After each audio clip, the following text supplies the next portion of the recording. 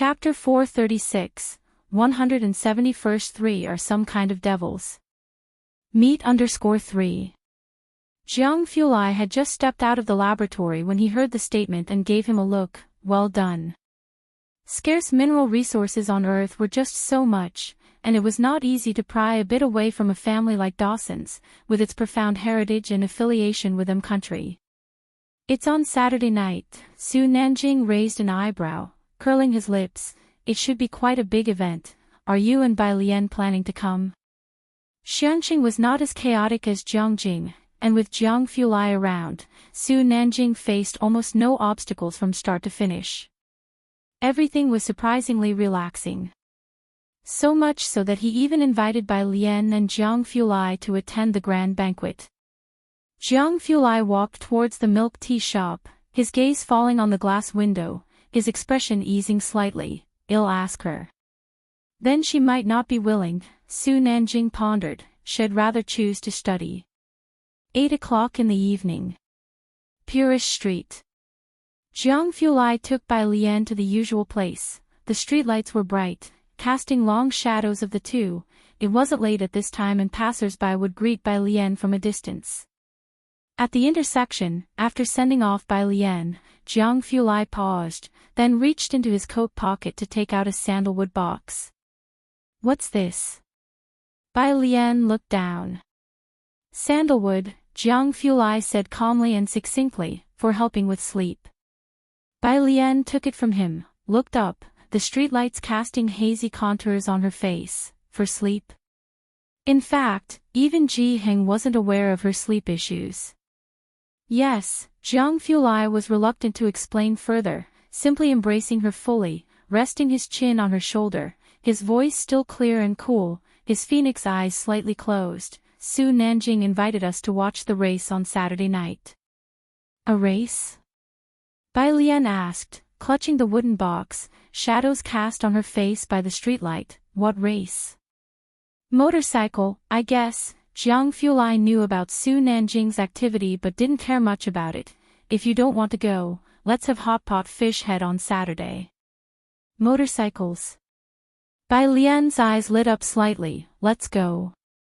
This was beyond Jiang Fulai's expectation. He looked down at her, surprised. All right. Releasing his grip, he added softly, go back, good night. Saturday. 11 o'clock in the morning. At Jiang Fulai's residence, the sun was gentle, and a mild breeze caressed the face. Su Nanjing and Xiao Bingwen sat in the wicker chairs outside, talking. Above them was the gazebo and the sunshine, Su Nanjing leaning back, his eyes slightly closed as he tapped his fingers on the armrest. How's Seoguo's practice coming along? I've asked Chael to look after the club. This race can't afford a single mistake. Su Nanjing being able to chat with Chael was in part due to sharing the same hobby. Don't worry, our people are keeping watch, Xiao Bingwen nodded, his expression serious. It hadn't been easy to approach Chael, and in all of Jiangjing, Su Nanjing was the first to reach this step. Who could have known that Chael would be hanging around the Azure Dragon Bar and would share the same hobby as Su Nanjing? Ming Dongheng was sitting next to Su Nanjing, his face cold, saying nothing. As the two talked, Bai Lian came out of the house, and Su Nanjing immediately looked over. Hi, little sister Bai Lian, done with your homework? By his side, Ming Dongheng picked up the keys on the table and stood up. Bai Lian greeted Su Nanjing in a lazy tone as well. It's almost time for dinner, where are you going? Su Nanjing realized that Bai Lian was about to head out as he looked at Ming Dongheng. Today was the day Su Nanjing and Chael had organized a motorcycle chase. For this, he had prepared for 10 days. The group was planning to go to Panshan Highway just after lunch.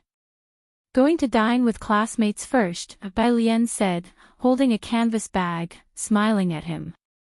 Today, Uncle Ning Xiao was inviting Ning Xiao's classmates for a meal.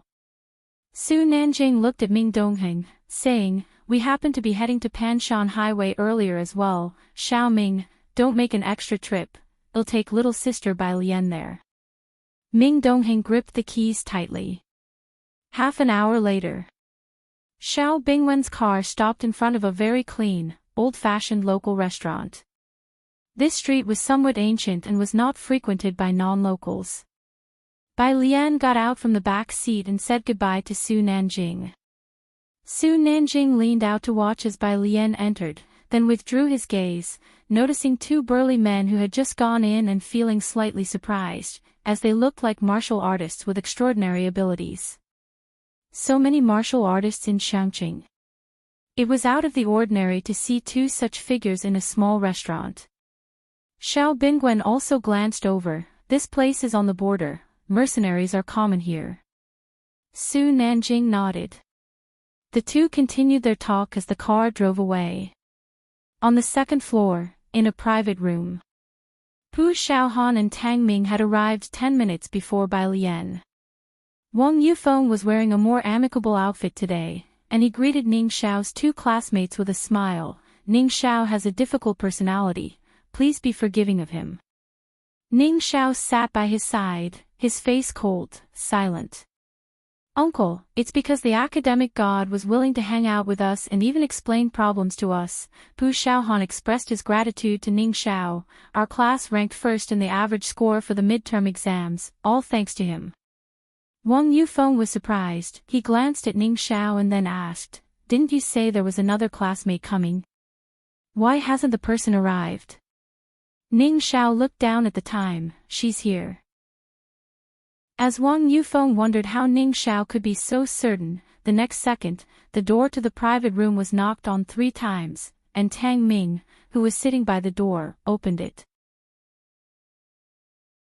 Chapter 437, 171 Are your requirements high? Second update, _1. Wang Yufeng knew the last one to arrive was the student teaching Ning Xiao the techniques. By Tang Ming's side, Pu Xiaohan's eyes also lit up. Lian is here. Ning Xiao by Wang Yufeng's side also sat up straight.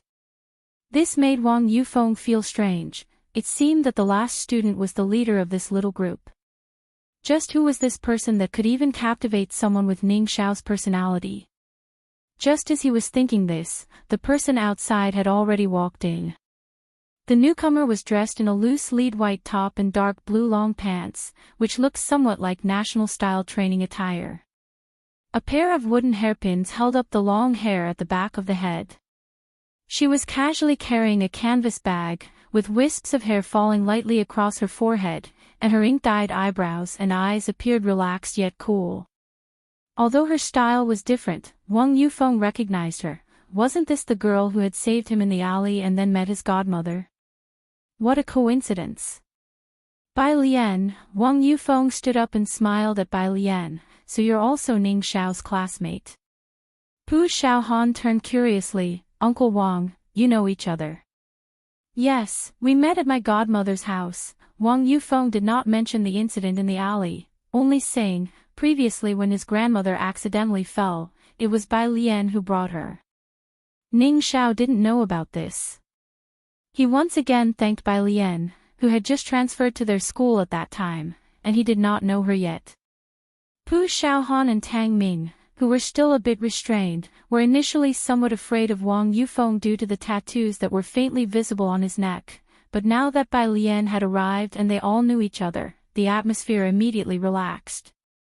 Classmates, add Uncle's WeChat. Wang Yufeng took out his phone, amicably adding Tang Ming and Pu Xiaohan's WeChat.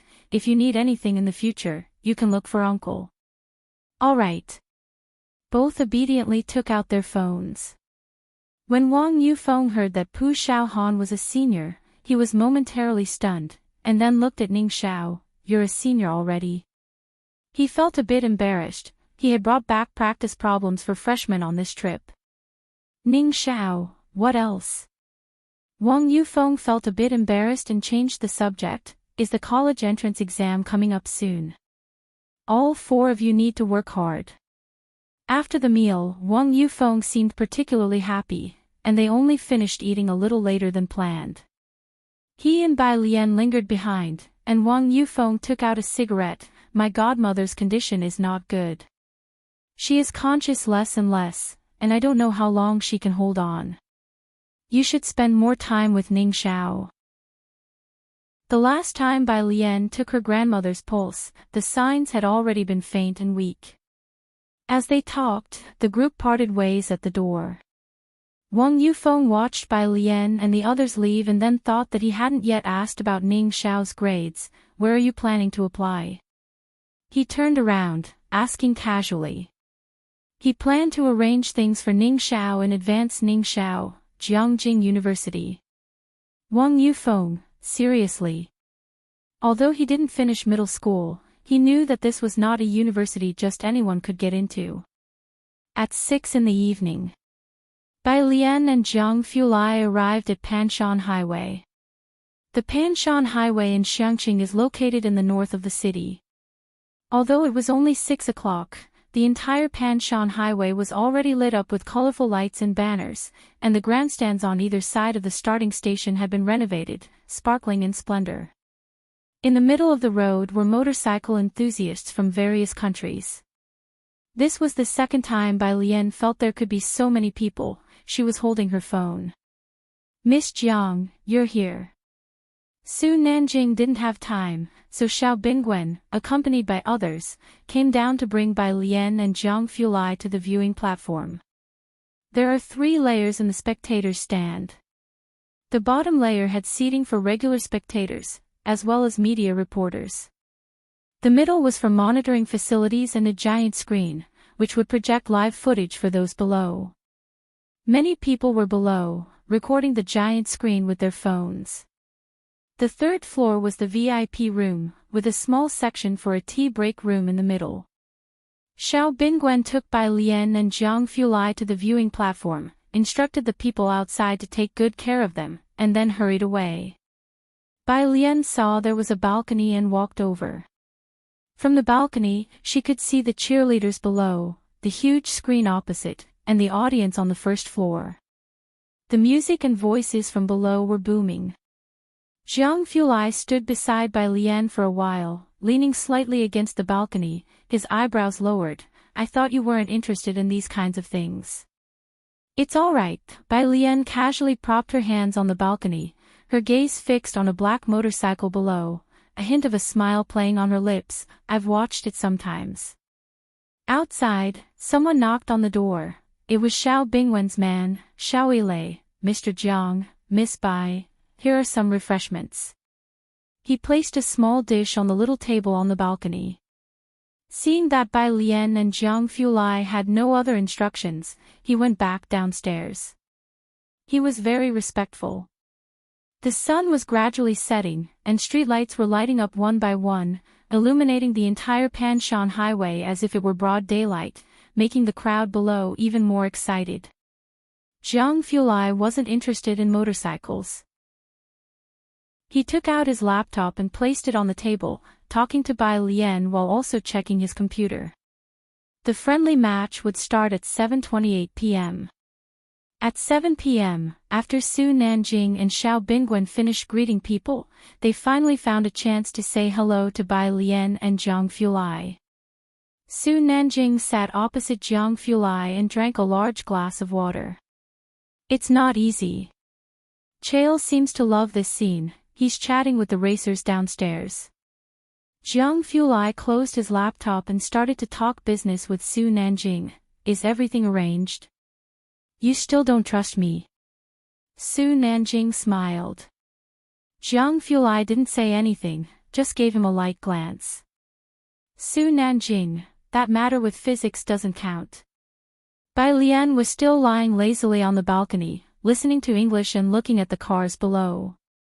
Xiao Bingwen stood by Su Nanjing's side, his posture also much more relaxed now. Just at that moment, someone knocked on the door. Xiao Bingwen went to open it. It was Xiao Yilei.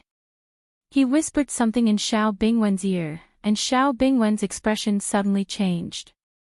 What's wrong? Su Nanjing, holding a glass, looked over casually. Xiao Bingwen's expression was cold. Xiao Guo went back to Jiangjing.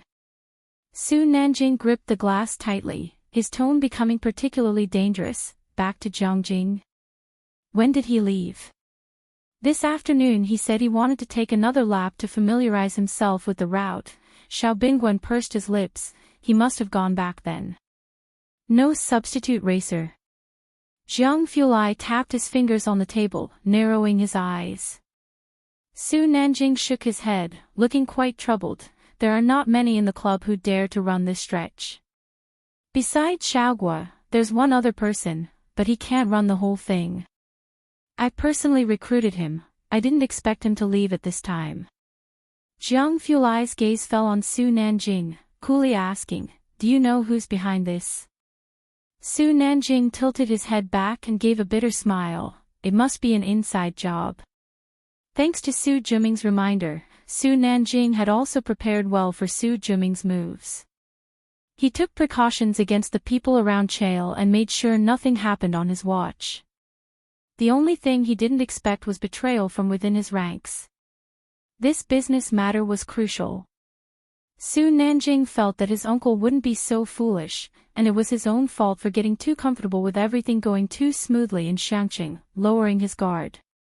Jiang Fulai, looking at Bai Lian who was practicing her English words, lowered his voice, let's talk inside. He stood up and went inside. The atmosphere downstairs was exhilarating. But in this room on the third floor, the atmosphere was very oppressive. Jiang Fulai and Su Nanjing were inside. Xiao Bingwen did not dare to go in, but his face also couldn't be said to be good. I should have not left his side.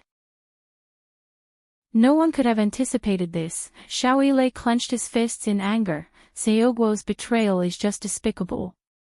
Bai Lian tilted her head and looked at the backs of Jiang Fulai and Su Nanjing. She asked Xiao Bingwen, is it that serious, missing one person? How could it not be serious? This was Su Nanjing's big opportunity to get on good terms with Chael, concerning rare metals and international trade. Explaining all this to Bai Lian might be futile since she probably wouldn't understand. Xiao Bingwen, pressing at his brow, suppressed his irritation and explained to Bai Lian, if this matter isn't handled well, things will be even harder for Nanjing and the Su family. The Su family members scrutinize his every move, and his uncle has always been against him. Bai Lian took off her headphones, her hand lazily resting on the balcony, listening to Xiao Bingwen's explanation. It was now 7:18 p.m., and the staff knocked at the door. Third young master Chael is asking when you will come down. As soon as the words were spoken, the atmosphere in the room sank even lower. The match would start at 7:28 p.m. Chael must have already reported this incident to Grandpa, Xiao Yilei added from the side, and then he sighed, if only we had a racer familiar with the route right now. There were no motorcycle clubs in Xiangqing, and the routes on Panshan Highway were complex. There weren't many who ran them, so finding someone familiar with the route on short notice was not easy. After Xiao Yilei finished speaking, Bai Lian thought for a moment, how high are your requirements? She wasn't professional, she had only run this Panshan Highway with Mao Kun and the others. When she needed to blow off steam, she would either go to a fight club or drive here. Su Nanjing had given her things before, if their requirements weren't high, she could race a stretch. Of course, she wasn't professional, but she was wild enough. Chapter 438, 172 Wild Blueberry _1. It's not high level, they're all amateurs, Xiao Bingwen said softly, and it was precisely because of this that no one expected issues to arise. There are 9 racers. Chael likes the number 9, just completing the race is enough. Su Nanjing found 3 capable racers, one of whom was his most trusted Xiaogua, while Xiao Bingwen had people keeping an eye on the other 2, excluding Su Nanjing's most trusted Xiaogua. Chael may act like brothers with Su Nanjing, but striking a business deal wasn't easy, or else Su Nanjing wouldn't have gone to such great lengths to construct a racetrack. How important it was to accompany Chael goes without saying, even Su Nanjing was on edge. Despite having invested so much to raise the caliber, they were one short at the final moment. And on the crucial number 9 at that. Bai Lian turned off the app on her phone and slowly flexed her wrist. Then I can do it. Xiao Bingwen was pondering the likelihood of finding a substitute to complete the full race when he heard Bai Lian's statement. What? He looked Bai Lian up and down. Compared to Jiang Fulai, Bai Lian was undoubtedly more introverted, with a loose white shirt on her exuding a mysterious artist vibe. So much so that when Bai Lian spoke, Xiao Bingwen never associated her with riding a motorcycle. Inside the house, Jiang Fulai was wearing a casual white jacket today, his naturally stern aura more prominent. His gaze solely on Bai Lian, the corner of his lips tensed. No. Su Nanjing too was startled by Bai Lian's words. Little sister Bai Lian. This is a motorcycle we're talking about. If there were many willing to ride tonight, Su Nanjing wouldn't have been in such a passive position. He had even thought about letting that substitute who couldn't finish the race take part. Even though they weren't race bikes, the motorcycles Su Nanjing prepared for today also had 1,000 cubic centimeters engines, although their top speeds didn't reach that of professional race bikes. Inherently dangerous. Not to mention Jiang Fulai, Su Nanjing also would not let Bai Lian ride, and given Bai Lian's appearance, she hardly looked like someone who could ride a motorcycle. Bai Lian nodded. I'm aware, I can ride. The timing was off, but when Bai Lian said she could ride a motorcycle, Su Nanjing too was incredibly surprised. Next time I'll take you for a ride, let's forget about today, this isn't a joke. Moreover, Su Nanjing didn't dare look back at Jiang Fulai beside him. He felt the chill coming from Jiang exude almost visibly. Real racing was a rider's game, they were not afraid of death. Su Nanjing was a true car enthusiast and understood the dangers involved. Don't you need someone familiar with the Panshan Highway? Bai Lian's gaze drifted towards the racetrack outside. She made a rough estimate. I've run this track no less than 100 times. I could do it with my eyes closed. Jiang Fulai's expression darkened. When did you run it? I used to run it a lot in the beginning. Bai Lian knew who really called the shots among them. Now I've been focusing on studying mostly, but I'll be careful, it's been a long time since I last ran. After all, Bai Lian redirected her gaze, her dark pupils turned to Jiang Fulai, her voice almost imperceptible. I value my life highly now. Jiang Fulai just stood in front of her, knowing a little about motorcycles because Su Nanjing liked them. An outsider like him only sensed danger, the kind where one mistake at that speed was irreversible. He looked steadily at Bai Lian. Be careful. Su Nanjing had thought that Jiang Fulai would be the most determined to stop Bai Lian, but in the end, it was Jiang Fulai who was the most indulgent. Nanjing, Xiao Bingwen watched Bai Lian go to get changed and grab a helmet, feeling very uneasy. Are you sure it's okay? Su Nanjing pulled out a cigarette, his gaze resting on Jiang Fulai in front of him. The usual relaxed air about him was absent. I don't know. If it hadn't been for Bai Lian speaking up today, he wouldn't have had any clue that she could ride motorcycles. Downstairs. The starting racetrack. 7:25. Su Nanjing went downstairs to greet Chael, a foreigner with chestnut hair and deep brown eyes.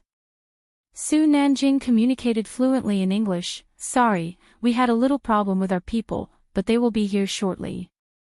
Chael held a champagne glass in one hand, his eyes squinting a bit as he observed Su Nanjing. All right. Su Nanjing watched Chael's expression closely, his heart sinking slightly, realizing that someone had already informed Chael about the issue in advance. The 8 motorcycles ahead, orange, fiery red, ice blue. Each motorcycle had a person standing beside it. In the cheering crowd, a person in a fisherman's hat pressed an earpiece, bowed his head. They haven't put up a substitute. Chapter 439, 172 Wild Blueberry _2. On the other end of the earpiece, Jiang Jing. The middle-aged man put the phone on speaker. Su Jueming played with the bird in the cage. After listening to the person on the other side of the phone, he said with an ambiguous tone, "It's a pity that Mr. Chael is destined to be disappointed." It's not just Mr. Chael who will be disappointed. The middle-aged man hung up the phone. Yes, Su Jueming smiled slightly. My respected father, he is going to announce his next successor at his birthday banquet. I wonder what he will think tomorrow. Considering whether the old master Su could live a few more years, skipping over Su Jueming, Su Juling, he only had high hopes for Su Nanjing. The middle-aged man bowed his head. Second master, I asked my son to rush back. What do you think? Rest assured, Su Jueming took down the birdcage and glanced at him. You won't miss out on the benefits. Tidy up your things and go to the product department tomorrow. As he played with the bird, he walked back along the corridor. After the man left, someone carefully asked the middle-aged man, Manager Gua, doing this, won't you offend the third young master? Everyone knew that Su Nanjing was on the rise. If it weren't for motor racing, Guo Huai might not even have the chance to meet Su Nanjing. The third young master.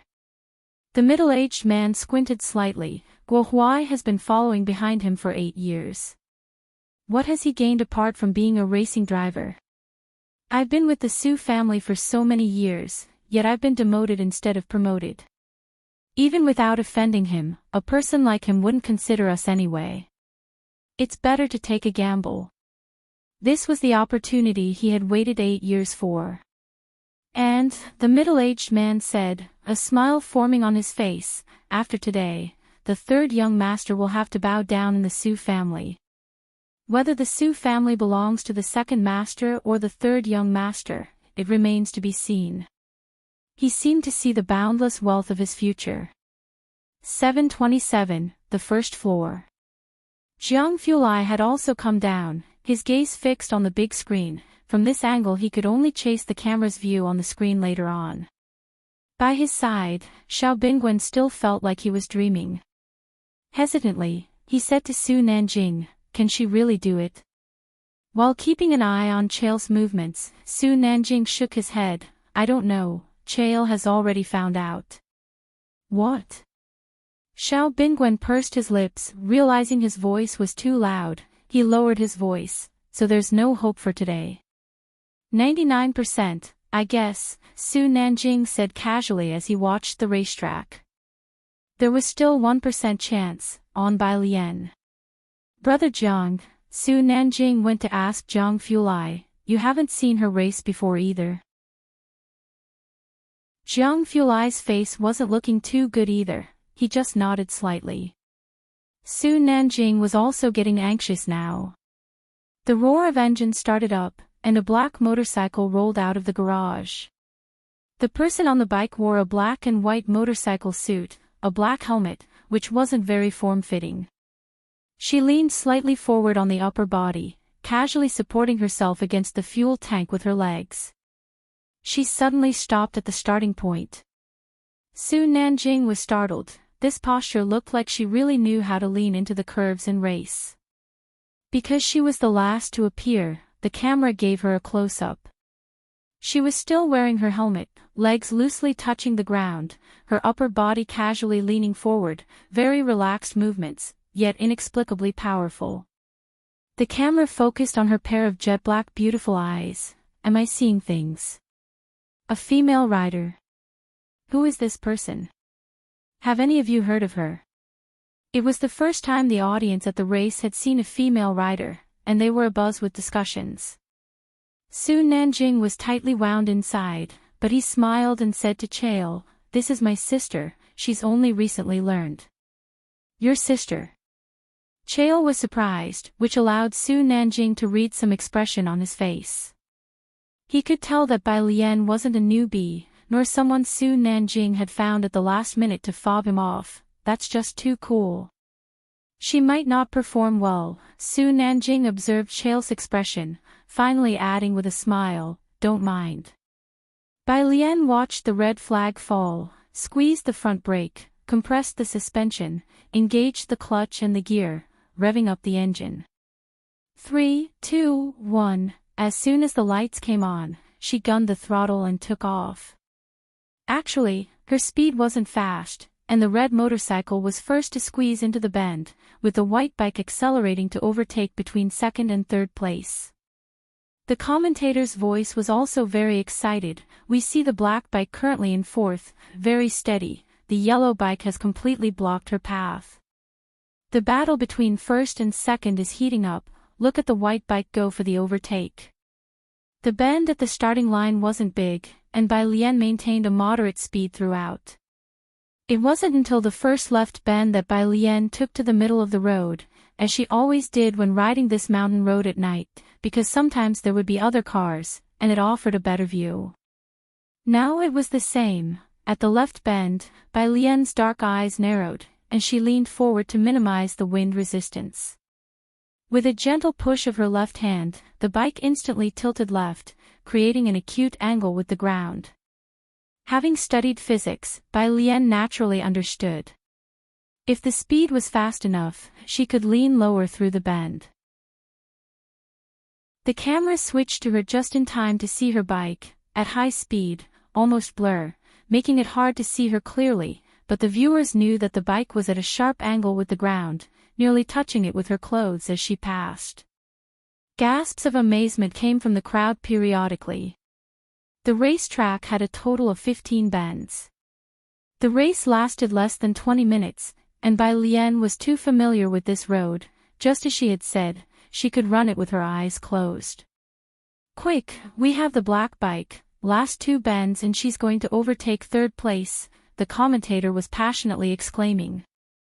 The last 2 bends. A left followed by a right, the biggest and most difficult section of the entire track. If not managed well, one could either crash or drift off the track, and the first 3 riders were also braking to control their speed, except Bai Lian whose speed remained unchanged. She rested her heels on the foot pegs, adjusting her posture to control the bike's center of gravity. The black motorcycle under her command was like a nimble warhorse, leaning into and pressing through the bends, leaving a trail of sparks and flash on the outer track. Look, she's past one. Let's see if she can hold on to third place.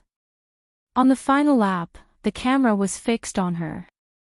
With the high-pitched screech of rubber on asphalt, the red bike stopped at the finish line, followed swiftly by the black bike cutting through the bend past the original second-place yellow motorcycle, ZZZT. Stopping at the finish line. On the big screen, the intense battle made it impossible to pay attention to anyone else. All eyes saw the black bike resting next to the red one, with the rider in a white and black racing suit casually resting one hand on the cool-colored fairing and the other pulling off her helmet, as her legs supported her against the ground. Her dark hair was loosely tied at the back of her head with a band, and under the slanted white lights, the loose strands were lifted by the wind, turning her tumbled dark hair luminous with a pale yellow glow. Her cool gaze inadvertently swept towards the camera, aloof yet wild. It was a rebelliousness etched in her very bones. Chapter 440, 173. Your answer has been recorded as the standard answer. Second update, _1. The girl's face on the big screen was magnified. Her cool, slender fingers held a helmet, with a wisp of red visible on her wrist. Even through the distant lens, one could feel the tension in her entire being. A swagger unique to her age. At the starting track, the crowd fell silent for a moment before cheers erupted suddenly, like a rolling heat wave. It was uncommon to see female riders on the racetrack, even more rare to see one with such strength, especially a third kind, one that was so good-looking. Sue, that was amazing. Chael's deep brown eyes burst with intense color as he excitedly turned to Su Nanjing beside him. Oh, your sister is really so surprising. Chael laughed heartily as he patted Su Nanjing's shoulder. You people from Flower Country are just too humble. He used several exclamation points to express his astonishment and satisfaction. The last 2 laps of the duel were a feast for motorcycle enthusiasts. Su Nanjing caught on, and he replied to Chael with a smile, I'm glad you liked it. His expression was calm, but inside, Su Nanjing felt like a drop of water in a frying pan. Of course, Chael looked toward the finish line. Does your sister have time? I'd like to meet her. She, said Su Nanjing as he saw that Jiang Fulai was no longer there, and apologetically told Chael, she's in her senior year of high school, making time to come was already difficult, she needs to return to do her schoolwork. That's too bad, Su. Let's then talk about the collaboration, Chael persisted enthusiastically. The red car belonged to Chael's team and won first place. Chael was very satisfied, propelling the collaboration that Su Nanjing had in mind right onto the agenda. The two returned to the VIP room, and behind them, Xiao Bingwen and Xiao Yilei exchanged glances, seeing disbelief in each other's eyes. Miss Bai, Xiao Yilei couldn't find the right adjective and ended up with just one word, she's fierce. Xiao Bingwen reminisced about those unruly eyes on the big screen and exhaled deeply. But, this time it seems we've turned a mishap into a blessing. Xiao Yilei gripped his fist, looking at Xiao Bingwen with excitement. The third young master has secured the collaboration. After Guo Huai left, someone informed Chael, which displeased him, and then Bai Lian emerged out of the blue, showcasing a classic bend press in the last two tracks, performing with such stellar technique right behind the red car. With all these factors in play, an elated Chael agreed to Su Nanjing's terms. If Guo Huai had not left and everything had proceeded as usual, Chael wouldn't have agreed so quickly, and it would have taken at least another month of negotiations. After today, her status in Nanjing's heart might surpass that of Su Jini, Xiao Bingwen commented softly. With Jiang Fulai around, very much to Su Nanjing's liking, skilled in motorcycles, securing a deal with Chael. Xiao Bingwen thought, it might no longer be a might. The title of Miss of Xinjiang District, owned by Su Jini, might have to make way for Bai Lian after she entered Zhongjing. Not far off. In the crowd, the class monitor of the 8th class came to his senses and nudged Chen Zhu beside him. Chen, that's Bai Lian, right? But the screen now displayed a defiant, self-indulgent face, and he hesitated to recognize it. Chen Zhu stared at the screen, which now showed an advertisement, and said nothing. Bai Lian returned to the rest area over here. Jiang Fulai was already waiting for her at the door after the bend press. Her mood was good and she took off the hair tie from the back of her head, reaching out to him. Where's the hairpin? Obviously, she couldn't wear the hairpins with a helmet, so Bai Lian had Jiang Fulai remove them. Jiang Fulai still looked aloof and serene. Even in casual white clothes, he exuded an air of refined elegance. His fingers pinched two wooden hairpins, eyes downcast, signaling Bai Lian to sit. Bai Lian sat on the sofa, with Jiang Fulai standing behind her.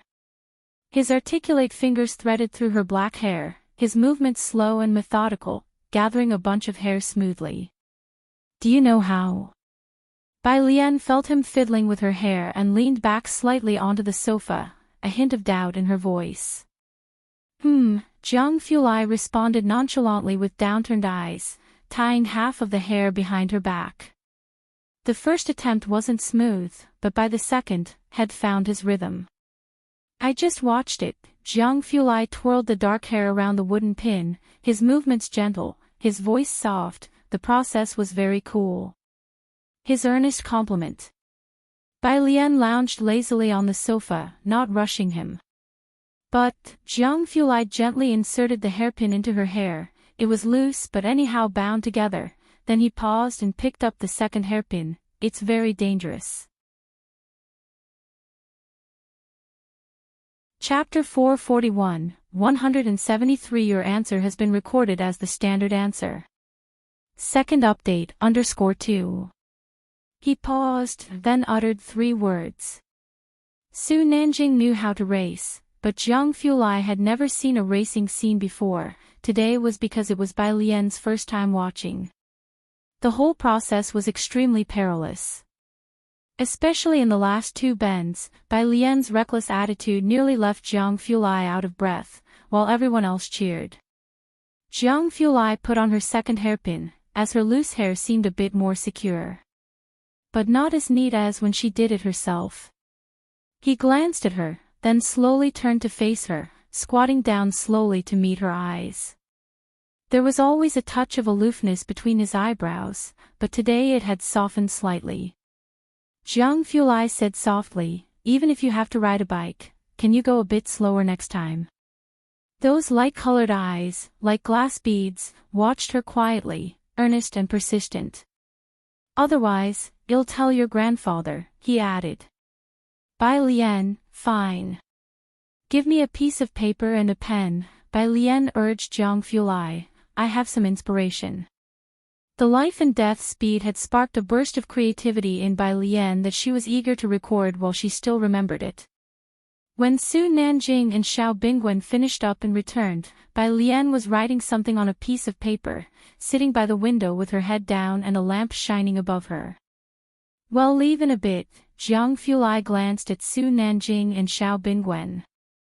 Su Nanjing walked over for a look, not leaving now. Bai Lian was drawing something, likely numbers, certainly something Su Nanjing had never seen before. Xiao Bingwen didn't dare to wander off, staying quietly to the side. His current demeanor towards Bai Lian was even more respectful than before, as she had displayed enough to command respect.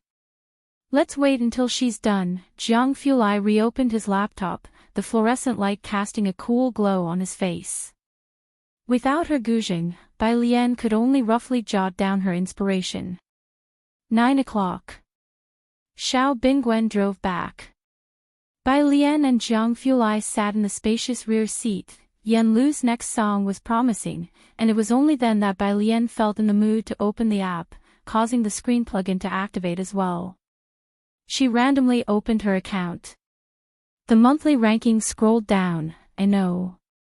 1 Liang Wuyu 48800 NO. 2 Su Jiuf 45112 NO 16. Ning Xiao 35587 NO. 37 Song Min 32589 NO. 43 Tang Ming 30178 NO. 261 by Xiaoqi 22493 NO. 852 by Jian 0. What should have been an overwhelming flood of private messages was now nowhere to be seen. Bai Lian's app hesitated for a moment before restoring smooth operation. She glanced at her points, clicked into this month's question bank, with each question worth 100 points, she hadn't done any, and the first one she came across was mathematics. A problem asking for the range of values for blanks. In a quadratic equation with one variable, ABC represents a triangle. She needed to find the range of BC. Scanning over it, Bai Lian roughly knew how to proceed and opened the drawing board on her phone to begin calculations. In the driver's seat, Xiao Bingwen turned on the music. In the car, Yan Lu's voice started to play, making Bai Lian instinctively look up. In the passenger seat, Su Nanjing was now vigorously attentive to Bai Lian's every move. Seeing her look up, he immediately perked up. Sister Bai Lian, you know this song too? It's by the singer Xiao Bingwen likes, Yan Lu. Xiao Bingwen glanced at the rearview mirror and replied politely. Bringing up his favorite singer, he added, this song would sound even better played on a guzheng. As the guzheng was mentioned, Su Nanjing remembered that Bai Lian could play it too. He said to her with a smile, Sister Bai Lian, he has a childhood friend who's studying the guzheng with a famous teacher. Maybe he can introduce you to her sometime. You mean Shuha? Xiao Bingwen's expression softened a bit at the mention of this person. That's right, Su Nanjing told Bai Lian, there are many good guzheng teachers in Zhongjing. If you're serious about wanting to study the guzheng, he chatted on. Bai Lian lowered her head, turned to the next problem, and said candidly, I'm just interested in the guzheng, I hadn't thought about studying it seriously. Her only love now was studying. Otherwise, why would Director Jian think that the only option was for her to return to Zhongjing? Being good at guzheng can be useful too. Xiao Bingwen picked up the conversation. Shuha is very talented, and her teacher holds her in high regard. I heard she's going to meet with old Master Qin. Su Nanjing shrugged. He wasn't particularly interested in the guzheng but had heard of Lang Shu's reputation. They arrived at Purish Street. Jiang Fulai escorted by Lian down. Su Nanjing looked at the low houses on Purish Street, guessing that Jiang Fulai would be a while before returning, so he got out of the car to smoke by the door. Xiao Bingwen came down on the other side. The two discussed the day's events. When the time comes, give some scarce materials to Master Ma, Xiao Bingwen estimated roughly, speaking to Su Nanjing. What do you think are the chances he agrees to let Professor Huang come on as an honorary professor? Chapter 442, 173. Your answer has been recorded as the standard answer. Second update _3. He still hadn't given up. If academician moss materials aren't enough, he'll turn to young Master Jiang, unless you come up with something that truly excites him. Su Nanjing flicked the ash from his cigarette and shook his head. If he were so accessible, he wouldn't be known as the clear stream among academicians. One who joins no power and focuses solely on research. His own achievements, the medals he has received. Even old Master Chen treats him with great respect when they meet. What are you planning to do about Guo Huai? Xiao Bingwen remembered the matter at hand. Su Nanjing's eyes turned cold. My second uncle got the news so fast, I'm sure he'll soon find out about my negotiation with Chael tomorrow. If he knew the collaboration was pushed forward by a fortuitous mistake. In Ji Hing's courtyard. It was Saturday, and Jiang He had been with Ji Hing all day, swinging his legs as he watched Ji Hing draw the designs. Seeing Bai Lian return, Ji Hing looked at her hair. Where have you been? Your hair is a mess. Bai Lian almost wanted to laugh but held it in, jogging. There's supper. Knowing Bai Lian loved to exercise, Ji Hing simply pointed at the pot and continued to focus on his drawing. Bai Lian took the supper back to her room, took out the guzheng and a sheet of paper, and refined the piece inspired by the night's musings. This musical composition was also nearing completion. Unlike the previous two, Bai Lian intended this one to be a boisterous feast. Wary of disturbing the neighbors, she lightly pressed the strings, planning to refine the piece in the next 2 days. After roughly adjusting the piece, she picked up her smartphone and slowly worked on the exercises from the app.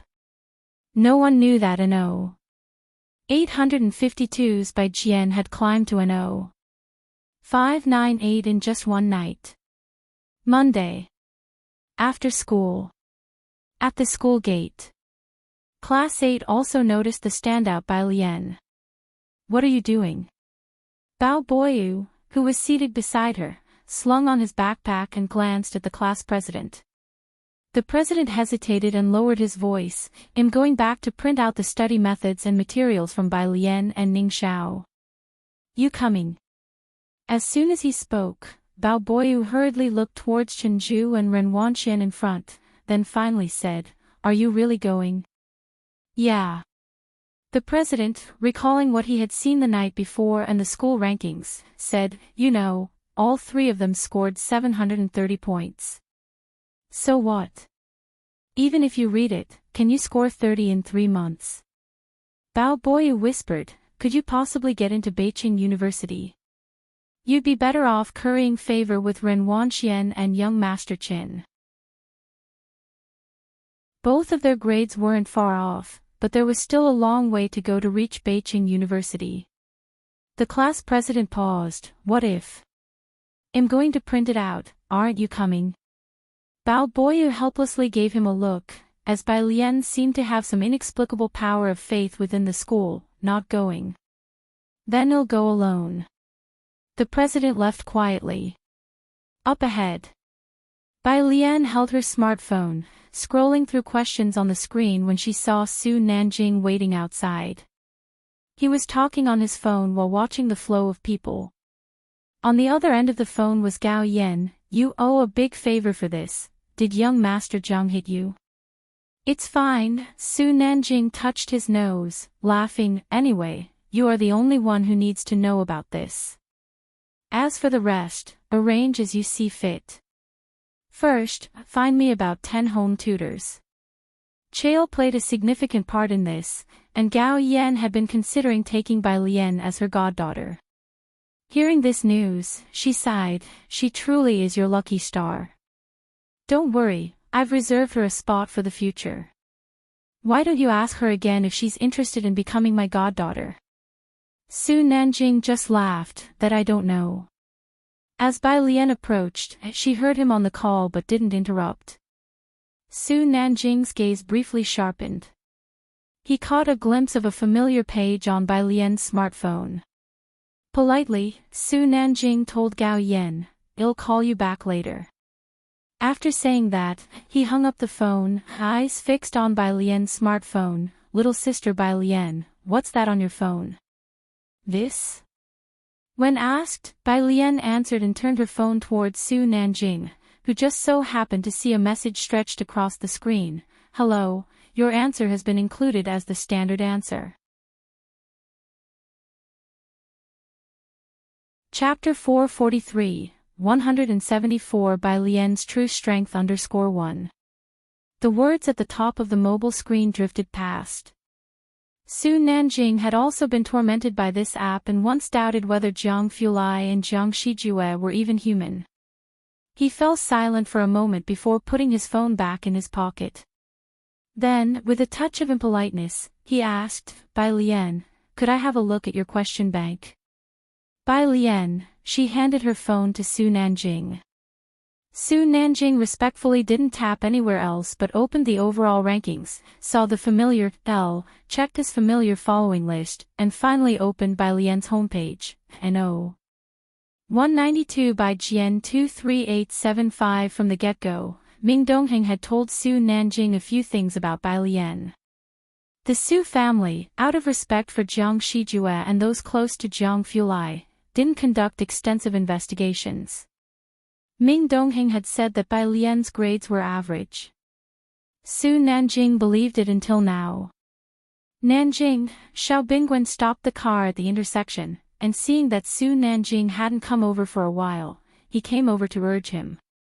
Upon seeing Bai Lian, he greeted her politely, "Miss Bai." Su Nanjing slowly looked up and returned the phone to Bai Lian. "What's the matter with you?" Seeing Su Nanjing's unusual expression, Xiao Bingwen asked. He knew Su Nanjing was there to talk to Bai Lian about tutoring. Su Nanjing took a deep breath. Her ranking on the Prep Camp app is 192. What? Xiao Bingwen looked at Bai Lian's phone in astonishment. Bai Lian nodded her head. Yes, 192, what about it? Even Tang Ming had made it into the top 50. Bai Lian felt that compared to others, her ranking was also within a normal range. Schools here probably don't understand the significance of this ranking. Jiangjing University is open to the whole world, and the foreign exchange students inside are often lured by other students to stay in Jiangjing, making the competition fierce. Being from Jiangjing himself, Xiao Bingwen withdrew his gaze in shock. Therefore, on the app, domestic students who make it into the top 500 have a chance to get into Jiangjing University, and the top 200. It means you're not only capable of getting into Jiangjing University but also of choosing a very good major. Both these guys had a rough time getting into Jiangjing University, coming from a business background. Especially in Xiao Bingwen's eyes, being from a place like Xiangqing with less developed teaching resources and information, breaking into the top 200 meant she had an incredibly daunting talent. Upon hearing this, Bai Lian understood the reason. You're that strong. Su Nanjing clicked his tongue and came back to his senses. I'm actually the one benefiting. When you apply for a research position in the future, you'll go straight to our senior management. He casually made a promise to Bai Lian, which made Xiao Bingwen take another look at Bai Lian. Bai Lian gripped her phone but gave no response, only asking Su Nanjing, "What did you need me for today?" Su Nanjing, "Just passing by to check on you." Tutoring. He was too embarrassed to say it. Bai Lian, such a random visit, even more outrageous than young Master Jiang. Alright, then I'm heading to a classmate's place. Seeing that Su Nanjing had no particular business, Bai Lian waved to him and turned to go to the Zhang family's home. Su Nanjing stood there, watching her walk away. After Bai Lian left, Xiao Bingguan exhaled. Nanjing, she really is. No surprise, Su Nanjing murmured. 192. Should have figured it out long ago. Anyone young Master Jiang takes an interest in, where's there not a freak? How could those two know that Bai Lian hadn't even finished this month's questions? This 192 ranking was merely the result of Bai Lian refreshing the app for one day after a rest on her weekend. Thinking this was Bai Lian's limit, they had no idea that this wasn't her true strength. Today, the Zhang family didn't have much product to unload. Only Bai Lian and Pu Xiaohan had come, and everyone else had gone back to do homework.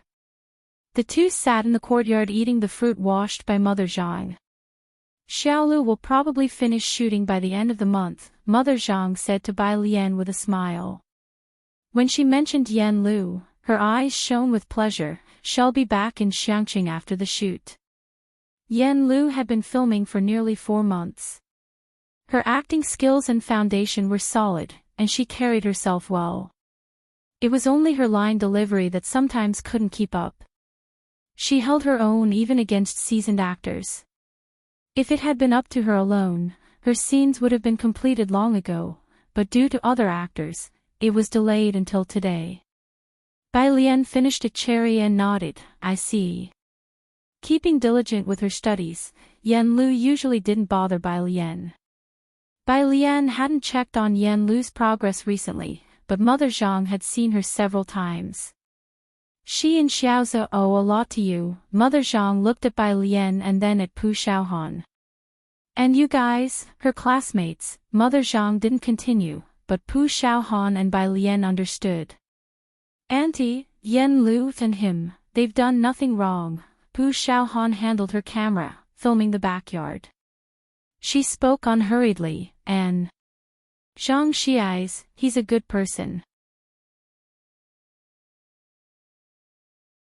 Chapter 444, 174 Bai Lian's True Strength _2. Zhang Shi's imprisonment this time was largely related to Yan Lu, yet Zhang Shi's parents never blamed Yan Lu. Bai Lian listened quietly, picked another cherry from the plate beside her, and finally opened WeChat. She sent 2 images to Warden Jian. New song, Warden Jian, so soon.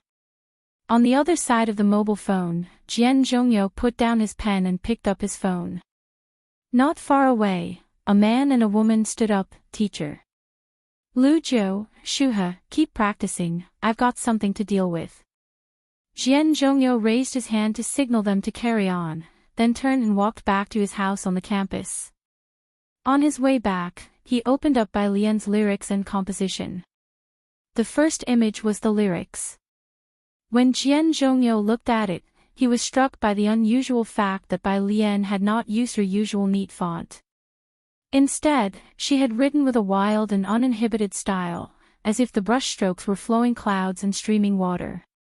Even though it was just an image, he could sense the unrestrained spirit of the person who penned the lyrics.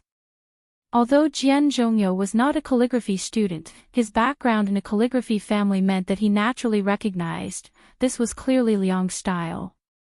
Who transcribed this for Bai Lian? Jian Zhongyo marveled to himself and then focused on the content.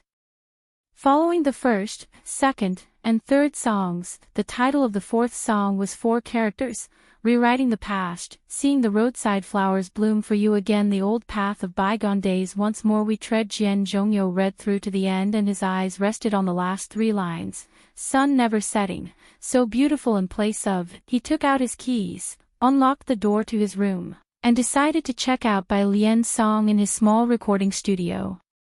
The arrangement of a song was too important. Jian Zhongyo had yet to play any of her compositions, but from the lyrics, he had an idea of the general style of the music and was afraid he might not be able to handle it. As he looked at the last few lines, he took out his guzheng and asked Bai Lian, what does this mean? Bai Lian replied swiftly, the name sounds good, I'm thinking of snatching it for myself. Jian Zhongyo, this child, why is there such a scent of bloodthirstiness? Bai Lian, what do you think? Can you arrange this song? This song was entirely different in style from the previous two. Jian Zhongyo looked at the lyrics and melody, feeling inspired and faintly sensing a lethal edge, a song that could possibly be firing in style. Jian Zhongyo marveled at the composition and thought it deserving for a high school senior to have written. He dared not claim that he could do a good job arranging it. This one was a bit of a challenge. Warden Jian, I'll try my best. After trying out some sounds in the recording studio, Warden Jian went back to his room to get his laptop. Far away in Jiangjing, Sister Xian received Bai Lian's message. Warm your hands. She passed the cup of water to Yan Lu, smiling. I need to go back to the company to arrange your next song.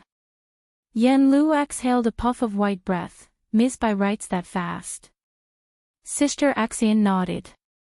Not far away, an assistant with the script approached. Yan Lu, the screenwriter wants you to take a look at the new script. Yan Lu gave her thanks and took the script. Sister Xian watched the scene contentedly. Yan Lu had made a stand now, stabilized in the Great Yong film crew, and her acting was recognized by everyone, as the crew addressed her respectfully as Teacher Yan Lu. Okay, then. You keep reading, I'll head back to set up the publicity campaign. By the time you're done shooting, it should be time to release the new song. Sister Xian informed Yan Lu before returning to the company, it should be by the end of the month. In the past few months, Yan Lu had been focused on filming The Great Yong, had signed a confidentiality agreement, and couldn't reveal much inside information. During this period, her two songs had become incredibly popular, causing company resources to subtly favor her. Those with potential could get access to better resources. At Beijing, the headquarters of Yan Lu's company. Yan Lu is releasing a new song at the end of the month. The boss, upon hearing this and looking at Sister Xian, became even more amiable. Great, the company will coordinate with you on everything. He sent Sister Xian off with a cheerful smile. Then, back in his office, he looked at Enqi and his agent, drew a cigarette, and pondered, Enqi, how about you change the timing of your album release? If it clashes with Yan Lu's. Enqi was a current hit singer, but his CP with Man Shi was in a precarious state. Who could have imagined that just half a year ago, Yan Lu was just a notorious actor? In just half a year's time, the hit singer Enqi had to avoid clashing with Yan Lu's new song release. It couldn't be helped. Yan Lu's first two songs were too popular, even making it onto overseas charts. The boss' words made Enqi's expression grow even grimmer. His agent saw this and quickly smiled at the boss, while followed the company's arrangement. Once they left the office, Enqi pulled out a face mask and said coldly, haven't you found out who the composer and arranger are yet? Someone's bid went up to $1 million and still didn't get it. The agent shook his head. What do they see in Yan Lu? Wouldn't any singer sing it better than Yan Lu with that kind of arrangement and composition? Chapter 445, 174 Bai Lian's True Strength _3. Compared to professional singers, Yan Lu's singing skills are quite ordinary. It's also quite strange, if you say Yan Lu has a financial backer, you don't see her flooded with resources.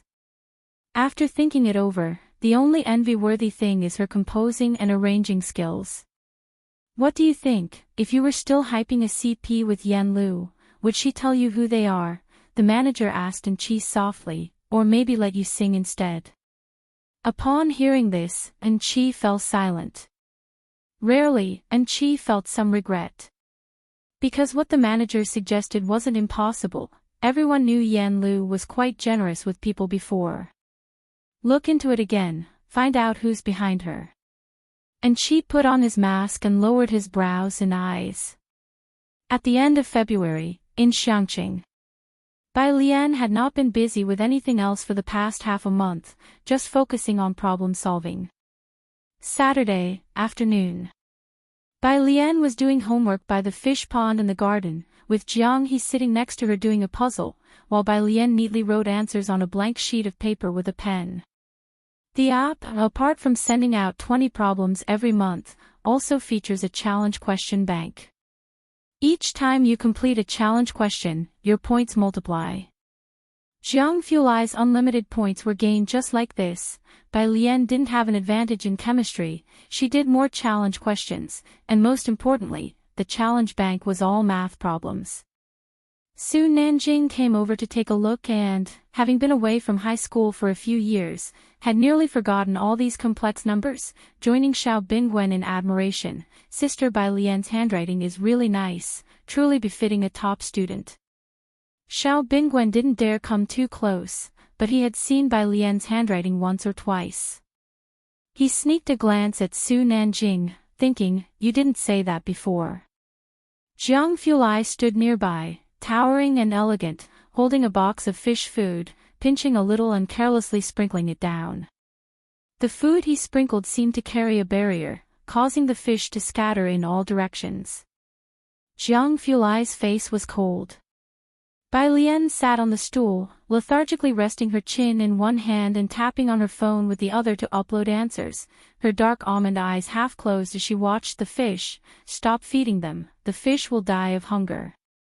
These were Bai Lian's words. Su Nanjing looked up, not daring to laugh. If it were him, he'd face punishment from young Master Jiang the next day. Xiao Bingwen, however, lowered his head. Jiang Fulai casually put down the fish food, not caring much. "You feed them." After seeing him finish, Su Nanjing sat next to Jiang He and spoke to Jiang Fulai. "The contract is signed, aren't you really going to mention it to Academician Ma?" Jiang Fulai looked at the two boxes of chess pieces on the table. Jiang He had just been playing Gomoku with Bai Lian, and he sat down on the gazebo's long bench, an arm resting on the railing. "You first notify uncle and aunt." Rare metals were, after all, a big deal. He, on the other hand, turned on the laptop that was set aside. "Okay," Su Nanjing idly raised his hand in acknowledgement. Bai Lian, meanwhile, was looking down at her phone. The answer review was complete, and her ranking jumped successfully from 56 to 19. A WeChat message popped up on the top of her phone. It was from Yen Lu. Location. Yen Lu returned to Xiangqing today and arranged for Bai Lian to dine with some students from class 15 on behalf of the Zhang family, now sending Bai Lian the location. Bai Lian lowered her gaze to put away her pen. Jiang Fulai closed the laptop, his brows and eyes slightly raised. "Is she here?" "Yes," Bai Lian nodded. Yen Lu also wanted to invite Jiang Fulai and Qi Yundai, but since the beginning of the year, Qi Lu had been busy and hadn't returned to Xiangqing, only giving Bai Lian a message to train Zhang Xiai's well.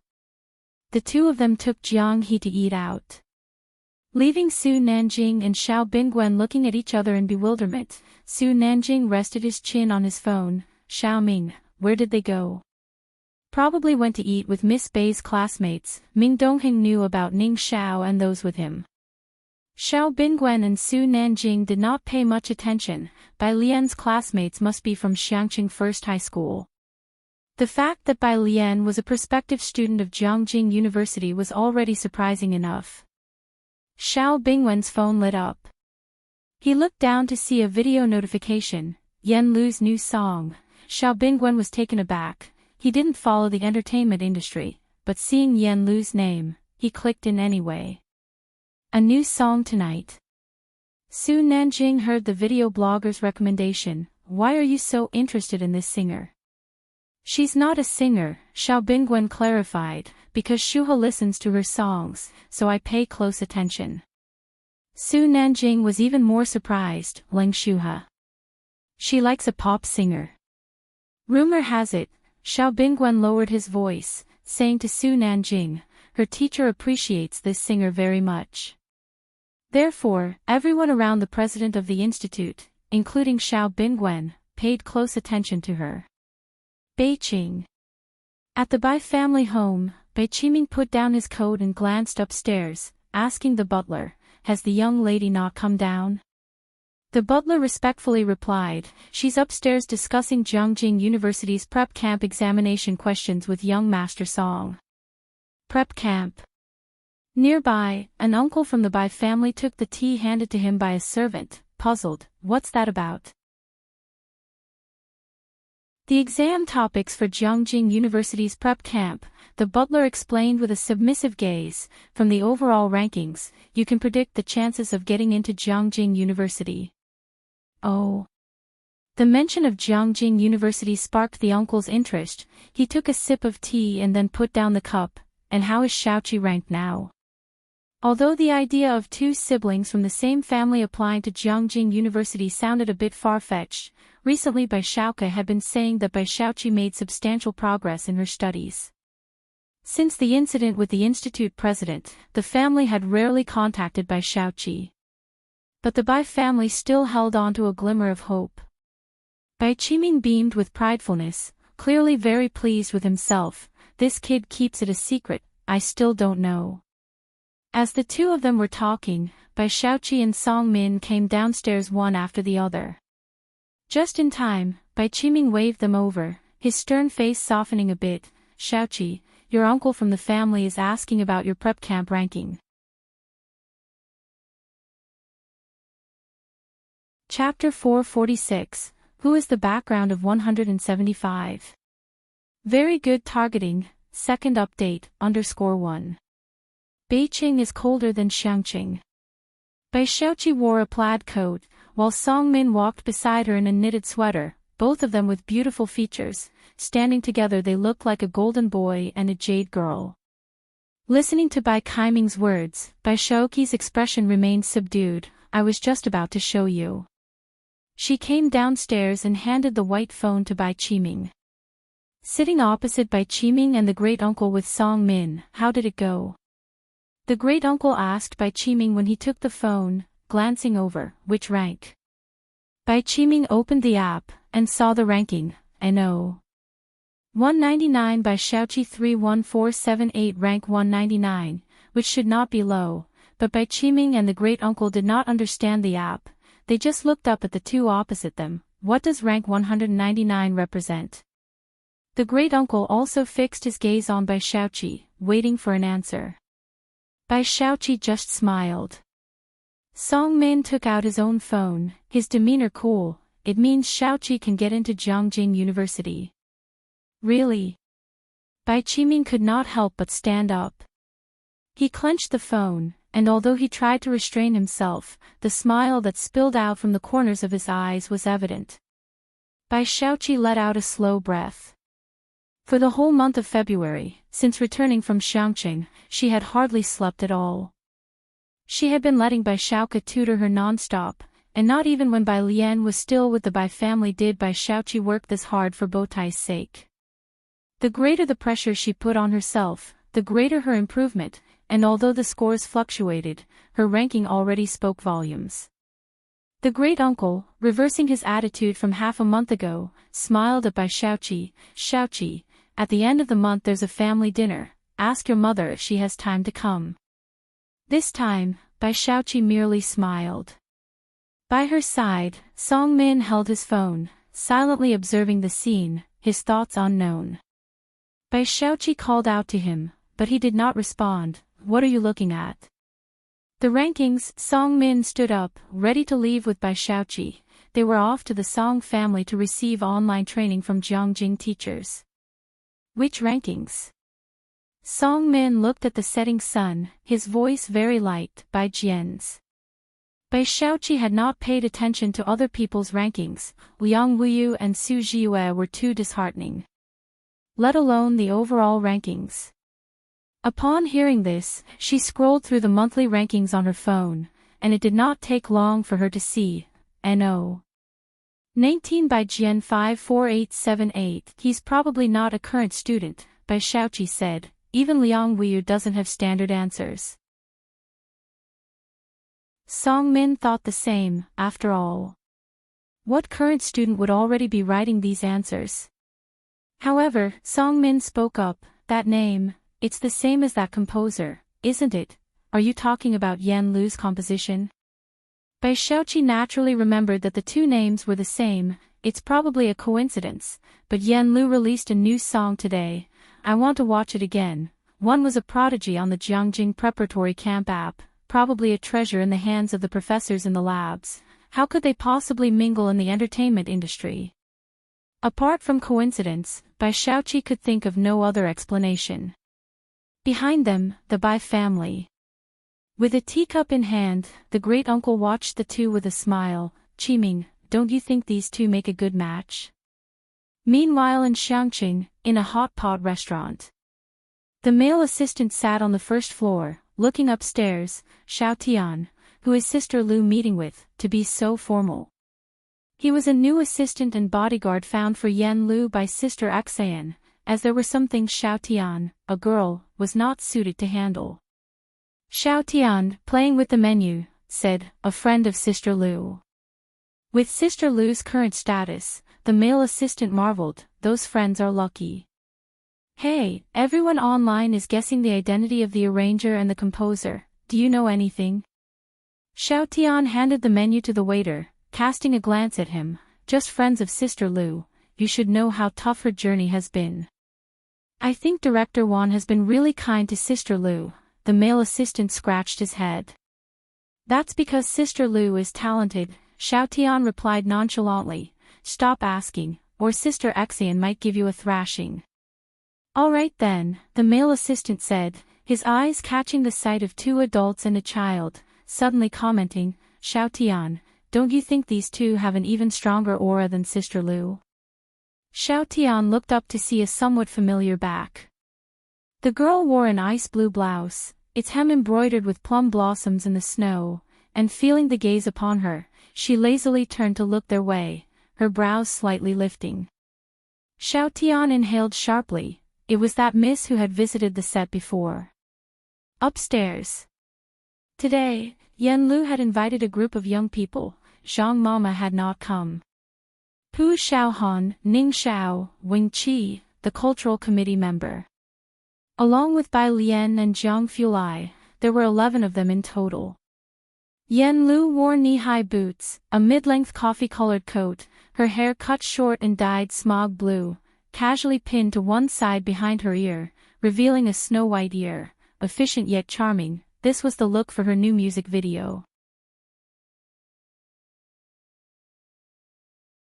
Chapter 447. Who is the background of 175? Very good targeting, second update, _2. Compared to a few months ago, Yan Lu was now beginning to show a formidable aura. As soon as Wing Qi entered and saw Yan Lu, his face turned red and he didn't dare to speak. At the moment, he only sat together with Pu Xiaohan and the others. When Bai Lian and Jiang Fulai arrived, it was Yan Lu who opened the door for them. She was invited by Qi Yundai to call the two of them, Miss Bai, young Master Jiang. Her gaze finally landed on Jiang He. Xianya bro, Pu Xiaohan stood up before Yan Lu could speak, and waved at Jiang He, come, sit here. Jiang He walked over reluctantly. As soon as Jiang Fulai entered, the atmosphere in the private room quieted down. He sat next to Jiang He with Bai Lian beside him, and Yan Lu sat next to Bai Lian. It was just enough to fill up the round table. Pu Xiaohan put some meat on his plate with serving chopsticks and suddenly said, in a while, when the good people come out, there won't be enough seats. We can do without Birdie bro, Wing Qi suggested. Pu Xiaohan's eyes lit up, that makes sense. Jiang Fulai glanced at Jiang He, feeling quite cheerful. He sat beside Bai Lian, his eyes lowered as he looked at his phone, with a cold air about him, but he did not disturb the others, and the classmates gradually became bolder. Bai Lian was talking with Yan Lu. Great Yong has finished filming and is now doing post-production dubbing. Yan Lu had some regrets, my line delivery is too weak. Bai Lian lowered her head and sipped a cup of clear tea, her voice dispersing. Director Wan said you performed well. Listening to Bai Lian's words, Yan Lu couldn't help but tip her head to the side, observing Bai Lian intently, recalling what Director Wan had said to her. you know about your friend, right? She has a very special temperament. When you hit a bottleneck and don't know how to act, think about your friend. If she wasn't just a student not from the entertainment circle, I think she is like Miss Bai from the original story come to life. If she were willing to act, what chance would you have? At that time, Yen Lu didn't yet know about Miss Bai's life experiences and hadn't researched the character biography. Now that she had read through the entire script and written a character bio, observing Bai Lian made her feel that Director Wan's words weren't without reason. What is it? Bai Lian noticed her gaze and set down her teacup. Yen Lu snapped back to reality. A new song will be released at 8 this evening, and after that, Sister Xan is preparing to get me on 2 variety shows. She discussed her following arrangements with Bai Lian. The variety shows were for promoting Great Yong, and as for new dramas, Sister Xan wanted to wait until Great Yong was aired. By then, Yen Lu would have fame, and the dramas would have better quality. Bai Lian picked up her chopsticks and leisurely picked up a piece of cooked corn, listening slowly to Yen Lu. That's good, so the next song can wait. With those words, Yen Lu suddenly remembered, she was still a high school student. Miss Bai, you should focus on your college entrance exams first. Many were looking into who might be supporting Yen Lu from behind. But who could know that behind Bai Jian there still lay a diligent high school senior studying for exams. 8 o'clock in the evening. As soon as Yen Lu's new song, Rewriting the Past, was released, it shot up to the top of the new song charts on various music apps and landed on Weibo's hot search. Unlike the previous 2 songs, the top hot comment below said, "After listening, I feel like I can get into Jiangjing University." Thanks to the hype of the previous 2 songs, this one became particularly popular among student groups, especially those who were studying for exams or about to enter the examination hall. As modern technology becomes more and more advanced, individuals face it as if they are facing the endless universe. There are too many people who find it hard to bear the feeling of helplessness. This song is like a wild festival, igniting the blood deep in people's bones. This song had a huge impact. Even more fervent than the last, Gambling with Liquor. Beijing and Qi Studio. His cigarette glowed intermittently in his hand as he looked at the overwhelming news, his expression darkening. An actor like Yen Lu, being able to press a singer like him to this extent, if someone had told him Qi half a year ago that Yen Lu would threaten him, he wouldn't have believed a single word. Next to him, Manchi sat down, put out the cigarette. And Qi's manager cursed as he finished a phone call. He looked down at Qi, hold off on releasing your song. Her momentum is too strong, if you release it now, it will be suppressed by her new song. It went without saying who she referred to. Manchi naturally knew about the heat on Weibo. She hadn't surfaced much in recent months, and internet memories were short. The incident of her accidental like finally came to an end. The price was that she hadn't gotten many high-profile endorsements in these months. She pressed against her brow, opened her phone, and frowned while looking at Yen Lu's Weibo. Yen Lu was nearing 10 million followers, not a lot, but Manchi saw that the top 3 hot searches on Weibo were all about Yen Lu. Her lips pressed tightly, realizing that rising to fame is really simple.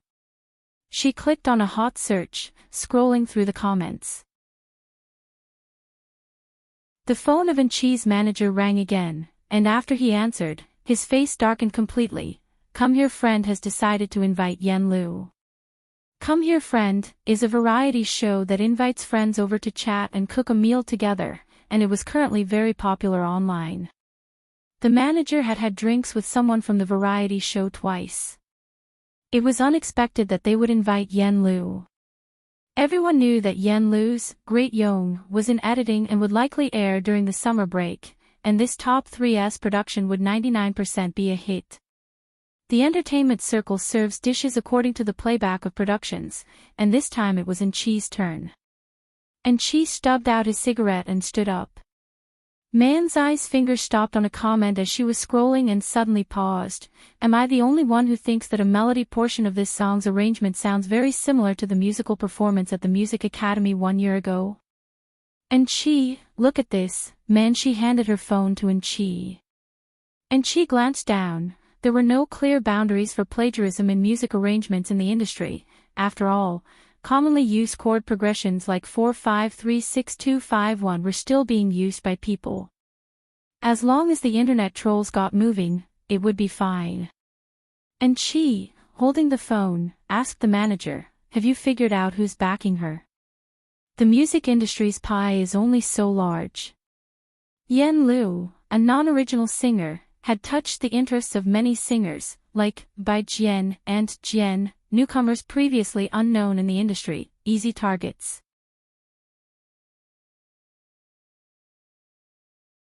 Chapter 448, Behind-the-Scenes Mastermind, the teacher found for Alien_1. Logically speaking, there are no secrets in the circle. The word and music composer and arranger behind Yen Lu really just came out of nowhere.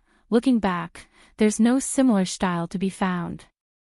Nowadays, with hip-hop and rap prevailing, there are only so many people in the traditional music circle.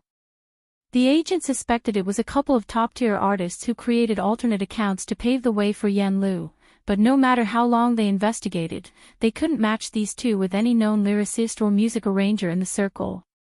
It's as if these two really did come into existence just for Yen Lu.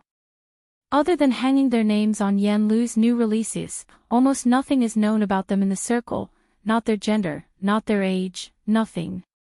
The production quality of each of Yen Lu's songs is top-notch, as well, the flute, pipa, and guzheng sounds. Taken individually, each would be worth listening to on repeat. It's simple why Yen Lu's third song immediately blew up. From the lyrics to the music, to the arrangement, to the singer, everyone involved seems like an expert. But oddly, no leads could be found. They didn't even know where Yen Lu recorded the songs. To say Yen Lu doesn't have a powerful backer seems baffling, yet to say Yen Lu does, well, she hasn't even landed any global endorsements yet, save for a single new product, solid foundation paste. Neither in Chi nor Man she was interested in it. First, her ambiguous history with CEO Lu was all over the place, and there was no talk in the circle of her being particularly close to anyone. The agent shook his head. Yen Lu's background was easy to check. These past few months in Chi didn't dare to act rashly, but Yen Lu hasn't made any significant moves besides releasing songs. This time, not willing to be overshadowed by Yen Lu's new song, and Chi decided he wouldn't remain passive any longer. He lowered his head, I understand. And Chi knew people at the Jiangjing Music Academy. Do you have a summary of your school's performance competitions over the years? Xiangqing. In the private room, Pu Xiaohan and others were also watching Yen Lu's new song. Wing Chi, sitting beside Pu Xiaohan, excitedly shared the link in the class group and put on his headphones. Come to your senses, Pu Xiaohan said to Wing Chi with a smirk. Weren't you a fan of Man Shi before? You almost got into a fight with Zhang Erbi. How come you're a fan of Sister Lu now? Wing Chi had a deep memory of that slip of the hand incident. He quickly gestured to Pu Xiaohan, relieved only after making sure Yen Lu hadn't noticed them, and said somewhat embarrassedly, youthful ignorance, you know. From their few encounters, he felt Yen Lu was a decent person and quite charming. Understandable. Let's eat. Pu Xiaohan picked up some food for him with her chopsticks. Delicious, isn't it? While eating, Wing Chi scrolled through the comments under the song. After listening, fans started analyzing the lyrics of the song, top tier as usual.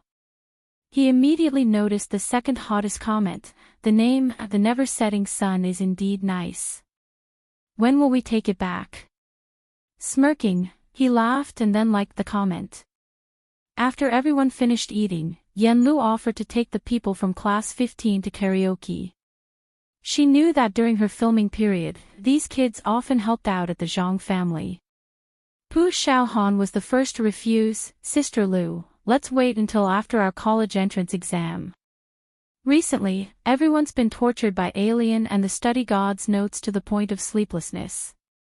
The learning atmosphere in Class 15 has been good lately, probably moved by Bai Lian and Ning Xiao's study schedules. There was also Lu Lingxi's heartfelt advice during the class meeting.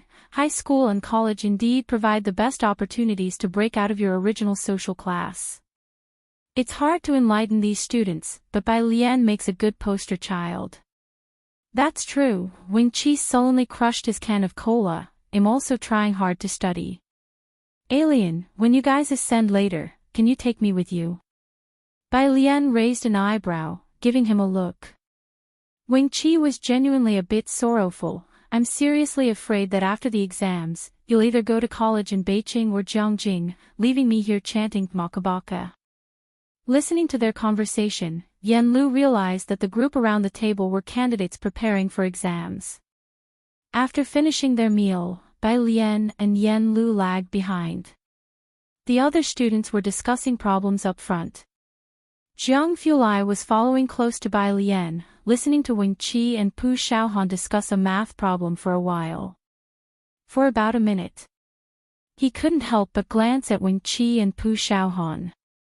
Touching the back of his head and sensing a chill, Wing Chi said, so if you substitute the trigonometric function, why is this problem so perverse? 2/3 times the square root of 3.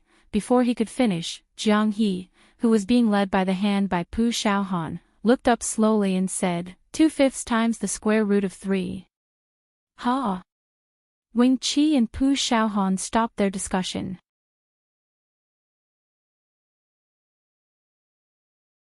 Chapter 449, Behind the Scenes Mastermind, the teacher found for Alien_2. The two of them exchanged glances, then bowed their heads to pull out their mobile phones and check the answer, 2/5 times the square root of 3. Wing Chi, Xiaohan, what goes around comes around. The pair lifted their heads, pretending nothing had happened, not daring to discuss the problem in Jiang He's presence. I heard he's going to take the bar exam. Yan Lu came back today and visited Zhang Xi's with Mother Zhang, wearing a black mask and asking in a low voice, can he become a lawyer? After all, it was a criminal offense. Bai Lian didn't understand these things either. Jiang Fulai lowered his brow slightly. The temperature in the private room was cold, and he was holding a jacket in his hand, uttering only one sentence, don't challenge Qi Lu's professionalism. Yan Lu was worried and anxious, which of course, Qi Yundai had already considered. She escorted Bai Lian to the door where Xiao Tian and the male assistant waited outside for Yan Lu. This is Xiao Tian, you've met him. Yan Lu didn't dare to speak much to Jiang Fulai but introduced the two new assistants to Bai Lian. This one is Huang, a new assistant. Sometimes, when there are too many trolls, it's Huang who handles them. Even the most famous celebrities have trolls, let alone Yan Lu. Huang was very curious about Bai Lian but did not dare to ask more. After Bai Lian and Jiang Fulai left, Huang asked Xiao Tian in a low voice, they're actually friends with Sister Lu. Who is this Miss Bai? How come Sister Xian hasn't signed her? With that aura and appearance, wouldn't she become a star if she entered the entertainment industry? Miss Bai is not interested in the entertainment industry, Xiao Tian replied. Otherwise, she would have been snapped up long ago, wouldn't she? Yan Lu looked at the two of them, you can also take a couple of days off. It wasn't late after dinner. Jiang Fulai drove Bai Lian home, whereas Xiao Han was going to Ji Hing's place to shoot new material, so she went with Bai Lian. Tomorrow would be March, and Ji Hing had already finalized the designs for the males and females and began cutting and making clothes. Nearly 40 pieces of clothing needed to be rushed out by May, which was a bit of a tight schedule for 2 months. When the 4 people arrived at Ji Hing's courtyard, there were 3 people in the courtyard of Ji Hing. Seeing Xiao Han, Ji Hing introduced these ladies, these are embroideresses from around here, because there are too many clothes, and I was afraid we wouldn't make it in time for your graduation photos, so I asked them for help. Handcrafted clothes have a long production time. This is great, Xiaohan said excitedly to the 3 new embroideresses. Can you appear in the shot? Aunt Shen, having been briefed by Ji Heng, nodded to Xiaohan with some reservation. We can. Xiaohan immediately took out her camera from her bag and began filming details under the courtyard's lights. She planned to edit a video from the start of Ji Heng making the clothes until the whole class was dressed and had their graduation photos taken, which would be very meaningful as a keepsake. For this time's labor costs, Xiaohan contributed most of the funds and only a small portion came from the class fund. It's probably because Class 15's class fund was never depleted. Although Class 15 didn't have as substantial a background as Class 8, Xiaohan's video views were quite impressive, making her a little rich girl in Class 15. Ji Heng moved the embroidery frames to the side, and Jiang Fulai placed his coat on the stone table, helping to set things up. Ji Heng put down his smoking pipe, glanced at Jiang Fulai, and didn't say anything else. Xiaohan finished filming a segment and stopped next to Bai Lian. Lian's sister, bird brother is 8 years old, right? Right. Bai Lian glanced down at Jiang He, who was sitting on the stone bench nibbling on an apple, and hooked her lips slightly. Why?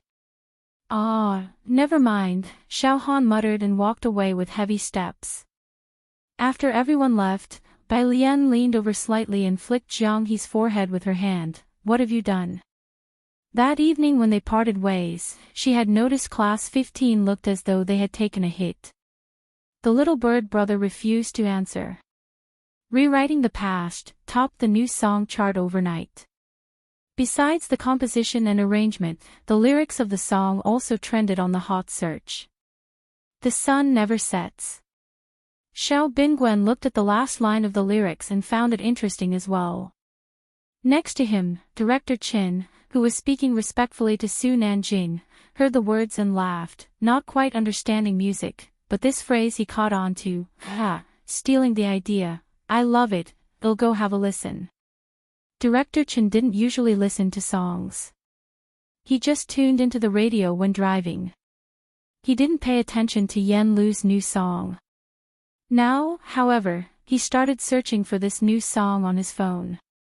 Beside him, Xiao Bingwen watched Director Qin, thinking that such an idea was really like something a Qin family member would have, a bandit-like idea, but the lyricist probably didn't mean it that way, right? Jiang Jing. Su family. The evening still featured a family dinner.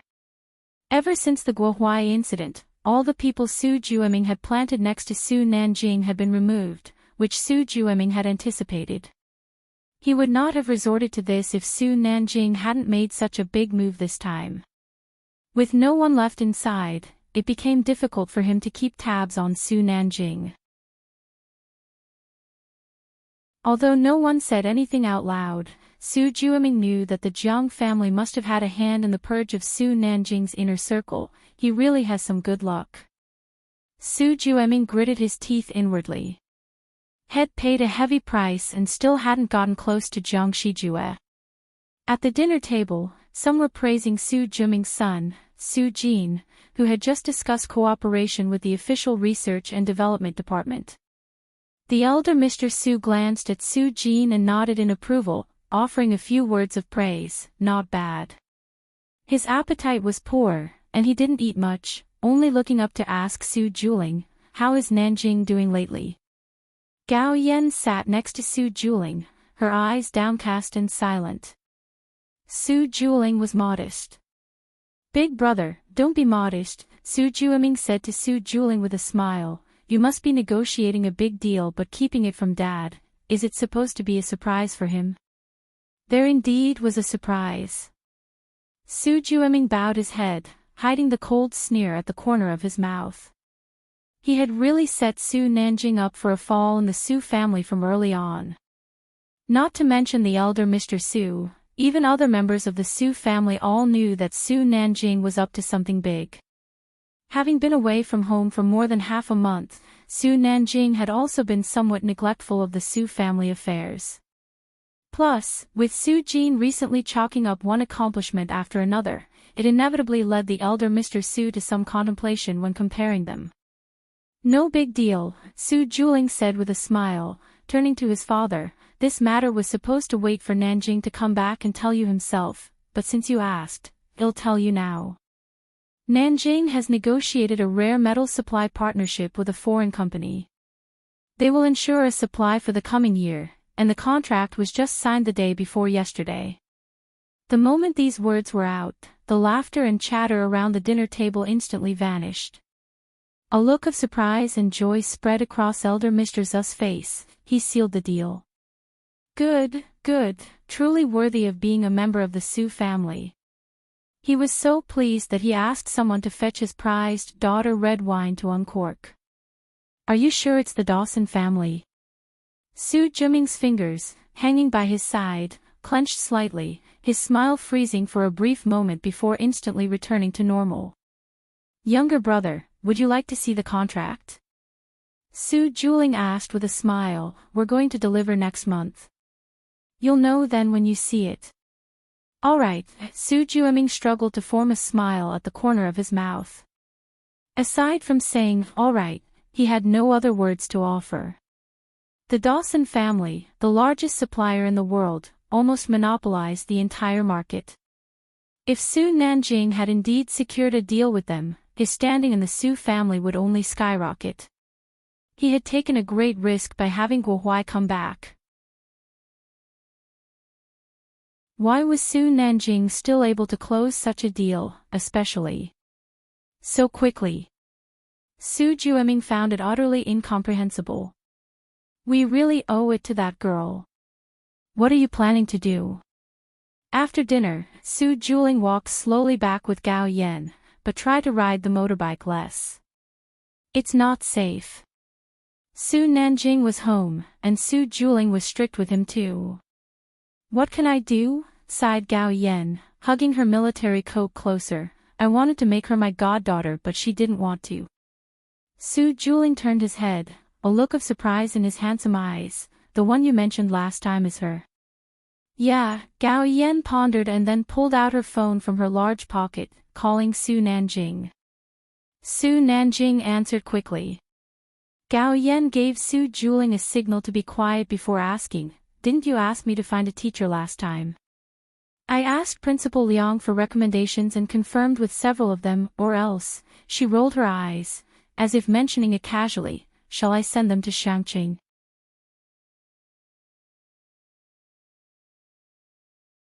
Chapter 450, 177, The True Arrangement, Dean Jian, Anger, Second Update _1.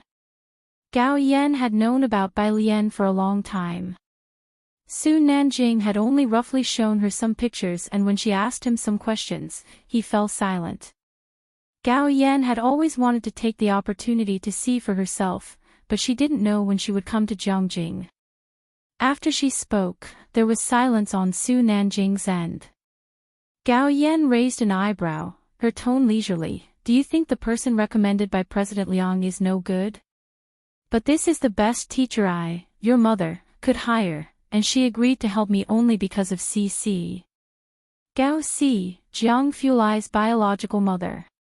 "It's not that, thanks, Mom." On the other end of the phone, Su Nanjing looked up, sighed lightly, "but it seems we might not need it now. Bai Lian's academic performance was such that an ordinary tutor wouldn't suffice." "Not needed." Gao Yan did not understand. She walked along the corridor, and the lanterns above her were not very bright.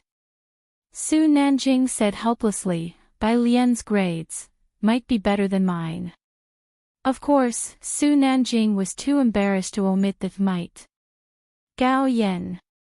"So, I can't go to Shangqing." Gao Yan drew this conclusion, feeling somewhat unwilling. "Then when can I meet her?" "After the college entrance examination." Bai Lian was bound to score well enough to get into Jiangjing University, no doubt about that. Sunday afternoon.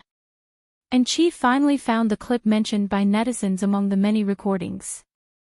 He edited it out and analyzed each phrase. Indeed, one phrase's arrangement sounded very familiar.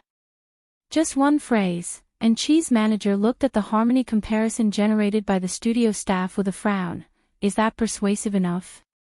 The studio staff coolly laid the evidence in front of him. It depends on how we operate this. So, what do you say, should we go for it? And Chi's manager did not think for long. Most of the company's resources were currently invested in Yen Lu. Major music platforms were promoting Yen Lu's new song, and Chi's resources had decreased significantly, and even "Come Here Friend" was inviting Yen Lu, threatening in Chi's top brother status. Resource allocation was finite. Contact all major entertainment bloggers and get everything ready to launch, and Chi's manager made the final call. Remember, after all accounts have posted, to immediately get the top comments pushed to prominence.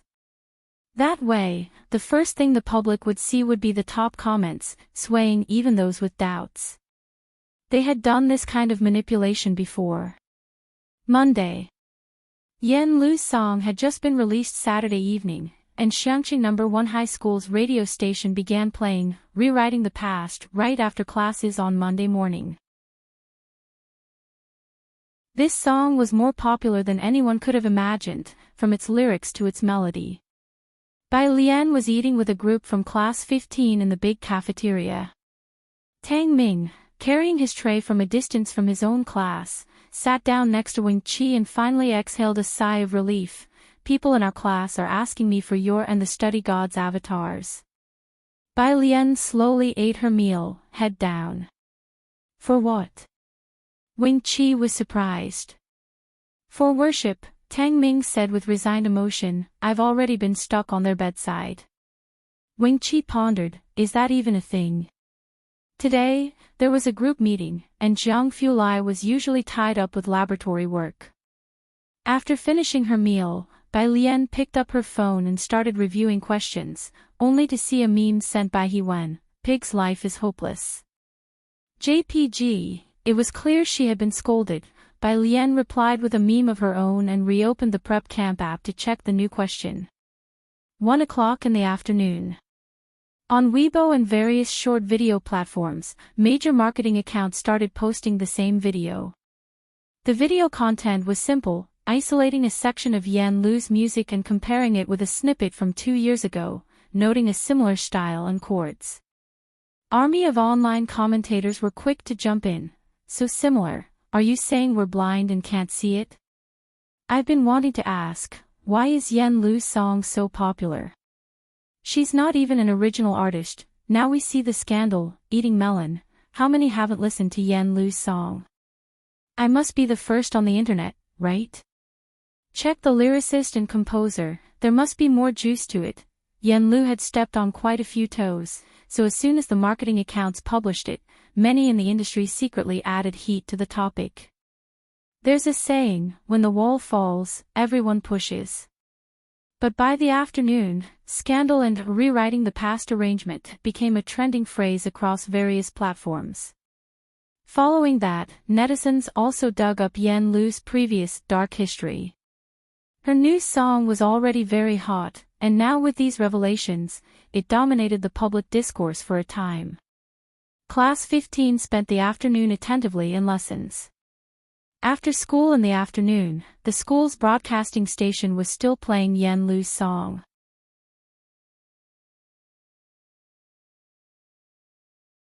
Chapter 451, 177, The True Arrangement, Dean Jian, Anger, Second Update, _2. Lotus Road. Xiao Han and the others made their grand exit, Yang Lin heading to the milk tea shop while Bai Lian followed Ning Xiao and the rest to the Zhang family's backyard, where a truck was already parked at the entrance. A group of students finished moving the flower pots in just a few minutes. Mother Zhang brought out 2 plates of watermelon and set them on a small table in the yard, organizing everyone to have some fruit. Let's have dinner here today. In 2 days, Xiaolu will be going to record a program and won't be able to join us. She tied an apron around herself. Sure. Bai Lian took a slice of watermelon and took out her phone to message Ji Hing. I'll just let my grandpa know. As Bai Lian was looking down to text, someone knocked on the yard door. Yen Lu tucked her hair behind her ears to answer it. As soon as Huang saw Yan Lu, he spoke anxiously, "Sister Lu, were you not on your phone? Sister Axayan said she couldn't reach you and sent me to check. I went to visit a grave this afternoon and didn't bring my phone." Yan Lu was on vacation, and Sister Axayan had mentioned there were no activities planned for her lately. As she went to fetch her phone, she asked, "What did Sister Axayan want from you guys?" Xiao Tian was about to speak but then noticed students from Xiangqi No. 1 Middle School sitting in a row in the backyard, each holding a slice of watermelon, eating, and curiously watching them. Bai Lian, however, was not sitting. She stood under the shade of a tree, her blue and white school jacket casually open. One hand held a slice of watermelon, the other a phone, and she was looking down to text. As they talked, Bai Lian had just finished sending her message and looked up at Xiao Tian and Huang, her pale face slightly lifted, an air of languor about her. The setting sun tinted her wispy hair with a hint of gold. Despite the urgency of the moment, the sight of Bai Lian calmed Xiaoshen's nerves. "You two take a break." Bai Lian put her phone back in her pocket and then bit into her watermelon without looking up. Next to her, Mother Zhang handed watermelon slices to Xiao Tian and Huang as well. Huang, holding his slice, had no appetite whatsoever. Inside the house, as soon as Yan Lu picked up her phone, she saw numerous missed calls from Sister Xan, Time Entertainment CEO, and others. She was about to return Sister Zin's call when the CEO of Time Entertainment called. "Yan Lu, the CEO of Time Entertainment exchanged pleasantries. You must be aware of the situation online. It's quite significant this time, and the PR department wants you to make a Weibo post right away. Deny any connection with the arranger, so this incident seems unrelated to you, minimizing the issue." But Wang Axian disagrees. "Please persuade her to deny any connection." Yan Lu replied politely, "I can't do that." The CEO of Time Entertainment had expected Yan Lu to be more clear-headed than Wang Axian, but she was more resolute than Wang Axian, frowning, "With a lyricist and composer on hand, there's no need to worry about an arranger. Don't be stubborn about this. They'll have a look first." Yan Lu didn't want to explain too much and gave a brief answer before hanging up to call Sister Axan. Sister Axan quickly explained the whole situation. There was only one chord progression that was marginally similar, completely unrelated to the main melody, and definitely not plagiarism. But netizens wouldn't be convinced by such a dry explanation. "Don't know who started it, but they're blowing this out of proportion," Sister Axan said, her hand on her forehead. "By the time I found out, it was already trending number 1 online. It's tough to set boundaries on this kind of thing. The company wants to sever ties with the arranger, but I suggest you don't go along with it. This is happening because of you." Yan Lu knew her own rise to fame very well. Bai Lian was the biggest benefactor on her path, and Dean Jian was found by Bai Lian. "I know. Let's get someone to take it off the trending topics first, and if there's any issue, direct them to me," Yan Lu said, managing her own Weibo. As soon as she opened the app, she was flooded with direct messages. The song had received good feedback the other day, and combined with today's expose, a whole crowd of rubberneckers had poured into her Weibo. Seeing Yan Lu come out, Huang stepped forward. "Sister Lu." Yan Lu raised her hand, "Let's talk outside." She took Huang and Xiao Tian outside, and as the three of them reached another yard, Xiao Tian asked anxiously, "Sister Lu, are you going to clarify this? Those who want to accuse me will find an excuse." Yan Lu had experienced a mass backlash before and wasn't overly concerned. What she cared about was that Bai Lian and Jian Zhongyou might be implicated because of this. And the song Rewriting the Past. Wang's phone beeped, and he glanced down. It's Lu Yang's assistant. "Sister Lu, they definitely want to talk about the Come Here Friend guest issue. What should we do now?" Yan Lu would be recording Come Here Friend in 2 days, followed by going for acting lessons. Lu Yang was the friend arranged by the show's team for Yan Lu. a currently popular star, whose participation was quietly confirmed the day before yesterday. You answer it, Yen Lu said calmly. Xiao Huang, on the other end of the phone, Lu Yang's assistant, was very polite. Lu Gu has caught a bit of a cold recently and might not be able to record Lu's show. Yen Lu gave Ah Huang a look. Suppressing her irritation, Ah Huang smiled and said, Lu Gu, take care of yourself. Let's cooperate another time. After hanging up the phone, Xiao Tian couldn't help but say, not feeling well, my foot, I'll be recording other shows in no time. What should we do now? Ah Huang asked. In the yard, Mom Zhang was calling out to Yen Lu, Xiaolu, tell the two assistants to stay for dinner as well. Sure, Yen Lu replied loudly, her face snowy white against the bluish foggy smoke, her gaze sweeping over the two. Don't let Auntie and the others find out about this. Ah Huang was somewhat puzzled. Was Auntie and the rest important at a time like this? Yen Lu led the two assistants inside to help Mom Zhang with cooking. In the yard, Bai Lian had just finished a piece of watermelon. She stood still, stretched out her hand, and casually threw the watermelon rind, which landed in the trash can at the entrance of the yard with a clang. She leisurely pulled out a piece of tissue and meticulously wiped her fingers.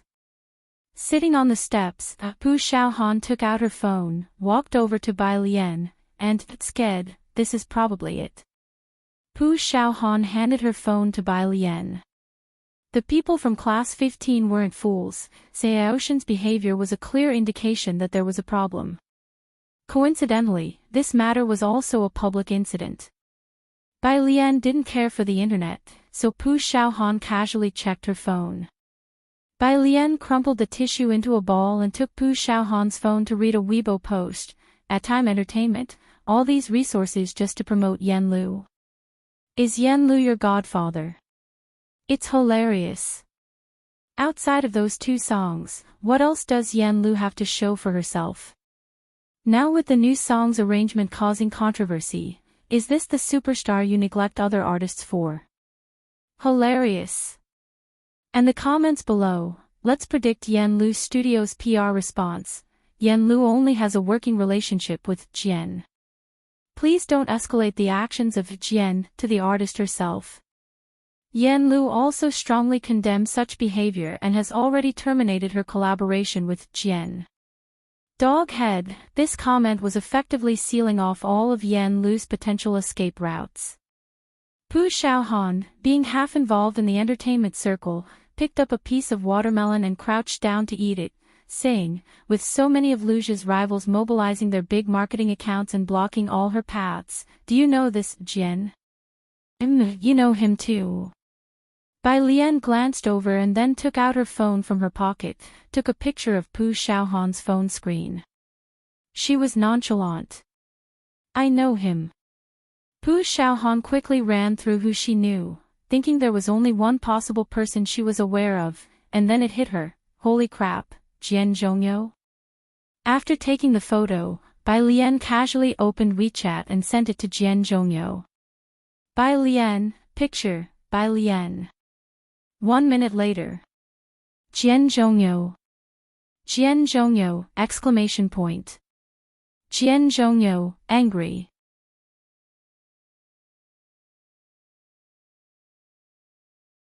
Chapter 452, 178 Brother Jiang intervenes _1.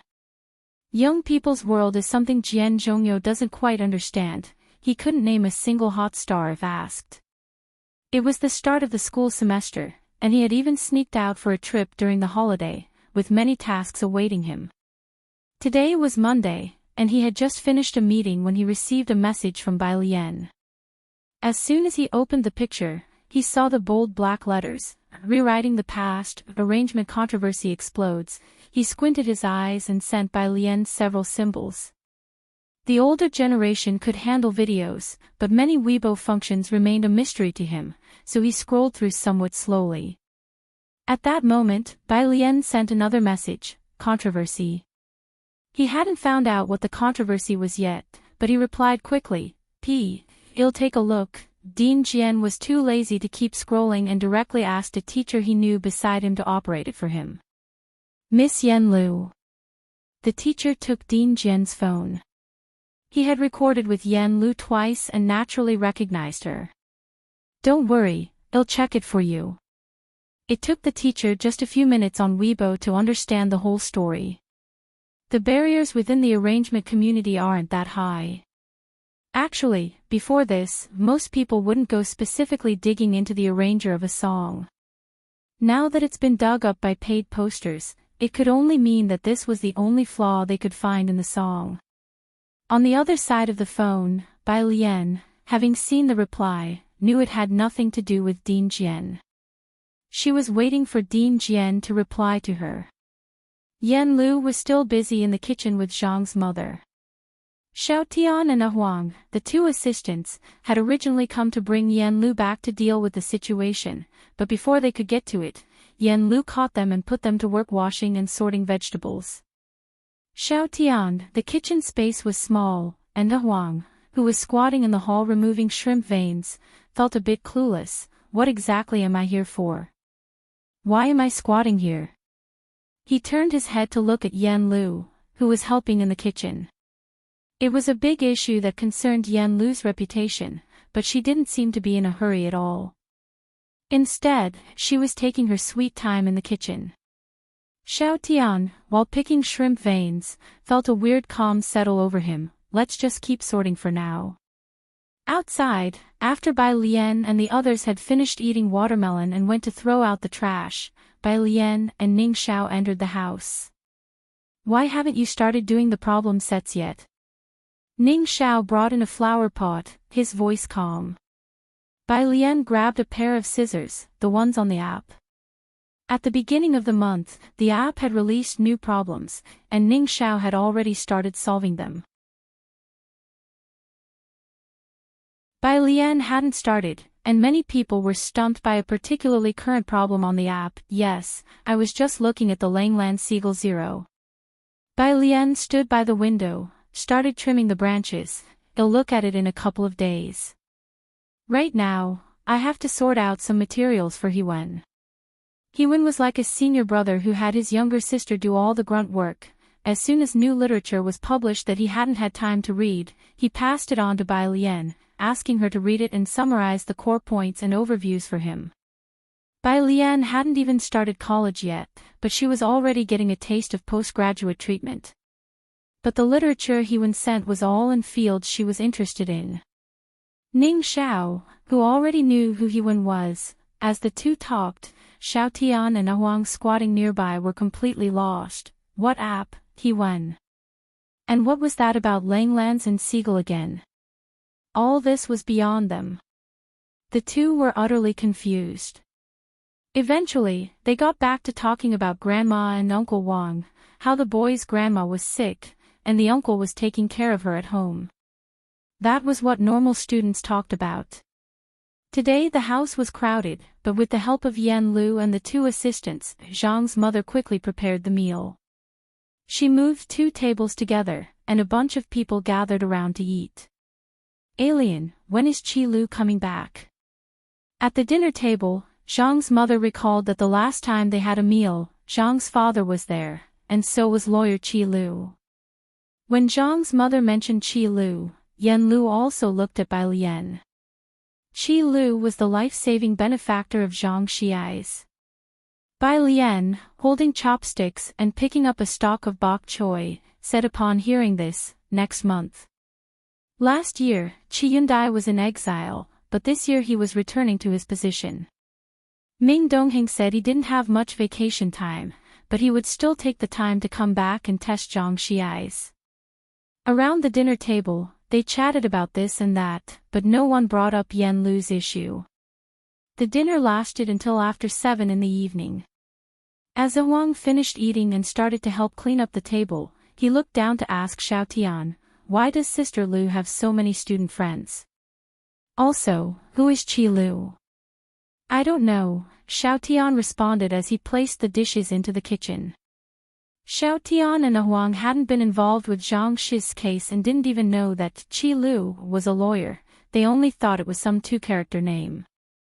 These students are so lucky to be friends with Sister Lu, Wang sighed, then his concern returned to the pressing matter at hand. Time Entertainment knew that Huang and Xiao Tian were with Yen Lu. The public relations department couldn't reach Wang Xian for a decision, so they called Huang.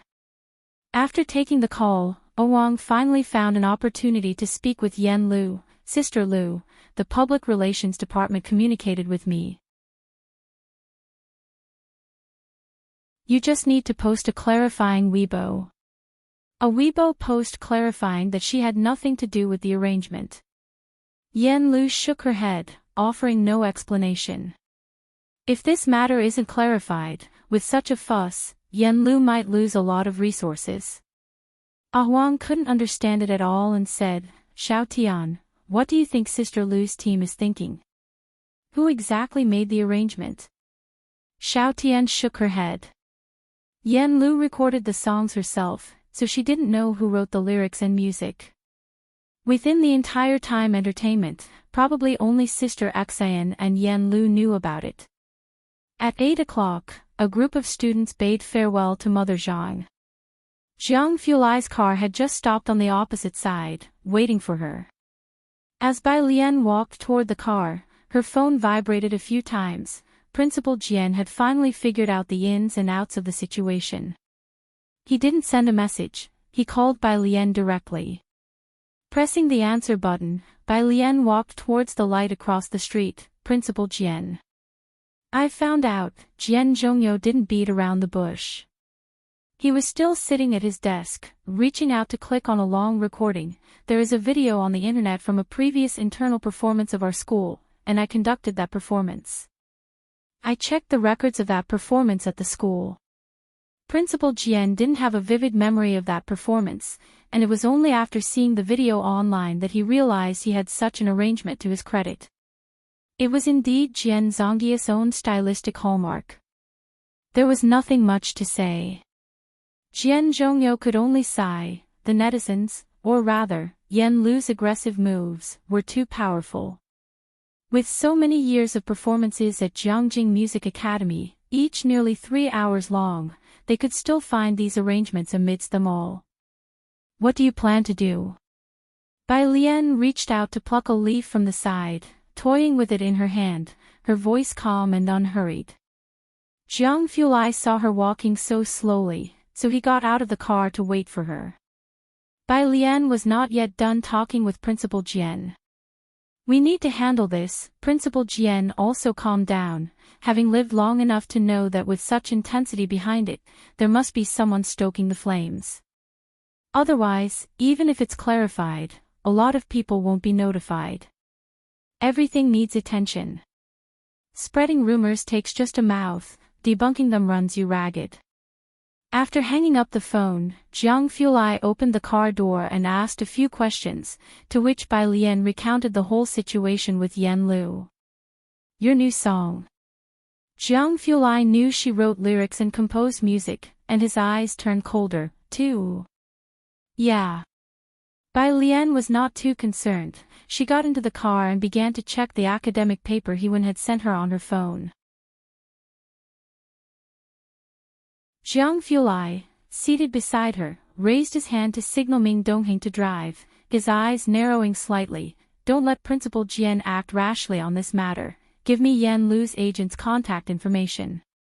Rewriting the past had already been labeled impure, and clarifying it completely wasn't something Principal Jian, an outsider to the circle, could accomplish.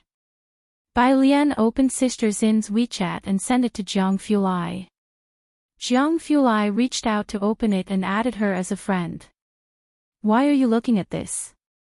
Jiang Fulai waited for Wang Xian to accept, his gaze glancing over at the new academic paper Bai Lian was viewing. It looked familiar. Hewen gave it to me. Upon hearing this, Jiang Fulai knew what Hewen was up to. The light was turned on in the back of the car, and he sat under it, dressed in a black shirt and black trousers, his refined facial features especially cold, and he just tugged at his lips at the comment. Hewen, who was at a research base dressed in a sterile suit, suddenly sneezed. A male student in the laboratory glanced at him. He went, "Do you have a cold? Don't pass it on to the junior sister." He picked up a mask and had Heewon put it on. He went, "Beiching." Time Entertainment's public relations department had not yet gotten off work. Everyone was busy dealing with Yen Lu's situation. In the office, the CEO earnestly said to Sister Xan, "You've been in the entertainment industry for so long, you still don't know what it takes to maximize profits? If there's an author for the lyrics and composition, it's easy to find another arranger, just push the blame on him, give him some compensation to shut him up. Is this arranger Yen Lu's father? Won't you make any concessions at all?"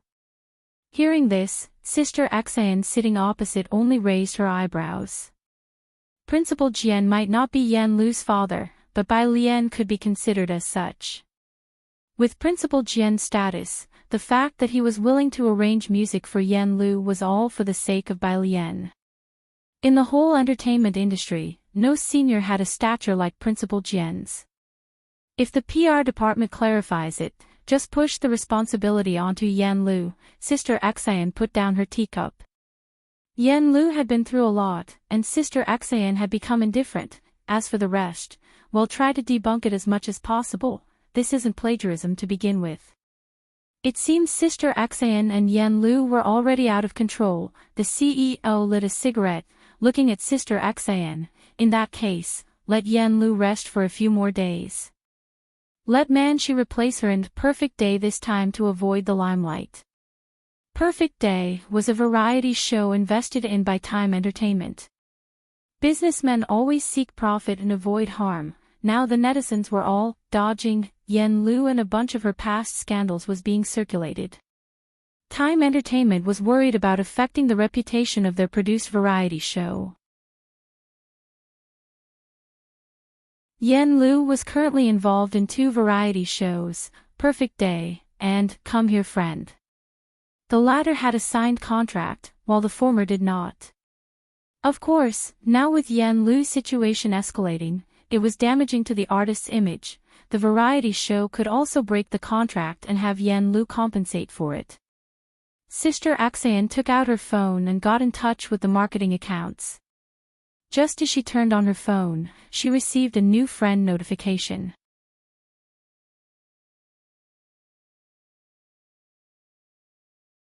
Chapter 453, 179 might be because I composed the music myself, second update, _1. Xinjia added Bai Lian to her private account, which was known to few people. She opened her friends list, and although there was no information on the other party's certified page, the account name consisted of 3 words, Jiang Fulai. Just a profile picture and a name, and Xinjia felt a chill down her spine for no apparent reason. Back when she was in Shangqing, she had never heard anyone call out the name Jiang Fulai. Even a prominent lawyer like Qi Yundai was addressed as Young Master Jiang, but Jiang Fulai had mentioned his name when introducing himself. Xinjia remembered the pronunciation, but not the characters. Now she finally matched the characters with the pronunciation. She reached out to accept the friend request and took the initiative to send a greeting. Jiang Fulai on the other end didn't reply but recommended a business card to her. Jiang Fulai, add him. Xinjia didn't dare to ask who this person was and directly added the stranger as a friend. She was just wondering who Jiang Xiaojun wanted her to add when the next second, the message from that person came through. Hello, I am Chu Rong, a planner from Shijiang. Shijiang, one of the top 3 marketing firms in the country, mostly deals with national brand projects. This was the first time Xinjia had connected with such a high-level executive. On the other side of the phone, Jiang Fulai had sent Bai Lian back home. Today wasn't late yet.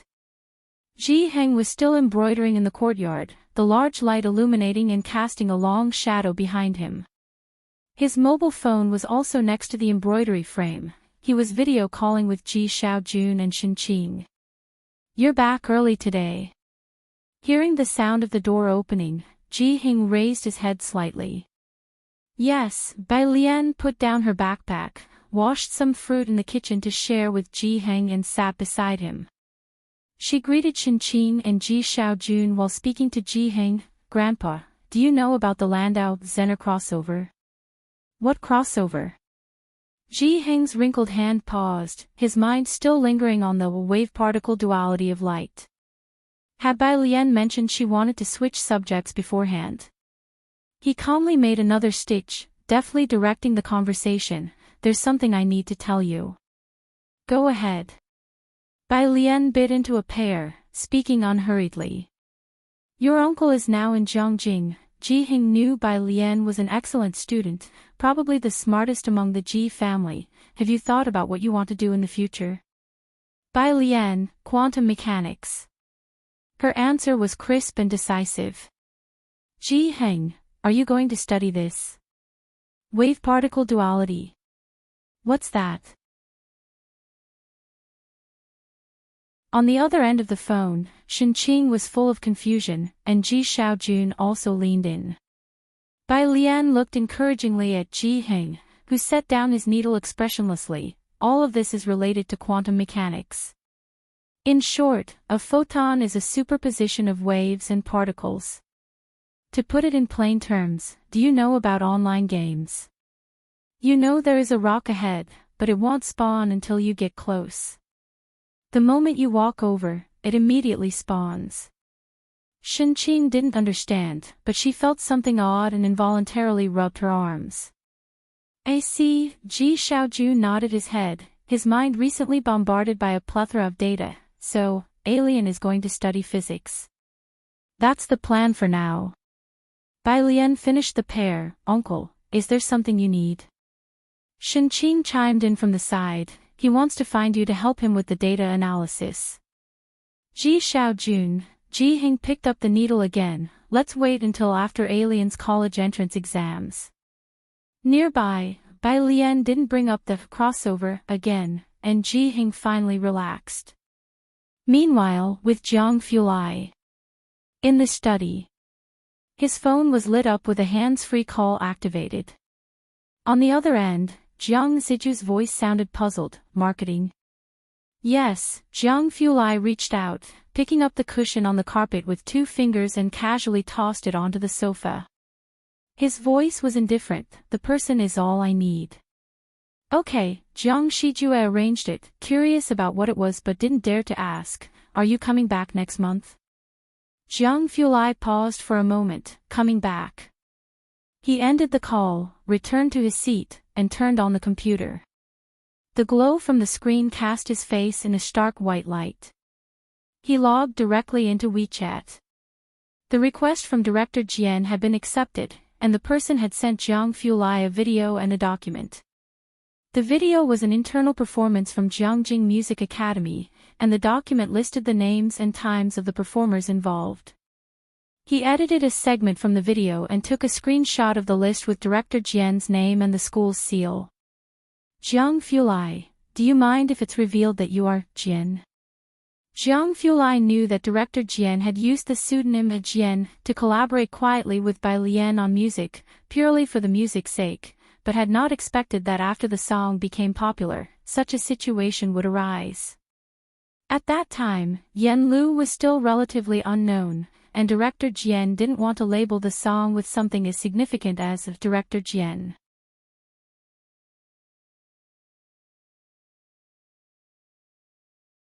Chapter 454, 179 might be because I composed the music myself, second update, _2.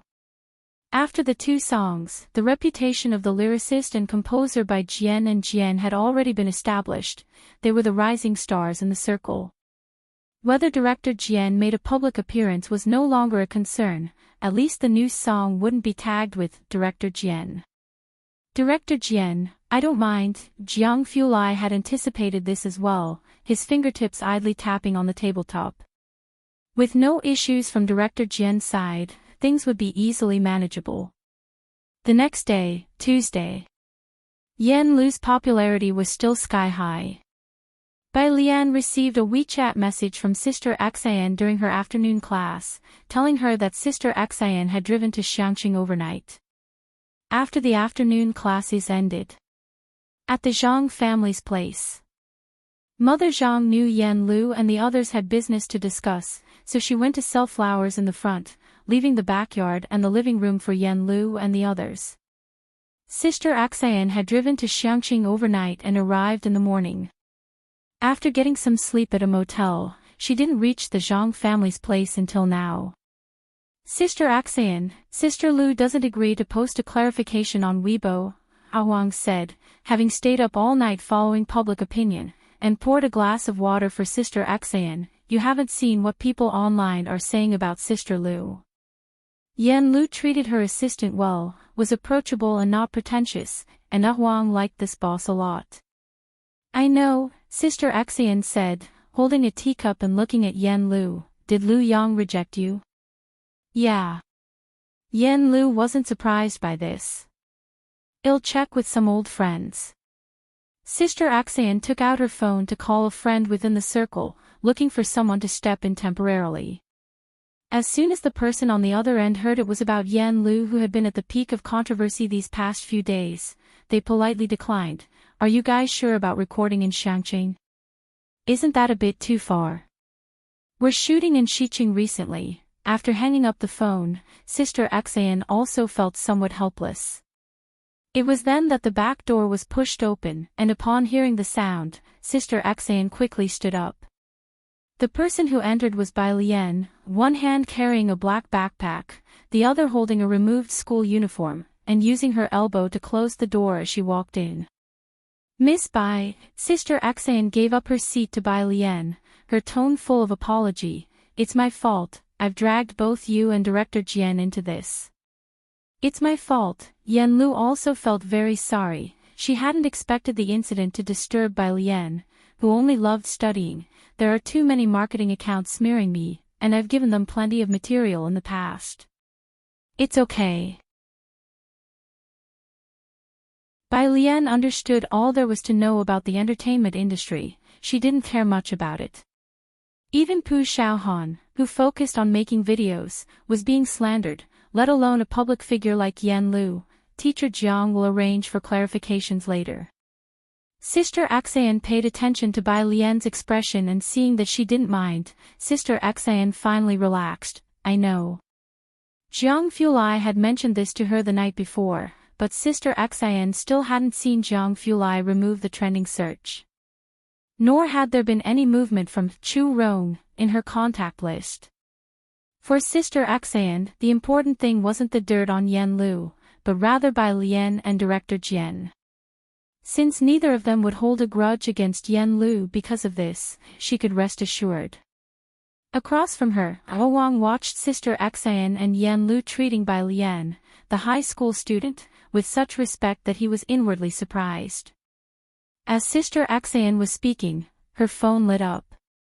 She glanced at it, and her face lit up with excitement. Yan Lu, Teacher Mei Yi is willing to be the guest star for this episode. Teacher Mei Yi. Yan Lu was very surprised. How could he come? Bai Lian also looked up when she heard the name. She had been to the set of Great Yong. The Teacher Mei Yi in question was the actor who played Bai Zhongyu. Maybe he sees potential in you. Sister Axayan, handling her phone, was clearly very excited. He'll talk to his agent about the variety show first. Bai Lian looked away and lazily at her phone, as Jiang Fulai sent her a WeChat message. Do you want to register on Weibo? Bai Lian, ? Jiang Fulai, screenshot. After opening it, Bai Lian saw a topic about Bai Jian. She didn't have a Weibo account, but after 3 songs, the fan count for the Weibo topic had already surpassed 100,000. She was rarely lost in thought, and as she downloaded Weibo, she suddenly remembered that she was leaving more and more of herself in this era. As Bai Lian was registering on Weibo, Jingjing was pondering. When Jiang Fulai received Bai Lian's Weibo account, it was a simple one-letter name, Jian. Just like Jiang he felt a little guilty every time he saw this character. After following Bai Lian, his phone rang. It was from Chu Rong. Young Master Jiang. Chu Rong's voice was very respectful on the other end of the phone. When Shi Jiang was close to running out of business, it was the Jiang family that invested in it. The marketing accounts and the popularity have all been arranged. Their team had planned out the strategy overnight.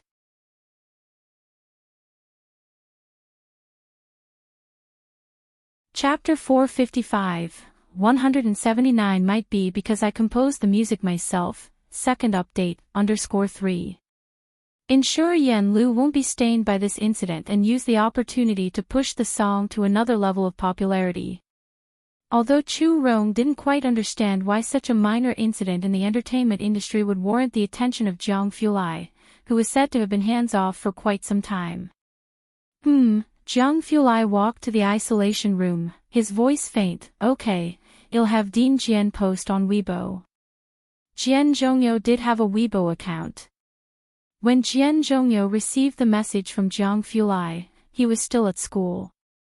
He stopped in the middle of the path, logged into his Weibo account, which he had just registered the previous night at Jiang Fulai's request, with only a few bot followers, but it was already verified. A big V verified so quickly. A teacher beside him looked at Jian Zongyi's V verified account and didn't understand. Jian Zhongyo hadn't even posted a single Weibo. I don't know. Jian Zhongyo opened Weibo and posted as per Jiang Fulai's request. Beijing. Time Entertainment, Man Shi and In Chi's teams met up. Man Shi and Chi's agent smiled. Perfect day will still be yours, right? Man Shi pressed her lips together, nodding with a cool smile. I guessed as much, and Chi's agent then turned her head with a smile. I thought they would clarify that Yan Lu had nothing to do with the arrangement. I didn't expect Wang Xian to be so stubborn, actually refusing to agree. And Chi removed his sunglasses. Are you sure she doesn't have someone backing her? With the situation turned out like this, we haven't heard of any PR firm stepping up for her. His agent, who was antsy just yesterday, finally relaxed. Don't worry. Rumors had been circulating on the internet that Yan Lu had the support of a high-level executive from Zhongguang Group. Compared to Zhongguang Group, Time Entertainment was like an ant to an elephant. Although paparazzi had been stalking Yan Lu for months, they hadn't caught a glimpse of the rumored sugar daddy. Yan Lu's issue was still trending on Weibo without any forceful measures to remove it from the hot search. It seemed the rumors were just that, rumors. The group was quite relaxed together. And Chi's agent laughed and said, and Chi, why don't you and Man Chi go out for a meal in a couple of days? I'll arrange for someone to take pictures. To ride this wave of public opinion, and Chi's studio had spent a lot of money. As they were talking, outside, an assistant hurried in with a phone in hand. Mr. and Chi, something's wrong, look at the hot search. Making a big deal out of nothing, and Chi's agent frowned. What happened? Everyone in the room took out their phones and opened Weibo. Weibo was a bit slow. Netizens thought the Yan Lu incident had come to an end, but little did they know that at 6 o'clock today, another bombshell dropped. The top hot search was "time to eat melons," followed by the word "explode." Click in and you see that several major marketing accounts had reposted a Weibo post from someone named Jian with the emoji of eating melons. V Jian, maybe because I composed the music myself. Image // at Black Friday. Screenshot. So similar. Do you think I'm blind not to see it? Was this the mysterious composer? Everyone was taken aback. Then they went to check Jian's Weibo verification. Jian Zhongyo, Dean of Jiangjing Music Academy, national team's chief guzheng player, Royal Music Academy. Looking back at Jian's two screenshots, the first was the comparison made by netizens of that music performance. The second was a list of that performance with 3 words in the column for the guidance teacher, Jian Zhongyo. And there was an official stamp behind it. The top trending comment was very direct. What the hell? The legendary self-plagiarism. Isn't the biggest bombshell that Jian is actually Dean Jian? The arranger is Dean Jian. Damn, who wrote the lyrics and composed the music? Who? Who could have made Dean Jian willingly arrange the music? Why not take a look at his following list?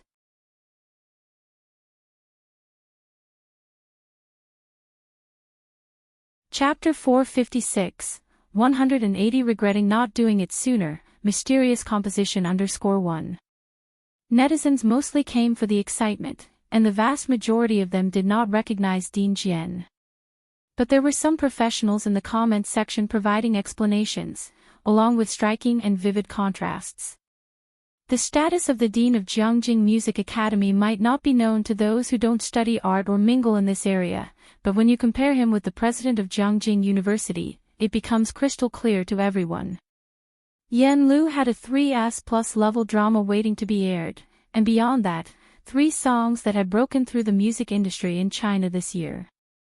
No one could have imagined that the obscure arranger would be someone like Jian Zhongyo, who was detached from the entertainment circle.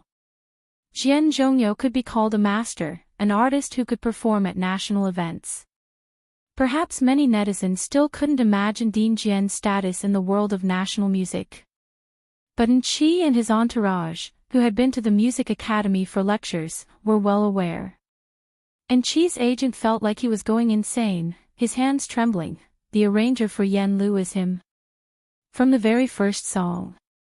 Why has there never been any hype on Yan Lu's side? This didn't make sense. Enqi went to Jiangjing University for a single lecture and got through to so many marketing accounts. Yan Lu's arranger is Jian Zhongyo, and Wang Xian doesn't pay for internet trolls and marketing accounts for promotion. He was the same as most netizens. If the arranger is Jian Zhongyo, then who else could even be mentioned in the same breath as him for songwriting and composing? Enqi's agent clicked on Dean Jian's following list. The short video app was suitable for the elderly, so Dean Jian was often active on the video app. This was his first time registering on Weibo, and his account was only following 3 people. Yan Lu, the official Weibo of Jiangjing Music Academy, and as Enqi looked at the last one, an account with a system-generated gray avatar and the name Pic. The Weibo account was obviously newly registered, with no posts, but already had 100,000 followers. Beside him, Enqi also stood up incredulously. The arranger is Dean Jian. Then everything made sense. Right, he also follows Yan Lu, Enqi's agent said, somewhat dazed. No wonder Wang Xian would rather Yan Lu be suppressed than issue a clarifying Weibo post, even letting Yan Lu give up perfect day. This all-in gamble had resulted in a total loss for their side, as the millions invested earlier had completely turned into traffic for Yan Lu. That was, the top artist in national music, a height in art they in the entertainment industry could never reach in their entire lifetimes. Thinking about the earlier marketing Enqi had done because of his visit to Jiangjing Music Academy, the agent couldn't help but glance at Man Shi beside him. Man Shi was a first-tier actress created by Time Entertainment, and at the beginning, he had chosen her for Enqi over Yan Lu because of her popularity. Now, however, the agent was beginning to regret it. If they hadn't backstabbed Yan Lu, would this popularity also include a part for Enqi? Would they perhaps also have had the chance to have Dean Jian arrange music for Enqi? Once some thoughts appeared, they couldn't be contained, and even Man Shi standing to the side could sense this. Xiangqing. After Sister Xin finished a phone call with Teacher Mei Yi and confirmed the filming location and celebrity guests with the directors of Come Here Friend. With Teacher Mei Yi coming, you won't have much pressure, Sister Xin said, coming back from the yard with her phone in her hand. Will you be filming here? The show crew might give you a script. A script? Bai Lian heard for the first time that even variety shows required scripts and she looked up, surprised. Sister Xian was also helpless. There's only Teacher Mei Yi among the celebrity guests, the other groups probably have several friends from within the circle. Yan Lu's everyday life is dull, while other artists watch shows, have numerous friends, talk about life. She spends every day reading books and studying acting with her teacher. I'm afraid she'll invite Teacher Mei Yi over, and they'll spend a couple of days reading books. Can you imagine the audience watching them read for 2 hours? As she spoke, Sister Xian looked toward Bai Lian. Since she met Bai Lian, Yan Lu had been reading books more diligently than the average high school senior. In the Great Young drama's promotional clips, most of the snippets of Yan Lu were of her reading books or scripts and observing her seniors.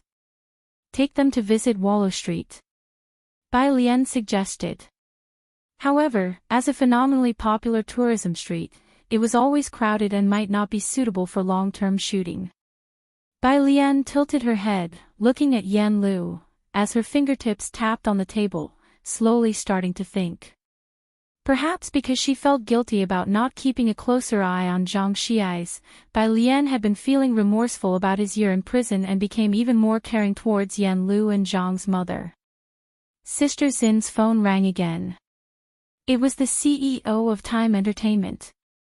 As soon as she picked up the call, the delightful voice on the other end rang out, "Sister Xian, look at you, not letting us know sooner that the arranger is Dean Jian."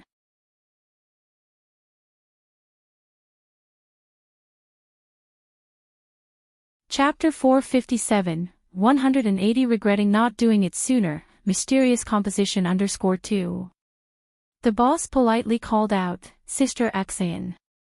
Wang Xian was stunned at the moment. She didn't know about Jiang Fulai's and Director Jian's plan, but when the boss mentioned it, she realized that Director Jian must have clarified the situation online. She responded with a few words, and then the boss suggested introducing a few more good friends from the industry to Yan Lu to help her with the recording of the show, which Wang Xian rejected.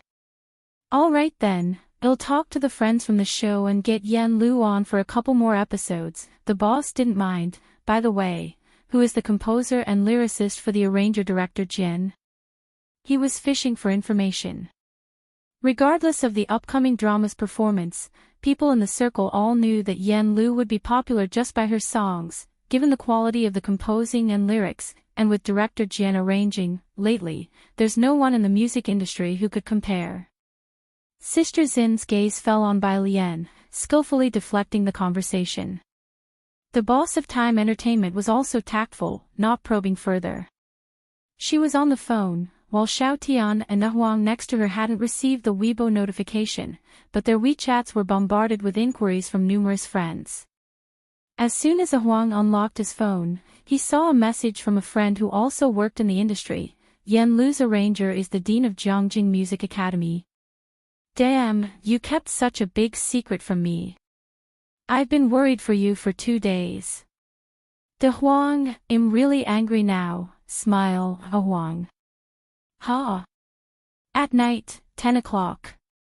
Back to her street bar. Bai Lian sat on a high stool, leisurely writing down her homework. The first batch of old doctors will soon get their licenses. Mao Kun was tapping on the bar, signaling the bartender for a cocktail. Xiaoqi hasn't returned yet. The pharmacies in first-tier cities have all rejected the solid element paste. The solid foundation paste had low profits and the market was intentionally suppressing it, but it sold well in Xiangqing among locals and tourists. The rest relied on Mao Kun's ability to move merchandise at the underground fighting ring. Only the medicine usage there was too vigorous to break into the mainstream market. But he said he's going to do something with sinking. Mao Kun didn't understand these things. The Luo family is the domestic medicine emperor, financed by our country to suppress other Chinese medicine markets, Sun Chun explained as she came over with a tray. So Mr. Xiaoqi decided to first penetrate the lower-tier market, only going into rural and 18th-tier city pharmacies. He's already found dozens of distributors. The people of Xiangqing all knew about the large-scale purchases of Chinese herbs, and many of them had not gone out to work this year, staying to grow medicinal herbs in Xiangqing.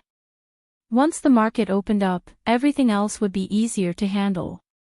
Bai Lian was listening on the side, not quite understanding, but after Sun Chun's explanation, she got it. This was a long-term battle. There wasn't much Bai Lian and Mao Kun could do to help.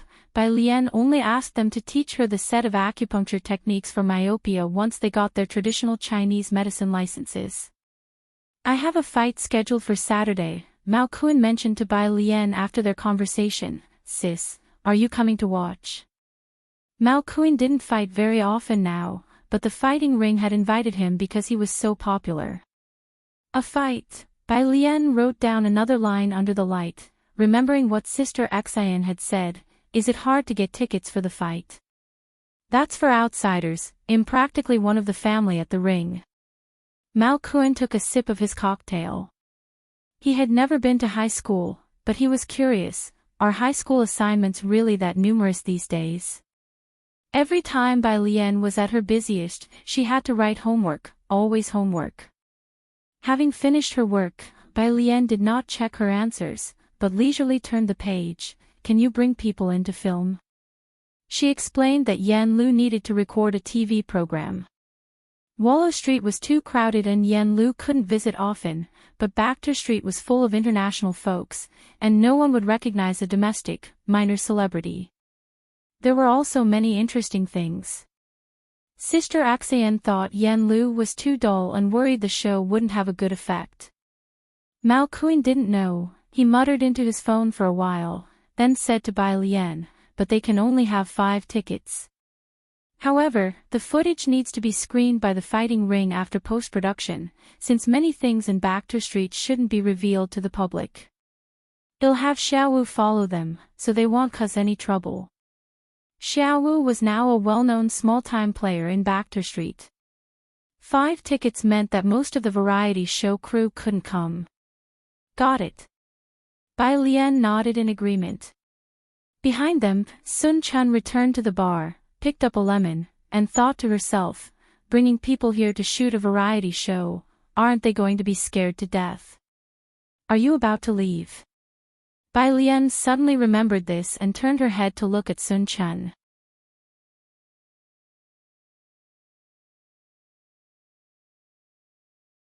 Chapter 458, 180 Regretting Not Doing It Sooner, Mysterious Composition _3. Sun Chun fetched a bottle of alcohol from behind and showed great respect to Bai Lian. Mr. Xiaoqi asked me to go to Jiangjing to mix drinks and learn a few things. The bar had a branch in Jiangjing.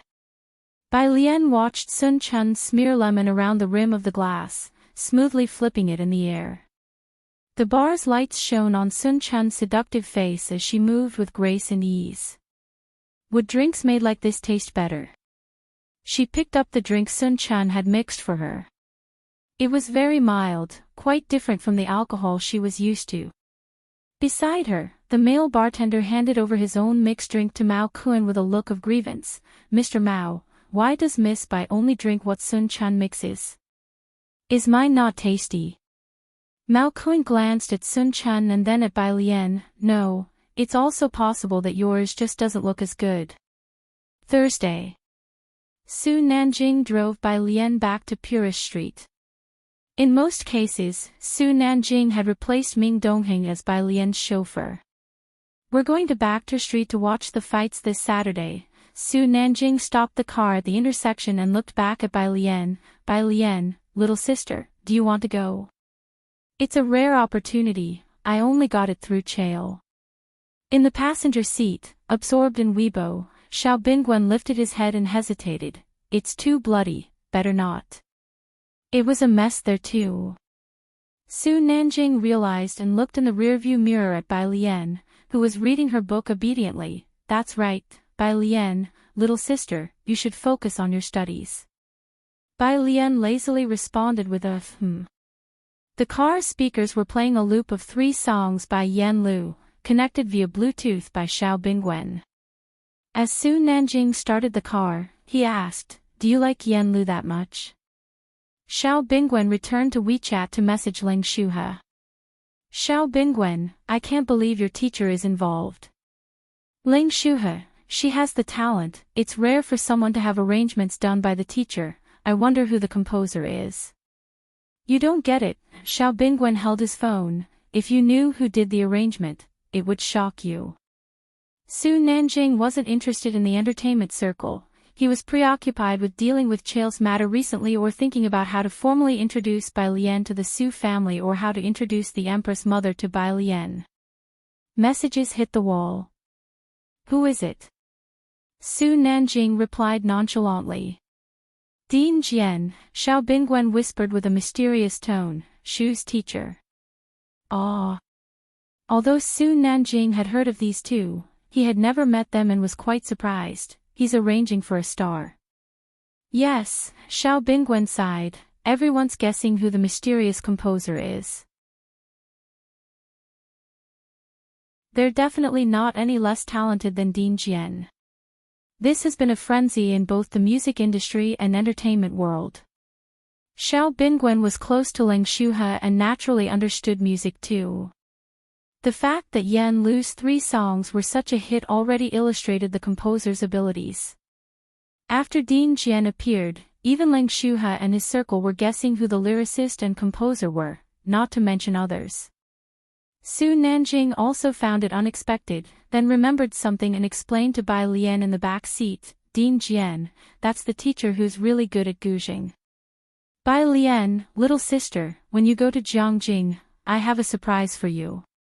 He recalled something Gao Yan had told him. In the back seat, Bai Lian lazily turned a page.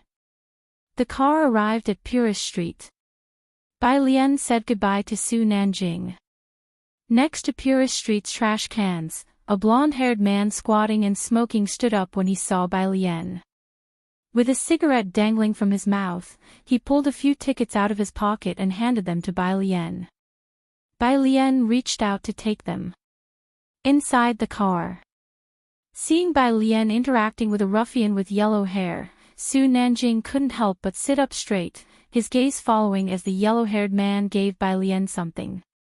Hey, Su Nanjing sat up, his eyes narrowing slightly, and tapped Xiao Bingwen's shoulder. Doesn't the thing in her hand look familiar?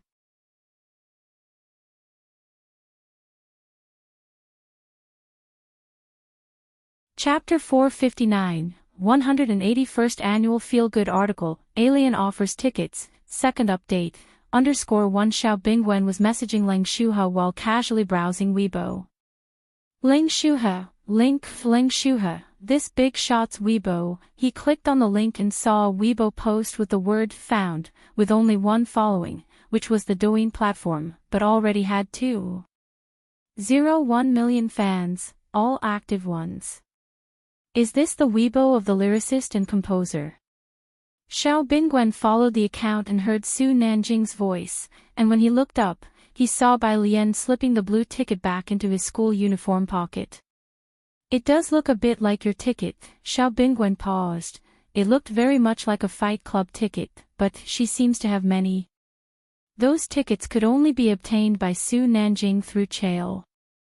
The Chin family might also be able to get them since it said they have a senior brother in the Fight Club, but Su Nanjing and Xiao Bingwen were not familiar with them. Even so, Su Nanjing had only gotten 3 tickets. At a glance, Bai Lian seemed to have many. It couldn't be, right? And, considering Bai Lian's demeanor, she did not seem like someone who would go to a gory place like a Fight Club. It seemed he sensed their gaze. The blonde guy smoking looked up and smiled at Xiao Bingwen and Su Nanjing. He wore a black t-shirt with a skull pattern and a silver necklace around his neck, exuding a vibrant vibe. Xiao Bingwen, it shouldn't be. The next day, Friday. Bai Lian sent the organized data to Hewen. Hewen sent her a message of thanks. Through a long corridor, the Research Institute office. Wearing a blue radiation suit, Hewen stood in front of all the team members, listening to Jiang Fulai speak. The underground laboratory was naturally cold, with cold white lighting, and surrounded by high-tech machinery. Jiang Fulai was sitting in his seat with the computer screen displaying academic papers in front of him. One hand rested on the armrest while the other pointed at the computer screen, his prominent nose adorned with glasses and lips tightly pursed. His cold, white fingertips paused on an example, and he slightly turned his head. Adhesive forces and repulsive forces have opposite curvatures. One causes space to contract and the other causes it to expand. Are you using this example to discuss positive and negative energy? What should I say to you? Should I encourage you to bravely challenge Dirac? He chuckled disdainfully, and others in the know understood that it was directed at Hewen, who lowered his head even further. Hewen, after Jiang Fulai finished looking over everything, he stood up with his phone. Is this the review you organized? He glanced again at the printed documents in Hewen's hands. He went, yes, new literature. Jiang Fulai gave him a cold look. You don't need to write acknowledgements. He went. Once Jiang Fulai left, other team members approached, imitating Jiang Fulai's words and then patting He Wen on the shoulder, brave enough to challenge Dirac. That's you, Wen. You're our lab's next Dirac. Today, only He Wen was rebuked, while the rest reveled in his misfortune. He Wen, holding several papers and smiling, said, say that one more time, and next time Jiang Shao invites us to eat, you all can order for yourselves. The others, He Wen turned back to his station, picked up his phone, and vented to Bai Lian, got scolded today, running with tears, running with tears, running with tears, Shangqing No. 1 Middle School. When Bai Lian saw He Wen's message, she had already finished school. She glanced down at his reply. He Wen often got scolded, and she was used to it by now. In class 15, a bunch of people gathered, with Pu Xiaohan speaking loudly. We don't have to go to Aunt Zhang's place for the next few days. Yan Lu is going to record a show there. Bai Lian slowly followed behind the group. She was looking through the questions on the Jiangjing app. Upon opening the app, she saw cries of anguish all over the public screen, but Bai Lian wasn't paying attention and just kept brushing through the questions, most of which were fill-in-the-blank. Wing Qi, Pu Xiaohan, and the others had been in the midst of a heated discussion. That was until they saw the person standing at the doorway of the bubble tea shop, and their voices subconsciously quieted down quite a bit. When Bai Lian looked up, she saw Jiang Fulai standing in the corner outside the bubble tea shop. School had been out for a while, but there were still plenty of people at the bubble tea shop. Jiang Fulai stood in the corner about 2 to 3 meters away from the doorway, where the warm light of the setting sun slanted down through the roof. He was clad in a black jacket, the zipper left undone to reveal the snow-white t-shirt underneath, with his fringe longer than his eyebrows, casually swiping his phone screen, looking both disengaged and aloof. As Ning Xiao and Tang Ming passed by, they respectfully greeted Jiang Fulai. Jiang Fulai looked up indifferently. I'm going to see Yan Lu. Bai Lian didn't go into the bubble tea shop. Instead, she shielded her eyes from the still somewhat glaring sunset with her phone and slightly raised her head.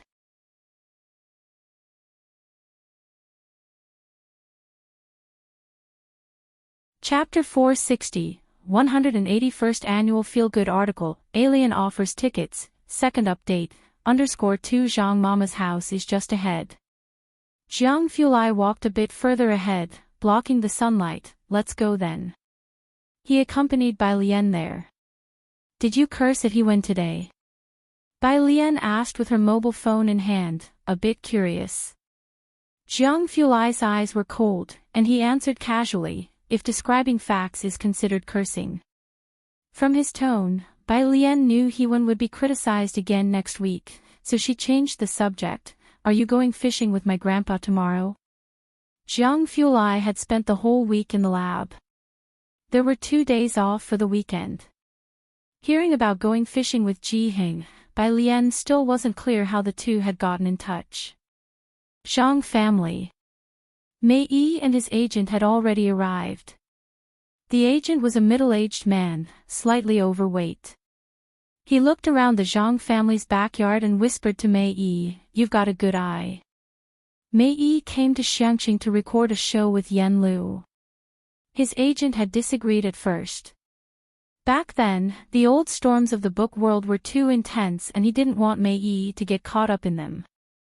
Who would have thought that under those circumstances, Yan Lu would not only make a comeback but also turn it into her own popularity. These past few days, she had been the center of attention on various social media platforms. The netizens even jokingly referred to it as the feel-good hit of the year. Mei Yi, who was 30, was dressed in a sporty outfit, looking handsome and poised. Upon hearing that, he simply smiled and did not speak. However, this show's main goal is to create opportunities with Yan Lu. Mei Yi's agent was also aware of Yan Lu's personality. Wang Xan said she's dull and the show's effect would probably be quite ordinary. Besides that one street, there's nothing particularly interesting in Xiangqing. Just take it as a vacation. Mei Yi and Yan Lu weren't familiar with each other to begin with, and describing it as ordinary was already putting it mildly. Cameras were being installed in the hall and Yan Lu's room. They were starting to record the show tomorrow. The director of Come Here Friend was talking to Sister Xan, don't worry, we'll try to edit it to make it more interesting. But apart from Mei Yi, doesn't Yan Lu have any other friends inside or outside the industry who can appear on camera?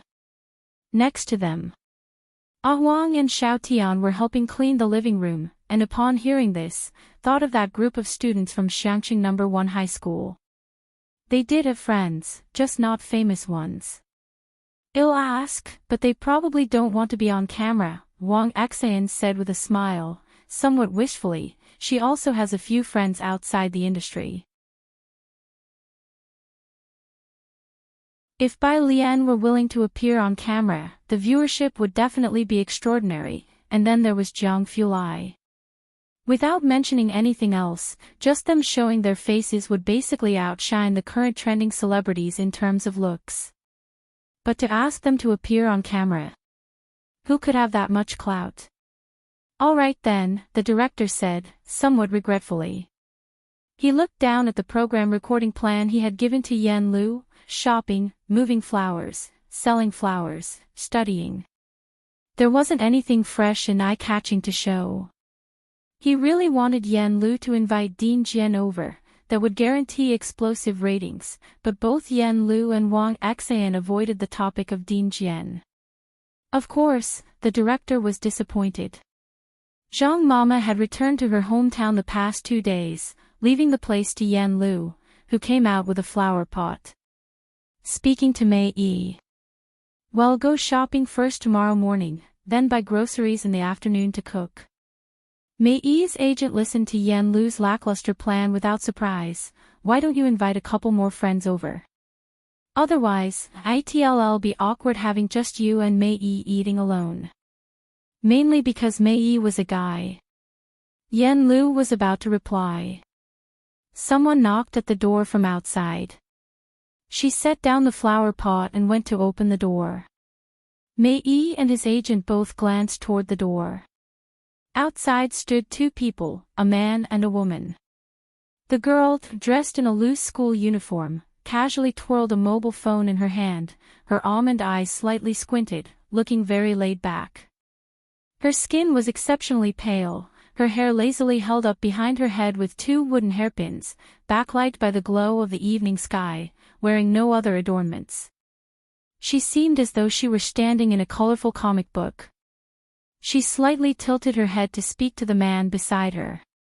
The man by her side wore a dark coat, looking cool and distant. His features were pleasing, but too aloof, with a strong presence that made it difficult for one to look directly at him. Miss Bai, young Master Jiang, Yan Lu opened the door, greeting the 2 in a soft voice. In the living room, Sister Xan saw Jiang Fulai and Bai Lian outside, dropped the conversation with the director, and ran out to greet the 2. The director, seeing Bai Lian and Jiang Fulai for the first time, was taken aback by their appearance. Having been around the entertainment circle for so long, such looks were rare, not to mention their charisma. Who are they? The director asked Mei Yi. Mei Yi's gaze fell on Bai Lian. They're friends of Yan Lu. He had seen Bai Lian on set before, and everyone present was shocked by that sighting. Seeing her once was unforgettable. Mei Yi's agent wasn't much involved with filming and hadn't met Bai Lian or Jiang Fulai. He asked, non-celebrity friends. Are they here to steal the spotlight or does Time Entertainment plan to debut them? With their looks, Time Entertainment would have struck gold. If they were non-celebrities, he was ready to make an offer. At the doorstep, Bai Lian didn't seem to have any intention of coming in. She stood there, talking to Yan Lu. You're just going to buy groceries and cook tomorrow afternoon. Didn't Sister Xan say that would be boring? Sister Xan, feeling helpless, deliberately lowered her voice. The director said the same, but there's nothing we can do about it. This is all we have here. Miss Bai, would you like to bring some of your classmates over tomorrow afternoon? Jiang Fulai, with one hand in his pocket, just stood by Bai Lian without speaking. No need, Bai Lian shook her head, taking several tickets out of her uniform pocket and handing them to Yan Lu. Bai Lian had heard that right now there were a lot of fans of the white tank top. It was surely better than Yan Lu entertaining the viewers with book reading at home. What are these? Yan Lu, unfamiliar with them, instinctively accepted the tickets. Bai Lian curved her lips slightly. You can go here tomorrow afternoon. These are tickets, and someone will meet you at the entrance to guide you. It shouldn't be boring. Jiang Fulai glanced down. It wouldn't be boring, but it might randomly scare someone to death.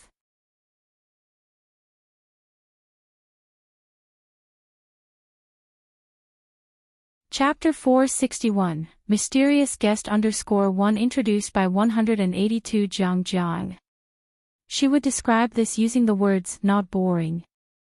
Those who can get to the fighting arena on Baekter Street more or less have some connection with Baekter Street. Ordinary people don't dare to enter, and there are many urban legends about Xiangqing. That's why most of the fighting arena is only broadcast on platforms. Not to mention domestic variety shows, even those from other countries, none has ever recorded a show on Baekter Street. Who would have the guts? Miss Bai really knows how to give out tickets. Jiang Fulai retracted his gaze. Okay, I'll take them there tomorrow. Although Yan Lu was a few years older than Bai Lian always listened respectfully when Yan Lu spoke. She took the tickets and looked down at them. Can this event be broadcast? The date and location on the ticket indicated it was a fight. The arch-shaped entrance printed on the front was majestic, the likes of which she had never seen before. Yan Lu had left Xiangqing since she was little and didn't know much about it. Only today did she find out that there was such a large-scale fighting arena here. Taking teacher Mei Yi to watch a fight was better than staying at home and having an awkward chat. It can be broadcast, but only 5 people are allowed in. Bai Lian put her hand back in her pocket, her eyebrows raised lightly. You decide which 5 people will go. Give me the list tonight, and I'll lead the way tomorrow. Yan Lu just nodded. It sounded very strict. Are you going to the east side of the city tomorrow? Jiang Fulai asked leisurely after the two had finished speaking. It was already a hotspot for new internet celebrities, and the production team wanted to catch some popularity.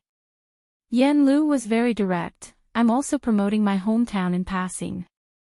Okay, Jiang Fulai tapped on his phone, seemingly unconcerned. Someone will contact you later to arrange your filming for tomorrow. Yan Lu replied with a single word, all right.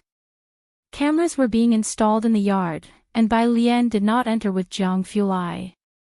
After she gave the tickets to Yan Lu, she left with Jiang Fulai. When the director saw the two who were both so outstanding leave, and that imposing man was left with only his back in sight, he jogged over. Yan Lu, were those two also your friends?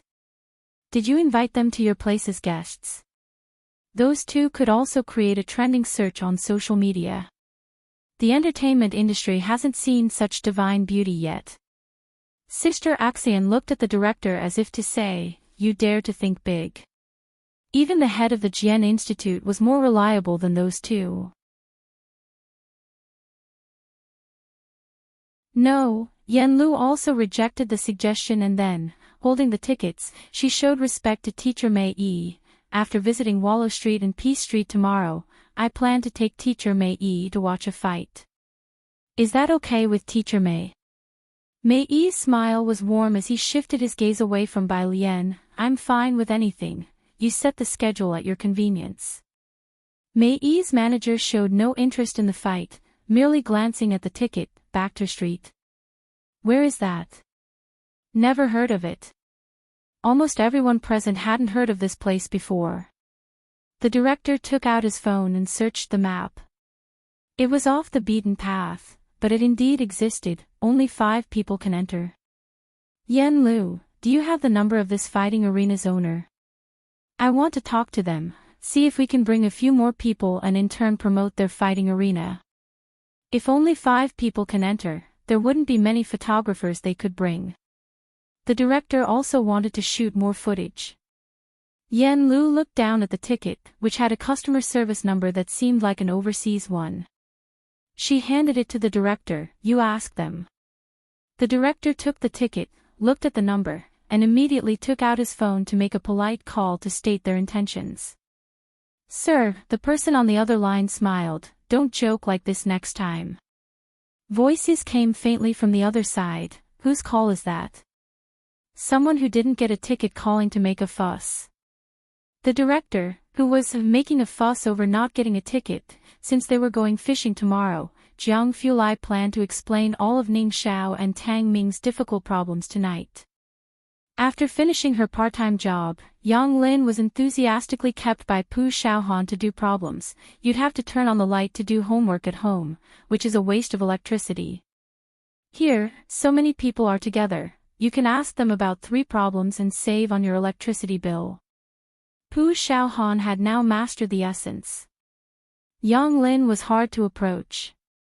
In more than 2 years as classmates, she only accepted favors from Bai Lian, and that too under the premise of repaying. Even after learning about Yang Jianping's situation, Pu Xiaohan continued to treat Yang Lin with her previous attitude. Yang Lin stayed and sat at Jianzhi's table to do her homework. 11 o'clock. Outside the milk tea shop, Su Nanjing, who had just parked the car, was shocked to see the opposite side. Xiangcheng's students were also this studious. They were still doing homework together so late. It wasn't until close to midnight that the group began to pack up. Su Nanjing opened the car door and got out. It was quite late, and only the elongated shadows of trees lined the road, with few cars in sight, making it exceptionally quiet.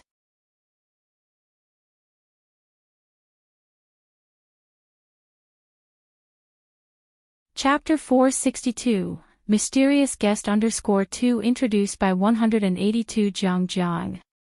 "You send them home." Jiang Fulai glanced at the car Su Nanjing drove today, a 4-seater, referring to Pu Xiaohan, Yang Lin, and Tang Ming who lived in the same direction. It was too late today, so Jiang Fulai didn't let them go back on their own. Jianzhi picked up his phone. "I'll call a car to go back, don't worry, I'm of age." Jiang Fulai nodded slightly. He himself was taking Ning Xiao and Bai Lian home, as they were also in the same direction. Yang Lin wore black glasses, her hair longer than her eyes, and she silently picked up her backpack, quietly refusing as Pu Xiaohan quickly wrapped an arm around her, stopping her from leaving. "I'm scared to ride with 2 men." Su Nanjing, Tang Ming. Tang Ming's home was very close, just a 5-minute ride. Due to Pu Xiaohan's fear, Su Nanjing went out of his way to drop her home first. Only after seeing her turn on the light and wave from above did he drive towards the tube building. Pu Xiaohan lived in a complex where the car could stop downstairs, whereas Yang Lin's place was in the tube building which the car couldn't enter. At midnight, the streets were still bustling with people gathering together. Some were shirtless, others sat on the ground playing cards, and some were cleaning up trash. Seeing a pricey car pull up, many people looked over. Su Nanjing got out with a pack of cigarettes and followed Yang Lin inside after turning off the engine. Yang Lin turned to look at him frowning, and Su Nanjing bowed his head to light a cigarette. With smoke rising, "Sister Bai Lian asked me to escort you to the building entrance." By the time Bai Lian got home, it was past midnight. She returned later than usual, and Ji Heng had not waited up for her, having gone to sleep early. A lamp was left on in front of her door, and the courtyard lights were dimly lit. Bai Lian glanced at Ji Heng's room, guessing he had fallen asleep, so she didn't bother him and opened the door while looking at her phone. On her phone, Yan Lu had already sent over the list of 5 persons along with their identity documents. She took a screenshot and forwarded it to Xiaowu. Ordinary people needed a pass to enter Bacter Street. After replying, she went to take a shower. After her shower, She used a white towel to dry her hair and walked over to the dressing table beside her bed. She lit the sandalwood with a lighter, and a faintly scented smoke began to curl up. Finally, it diffused throughout her modest room. She just leaned against the dressing table. The sedative incense didn't have much effect on her, but as she breathed in the wisps of smoke, her tense nerves relaxed slightly. At least, she didn't have nightmares as often as before. Her phone on the desk vibrated several times. Bai Lian took down the towel. Everyone in the group was checking in, saying they had gotten home. Jiang Fulai also sent her a message, got home, and he sent her a picture of Jiang He sleeping under a cabbage blanket. Bai Lian looked at the picture for a while, then pressed on her phone and replied with a number, 1. On the other side of the phone, Mr. Jiang, who had just grabbed his pajamas, looked down at this 1 for a long while before expressionlessly closing the bathroom door. Early Saturday morning. Ji Heng was going fishing, and both Jiang Fulai and Chief Chen arrived very early. Jiang He, carrying a small bag and dressed in the blue mandarin jacket Ji Heng had made for him, followed energetically behind Jiang Fulai. Bai Lian and Ji Heng were both up. Ji Heng was brushing his teeth by the outdoor sink. Chief Chen, who brought breakfast on his way, set it down on the stone table and greeted the two. Bai Lian lazily raised her hand in greeting, grabbed a bottle of milk, leisurely inserted the straw, and watched Ji Heng thoughtfully. Ji Heng spit out the mouthwash and took the initiative. Xiao Jiang, what size clothes do you wear? Jiang Fulai was momentarily startled, then after a moment, he seemed to understand. I don't know. Ji Heng leisurely finished brushing his teeth and washed his face outside. Then that's perfect, go inside and bring out the tape measure. I'll measure you, and when I'm free in a couple of days, I'll make you a suit too. After brushing her teeth and taking her measurements, Bai Lian diligently recorded them and asked about Jiang Fulai's preferences. She was too busy to chat with Bai Lian. It wasn't until after eating that a few people prepared to leave with their fishing gear. Bai Lian handed Ji Heng his fishing rod, and as he took it, she suddenly spoke, didn't you forget the chemical bond? Jiang Fulai stood by, not daring to speak. Director Chen didn't understand, but since Jiang Fulai remained silent, he naturally dared not say anything either. He simply blinked and stared at Ji Heng. Ji Heng, Bai Lian left with them, taking bus route 12. After they watched her board the bus, Jiang Fulai and his group got into the car parked by the roadside. Ming Dongheng had been in the driver's seat the whole time, not getting out. Director Chen opened the door to the passenger seat and sat down. The door in the back automatically opened. Right after Jiang Fulai sat down in the back, he leisurely took out the laptop on the table, and Ji Heng suddenly asked, seriously, who came up with so many chemical bonds? Can he really remember all those regulations? Why can't AlCl3 be an ionic compound? Jiang Fulai, Director Chen. Jiang He silently hugged his pillow, honestly saying, aluminium chloride is a special case. Ji Heng, he silently picked up his pipe and opened the car window, as if the one who had just gone crazy wasn't him. 8 o'clock. Come here friend, began recording. Yan Lu got up at 6 in the morning, bought breakfast for Mei Yi, watered the plants at home, and then sat in the yard to read a book while waiting for Mei Yi to wake up.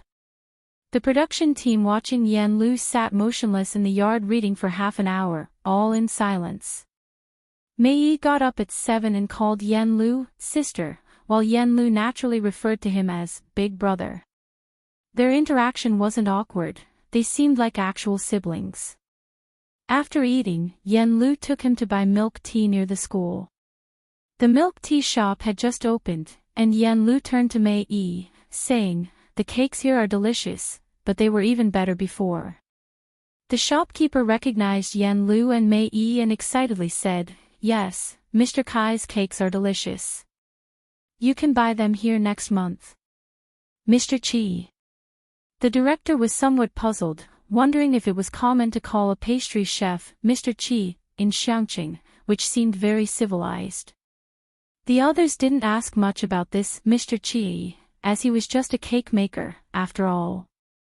After buying the milk tea, Yan Lu took them to City East Wudong Street, saying on the way, "Someone will meet us at the final stop." The production team thought it was someone arranged by Yan Lu and didn't pay much attention. Determined to bond with Yan Lu's side, Mei Yi's agent didn't leave during the show and kept talking with Xian's sister while heading to the destination. "Is Yan Lu familiar with her songwriter?" Xian's sister laughed. "Pretty familiar. From a certain perspective, they could all be considered to have a life-and-death relationship. If the songwriter shows up, this episode will definitely hit big," Mei Yi's agent sighed. After Ding Jian appeared, a bunch of people online were guessing about the songwriter. When the car reached the intersection at Xiang Mountain Avenue, it being Saturday, Lao Street was bustling, and a few casually dressed people stood at the side of the road, led by a middle-aged woman. Behind them, the director had just gotten out of the car, eyeing the woman's plain face and contemplating her likely being the meet-up person Yan Lu mentioned, not too concerned. "Who's this?" Mei Yi's agent turned to look at Xian's sister, curious.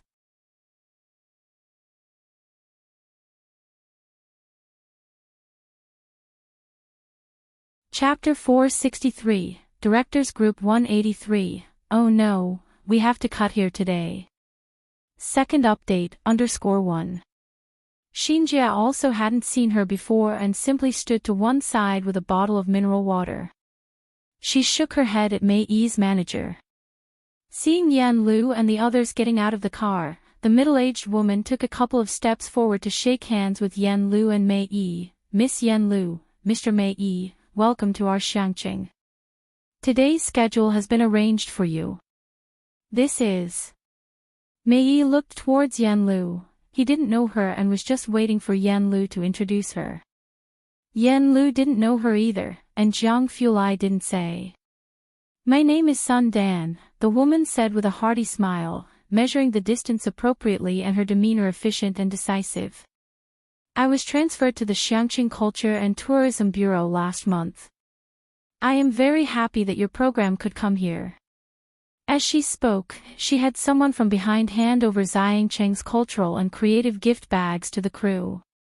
The director was somewhat surprised. Was it actually someone from the official Cultural and Tourism Bureau? Sun Dan didn't stay in front of the cameras for long. She had someone take Yan Lu and Mei Yi to tour around and went to greet the director proactively. "I heard your variety show is an online series." She had quite a commanding presence, which made the director respond subconsciously, "Yes, it's a bit difficult to get on satellite TV."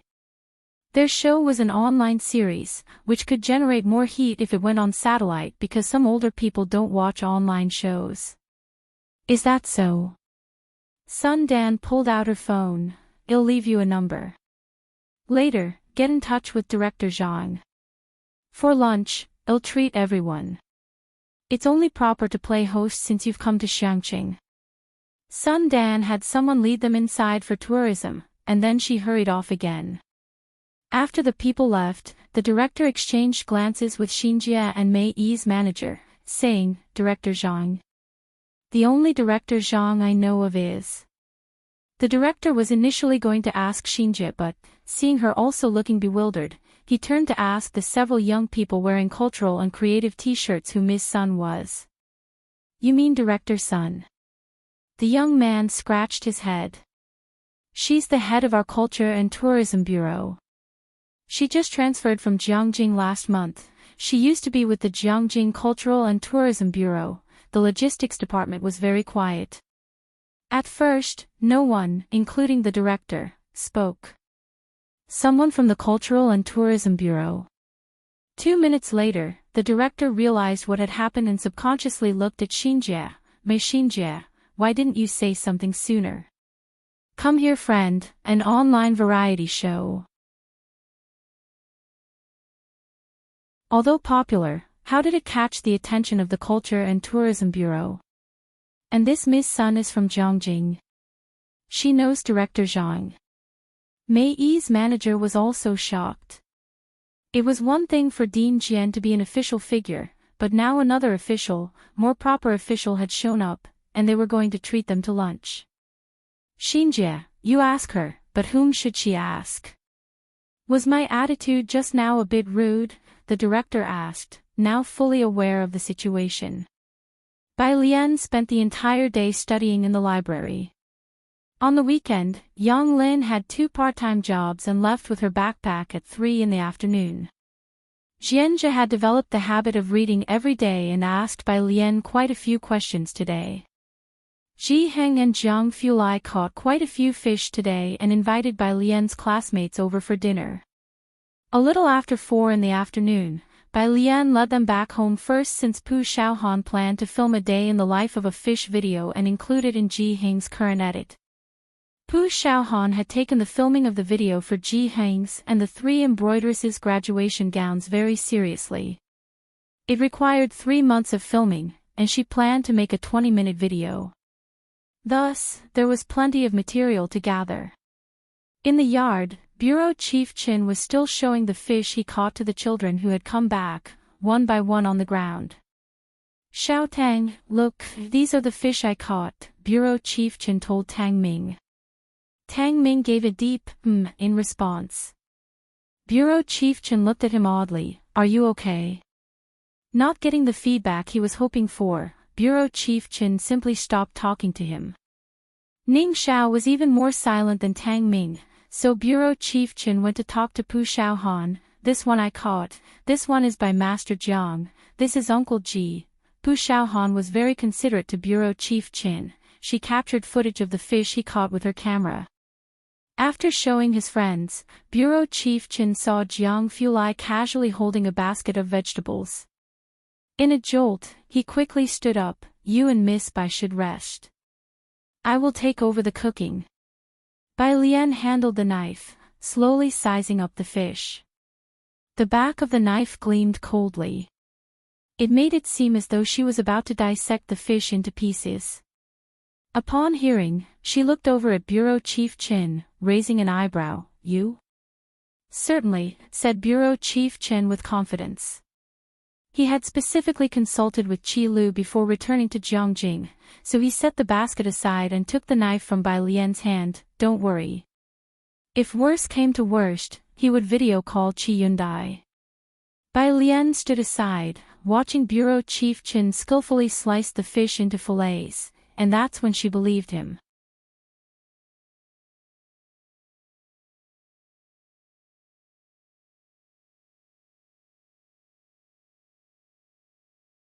She was dressed in a blue stand-collar top with a white long skirt beneath. Her hair was half-tied back, and she was holding a red Wangzai milk, talking to the store owner, leaving everyone with just a view of her profile. At dusk, in the ancient alley with its lingering charm, a gigantic old tree stretched its lazy branches into the lane, casting a background of hazy glows and mists. Compelled by the scene, the film crew paused for a moment. It was only when Yan Lu called out to Bai Lian that she turned her head slightly, with the straw in her mouth, and everyone snapped out of it. Yan Lu had already told the crew in advance to try not to film Bai Lian as much as possible. Only 5 people can go in, Bai Lian said after finishing her milk, squeezing the carton flat. The director, wearing his headset, said, I know, well just wait at the door then. That was what he said, but the director had his own considerations. He had brought cash, planning to negotiate a bid with the staff at the door or to buy out others' tickets at several times the price to sneak a few more people inside. Bai Lian tossed the milk carton into a trash can nearby. Hearing him, she glanced at the director, probably guessing what he was thinking, and simply curved her lips without saying anything. She led the group towards the Qingshui Bridge.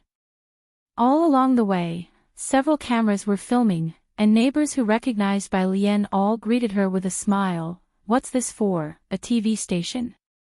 The crew captured these genuine reactions of the passers-by.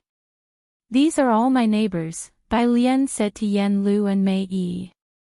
Mei Yi looked at Bai Lian and smiled, you seem to be quite popular. The walk was a bit long, and as they approached the Qingshui Bridge, a middle-aged man with a scar on his brow, giving him a somewhat formidable air, slowly walked towards them while looking at his phone. The crew gave him a wide berth. However, he stopped upon seeing Bai Lian. "Where are you going? Didn't Ning Xiao say you would be having dinner at your grandfather's house?" "I'm taking people to Bacter Street. They'll be back soon," Bai Lian answered him slowly. Then she turned to introduce him to Yan Lu and Mei Yi. "This is Uncle Wang, my classmate's uncle." "Hello," Mei Yi and Yan Lu greeted politely. "I see." Wang Yufeng looked at the director and his crew, grinning. "Then you go ahead. I have to get fish soup from your grandfather's house." All around were Bai Lian's neighbors. The cameraman, knowing Wang Yufeng was one of the locals, didn't film him but focused on Mei Yi and Yan Lu instead, although some of the other cameras captured Wang Yufeng's figure from behind.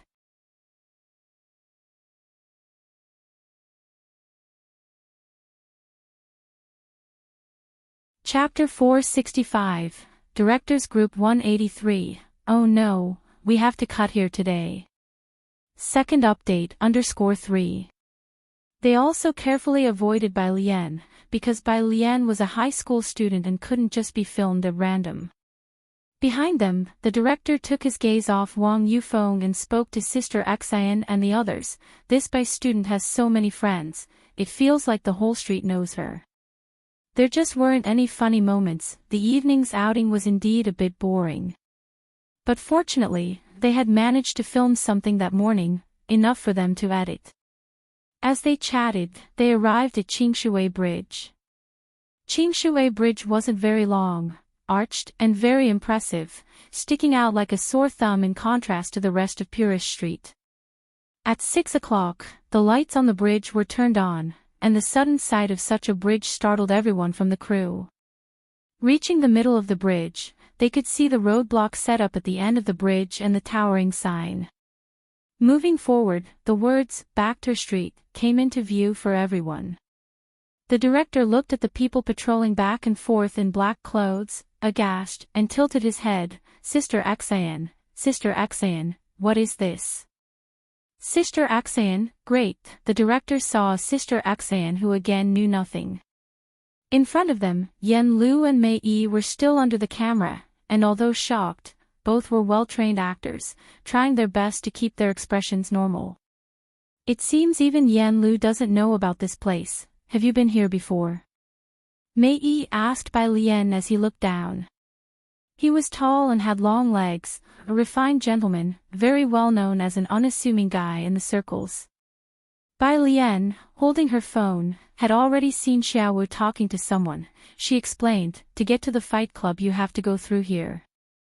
By the time she finished speaking, Xiaowu had already seen them, and he hurried out, "Sis." Then he grinned at Yan Lu and the others. "Are you taking them in?" "Yes," Bai Lian lazily instructed. Although Bacter Street often saw fights and brawls, no one dared bother the people from the bar and the auction house. "Call me if there's any trouble." With his striking red hair, Xiaowu assured her, "Don't worry." As the two talked, the crew nearby was silent, not daring to utter a word. Xiaowu had already prepared access passes for 5 people ahead of time.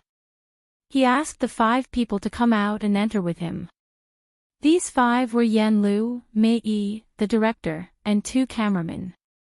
The director stiffly followed Xiaowu, and suddenly one of the staff members remembered something. "Director, didn't you say you'd bribe them to let us all in?" "Director, annoying, what's with all this bribing? Do you think you're the only one who can talk?" After watching them go in, Bai Lian slightly turned her body and lifted her chin toward Sister Xian. "Do you want to wait here or go back?" Sister Xian snapped out of her daze and replied, Let's go back." Inside. The director was flanked by 2 cameramen, who dared not record the show at this time, and quietly set down their cameras, nervously following Xiaowu inside. These were people recommended by Bai Lian, so Xiaowu was very polite to them. The group passed the checkpoint and saw the vast Bacter Street and the Qinglong Bar directly ahead. Xiaowu enthusiastically explained Back Street to Yan Lu and Mei Yi, and seeing that the two cameramen hadn't started recording yet, he scratched his head, somewhat puzzled. Aren't you here to record a show? Go on, record, it's fine. As he spoke, the cameramen, including Yan Lu and the director, noticed a towering hulk of a man passing by with gun holsters strapped to both knees. The cameramen who had just nervously lifted their cameras put them down again. The director looked stiffly at Yan Lu. He was going to lose it. What kind of place was this? Did Mei not mention this kind of situation? They're not going to cancel here today, right?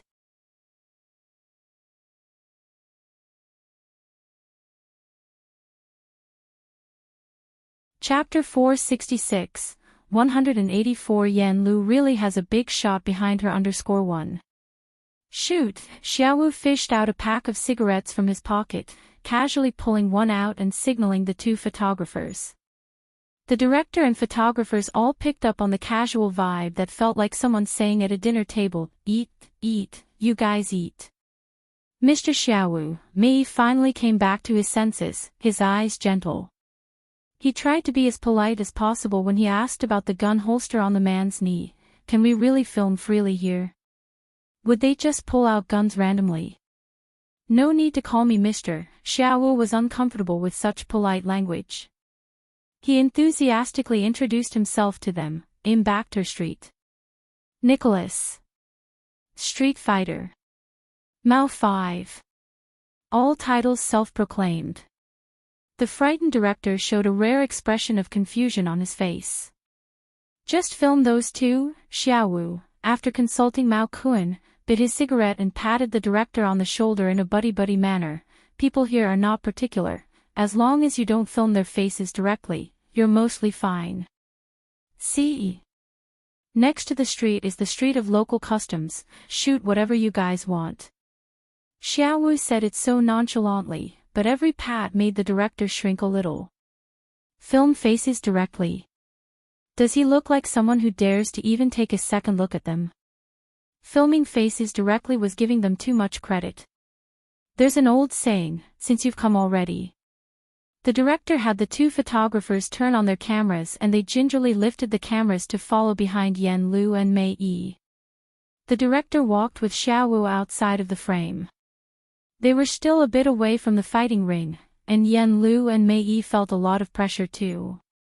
The two went into a local shop where the owner lazily sat in the back, surrounded by a variety of items such as bows, knives, climbing ropes, everything.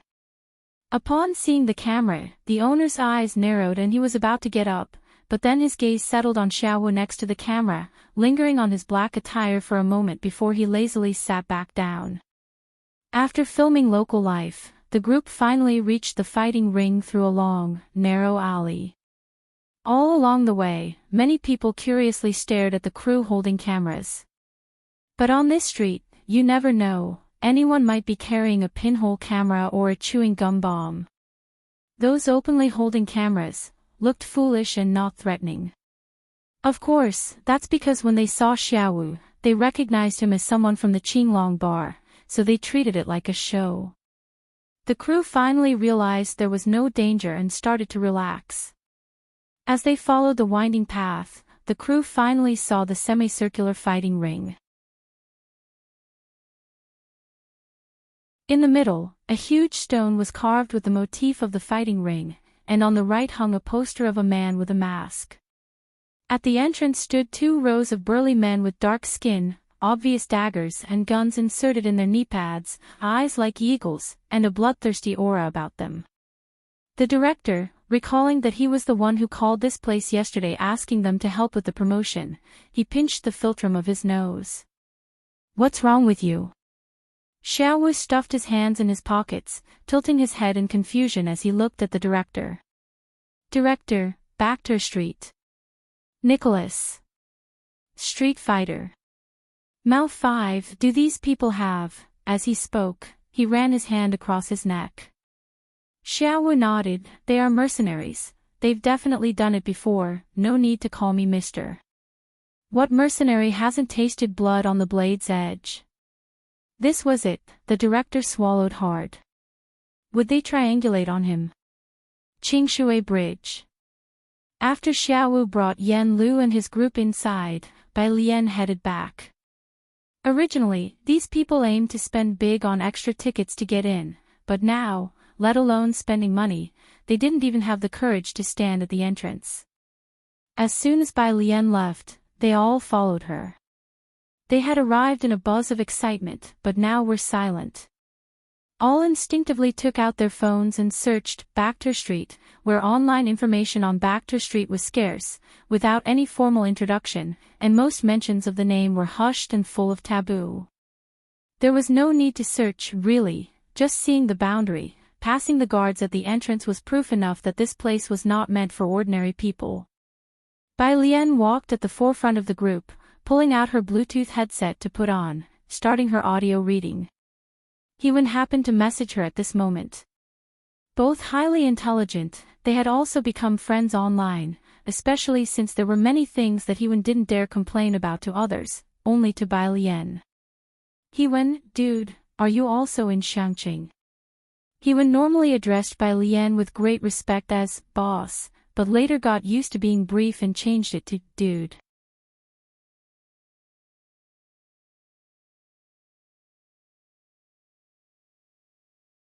Chapter 467, 184 Yan Lu really has a big shot behind her _2.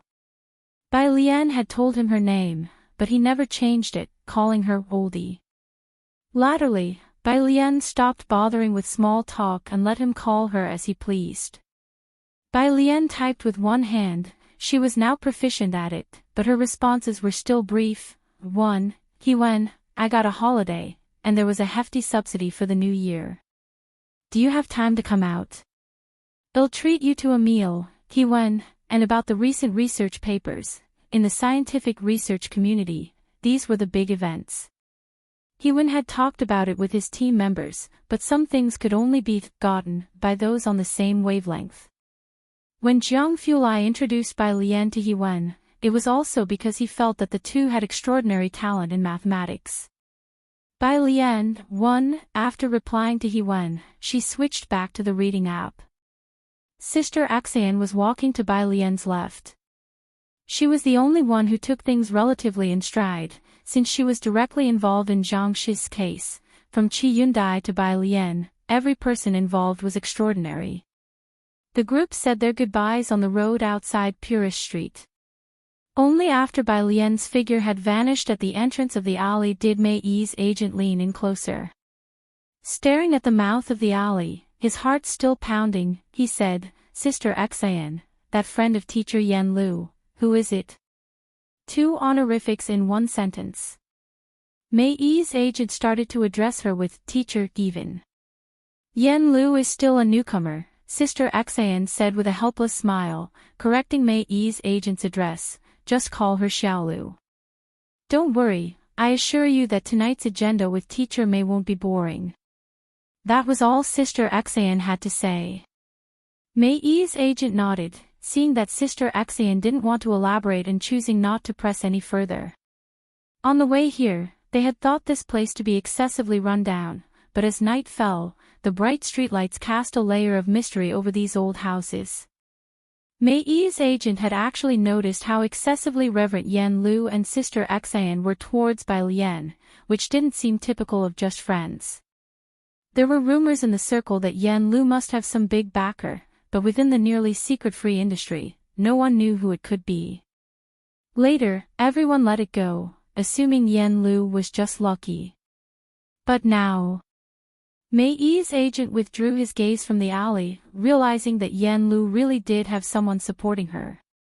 He went back to the roadside, boarding the production team's vehicle to wait for Yan Lu and Mei Yi to finish their recording. In Ji Heng's courtyard, Ning Xiao had just finished a problem when he received a message from Wang Yufeng, saying he was at the corner.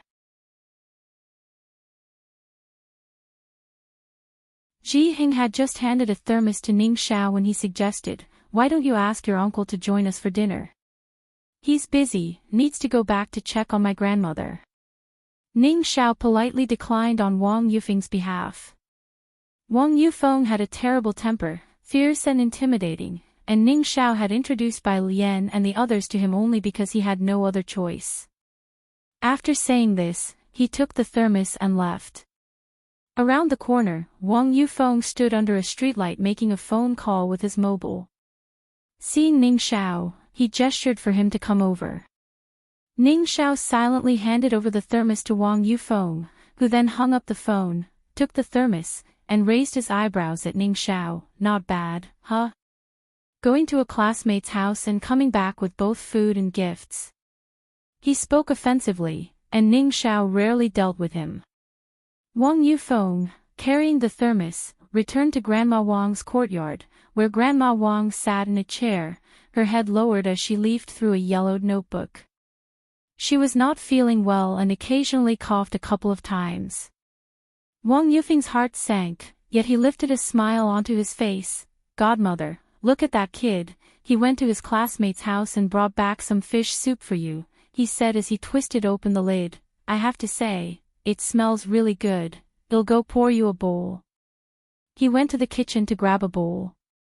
Hearing that Ning Xiao went to a classmate's house to eat, Grandma Wang's face also filled with a smile. He has many friends now, which eases my mind. The fighting ring. It was packed with people. Xiao Bingwen and Su Nanjing both sat in the front rows watching the exciting combat. To his right was Chael. Xiao Bingwen was seated on Su Nanjing's left. During the intermission, Su Nanjing sent messages in the group chat. Su Nanjing, I didn't manage to snatch it at Ming Dongheng. The white vest had a match today, and the officials were still selling his autographed photos. Ming Dongheng had asked Su Nanjing to help him grab one, but Su Nanjing also failed to get it. Why isn't Mr. Ming here today? Xiao Bingwen retracted his gaze, leaning back, very puzzled. The white vest had reached the pinnacle, there weren't many chances to compete, such a rare opportunity. Su Nanjing and Xiao Bingwen both joined the excitement, but Ming Dongheng didn't come. He left with young Master Jiang. Su Nanjing stroked his chin, squinting. It said that they went fishing with Bai Lian's sister's grandfather.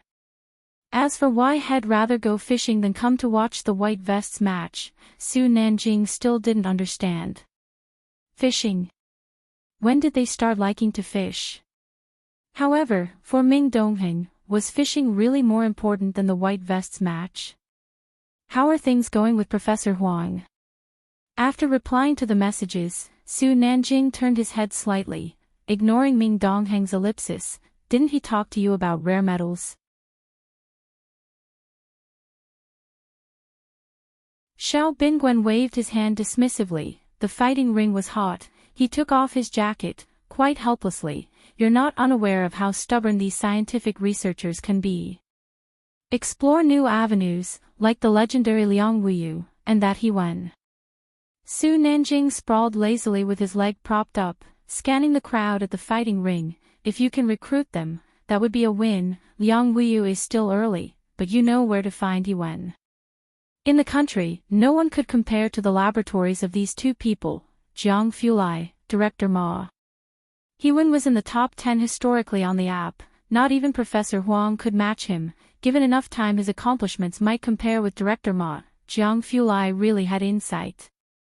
No one had expected that Yuan, initially oppressed and had his papers stolen by his supervisor, would possess such high talent. A person who could potentially stand toe-to-toe with Director Ma in the future, who wouldn't want to recruit him. But Yuan was also smart. He knew no family could be offended, so he directly followed Jiang Fulai into the research institute to cloister himself. No one could contact him. I don't dare poach from the Qin family's Liang Wuyu. Xiao Bingwen paused, sighing, and Yuan, you also know, who can find him. Jiang Fulai's lab had signed non-disclosure agreements.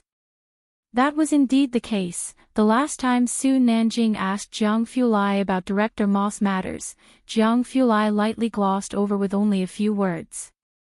Jiang Fulai never favored any side. Wanting to recruit someone from his side was a matter of each party's own abilities. Even when the Gao family wanted to use their connections to get into Jiang Fulai's lab, they were ruthlessly rejected. Let's wait for him to open the back door. Su Nanjing was speechless too. unless there is snow in June. Speaking of this, he suddenly fell into a weird silence. All rules are made for those you don't like, but what if it's Bai Lian?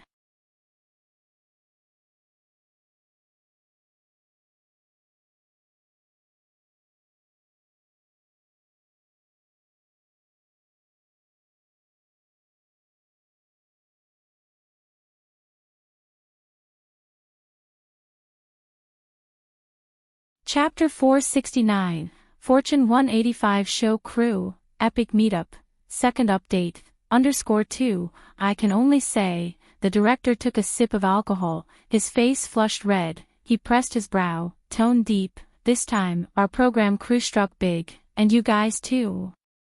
These were the thoughts of Mei Yi's manager when they saw Sun Dan in the morning, and he whispered, after the program airs, Liu Yang's team. He clicked his tongue and did not continue. The director looked at the car ahead, murmuring, Yen Liu, this friend, is not simple. But it's true, even President Jian composes for her, should have figured, is President Jian someone you can just invite at will? Indeed, the manager sighed and then remembered something important, tomorrow, are we taking that Ms. Bei's friend out for a meal? Right, the director nodded. Bai Lian's classmates were all from Xiangqing, none of them as interesting as Sun Dan from Bacter Street. He reminded Mei Yi, never mind about the program's effect, today's footage is enough for our editing. Tomorrow is mainly about taking them out for dinner. The next day. Xiangqing Prison. By the time Bai Lian arrived with Jiang Fulai, Zhang Xiai's had already been taken to a small room in advance, his hands adorned with silver bracelets. A year had passed, and he had become much more composed and dignified.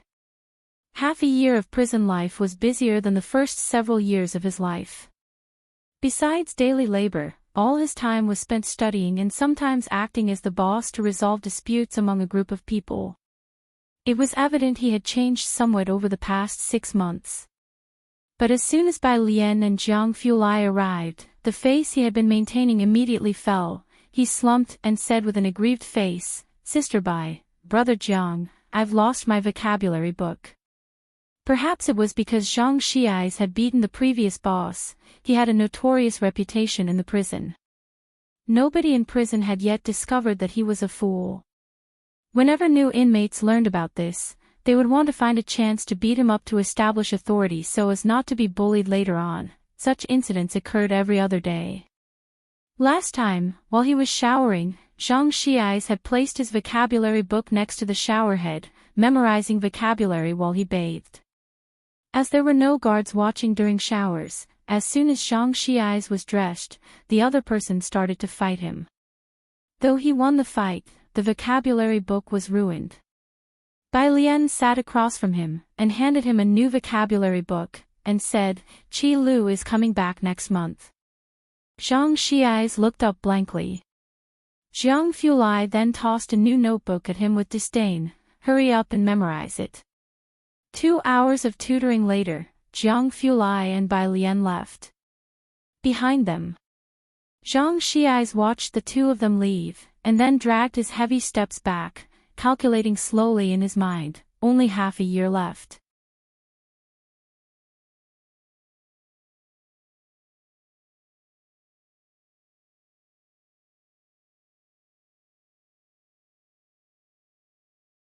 Chapter 470, Fortune 185 Show Crew, Epic Meetup, Second Update, _3 It wasn't that there was something wrong, it's just that Hen Jiwei thought it was a joke to have a girl teach them acupuncture, so he didn't show up. Bai Lian nodded and didn't ask any more questions, as she was chatting with Hen Jiwei. The conversation drifted towards acupuncture, and since modern acupuncture differed from that of ancient times, Bai Lian was careful not to teach indiscriminately. Jiang Fulai hadn't been there long when Jiang Ziju's call came through. He ended the call with a solemn expression and said goodbye to Bai Lian before heading out. He returned to his own place. Jiang He was staying at Ji Heng's, but at the moment, only Xiao Bingwen and Su Nanjing were there, and Su Nanjing had come back late last night and had just woken up. Seeing Jiang Fulai return, Su Nanjing stood up and looked outside. How come it's only you? Where's little sister Bai Lian? At the herbal medicine shop in the east of the city, Jiang Fulai replied casually as he put down his coat. Herbal medicine shop? Su Nanjing was somewhat surprised. Was Bai Lian going to buy medicine? He hadn't associated Bai Lian with herbal medicine, but he didn't ask any further. By noon. Bai Lian thought that Hen Jiwei's understanding of modern acupuncture was about right, so she got up and grabbed her backpack. Initially skeptical of Bai Lian, Hen Jiwei became quite enthusiastic after talking to her all morning. Miss Bai, aren't you going to have lunch here? It was already lunchtime. Bai Lian looked down at her phone, which showed a location sent by Hewen, and shook her head. No, I'm not. The tourist area on the eastern side of Xiangqing had a lot of good food. The restaurant Hewen had chosen was on P Street, and Bai Lian arrived at a small tavern after a short walk. Sorry, the staff member hesitated when he saw Bai Lian and then spoke. We're fully booked today, how about coming back tomorrow? I have a friend inside, Bai Lian reported the table number Hewen had sent her, table 28. Inside the quaint little tavern. Table 28 was close to the first floor window, with a wooden window supported by a thick beam, offering a view of the slow-flowing river outside and the arch bridge ahead. Hewen rarely dined out. He found this popular restaurant in Xiangqing online. Dressed in a blue hoodie and dark jeans, his fair complexion stood out as he was looking down at his phone. He returned to WeChat to check the message he had sent Bai Lian. Bai Lian hadn't replied yet. He reopened the document and leisurely browsed through the files. Until he heard the waiter's voice overhead, Miss, table 28 is here. Senior. A jolt of excitement hit Hewen, and he immediately stood up, looking over as the waiter stepped aside to reveal the person behind him. It was a very young girl. The girl, dressed in a long green dress, casually glanced his way with her dark almond-shaped eyes, which reflected Hewen's stunned expression and her lazy brows. Some say that a research paper is the best beauty treatment in academia. Hewen was more than passable in looks, quite sought after in his circle, certainly more decent compared to the likes of Director Huang who had gone bald in middle age. Therefore, for a moment, he didn't associate this excessively beautiful person in front of him with Bai Lian. Hewen hesitantly uttered one word, Senior. Bai Lian casually pulled out the chair opposite him, sat down, picked up the red tea that had already been poured, and took a sip with her head down. MHM. Senior. The passing waiter was startled. Really a senior? The goddess of the Tian Shan Mountains? The waiter couldn't help but turn his head to look at the excessively exquisite-looking girl, taking in a sharp breath. No way, right? After Bai Lian and Hewen finished their meal, it was still early. She had just started eating when Su Nanjing called, his voice casual over the phone. Little sister Bai Lian, where are you? I'll come to pick you up, Jiang has something to deal with. She needed to go to the library to do her homework in the afternoon and was going to Yan Lu's place in the evening. Bai Lian gave Su Nanjing the address. I looked at the summary you sent. It's a type of the Riemann hypothesis. Hewen talked about academic issues with Bai Lian as they ate slowly. The lab confidentiality meant he couldn't say much, but it's not very rigorous. The waiter, because of the senior comment, came over several times to pour tea and try to find out the scoop. He was all at sea. Finished with the meal, Bai Lian was going to wait on the roadside for Su Nanjing. Hewen offered to walk her there and finally couldn't resist tilting his head, politely asking, Senior, how old are you? When the paper was submitted, the information for the second author had been filled in by Jiang Fulai. So Hewen didn't know Bai Lian's details, he just thought she was like him, from some lab and about his age. Until now. Me. Bai Lian followed the landmarks and stopped at an intersection, waiting for Su Nanjing. Hearing the question, she turned to look at Hewen, high school senior. Hewen, when Hewen didn't reply for a while, Bai Lian slowly took out her Bluetooth earpiece. What's up? What's up? Whose high school student is discussing such a complex mathematical model with others? Even he Wen, a scholarly overachiever, was at a loss. He looked up, about to speak to Bai Lian. Ssh, the sound of tires skidding across the road. A silver convertible sports car stopped beside them, and Su Nanjing, one hand on the steering wheel and the other taking off his glasses, looked at Bai Lian with a corner of his mouth hooked. He caught a glimpse of the guy next to Bai Lian just then.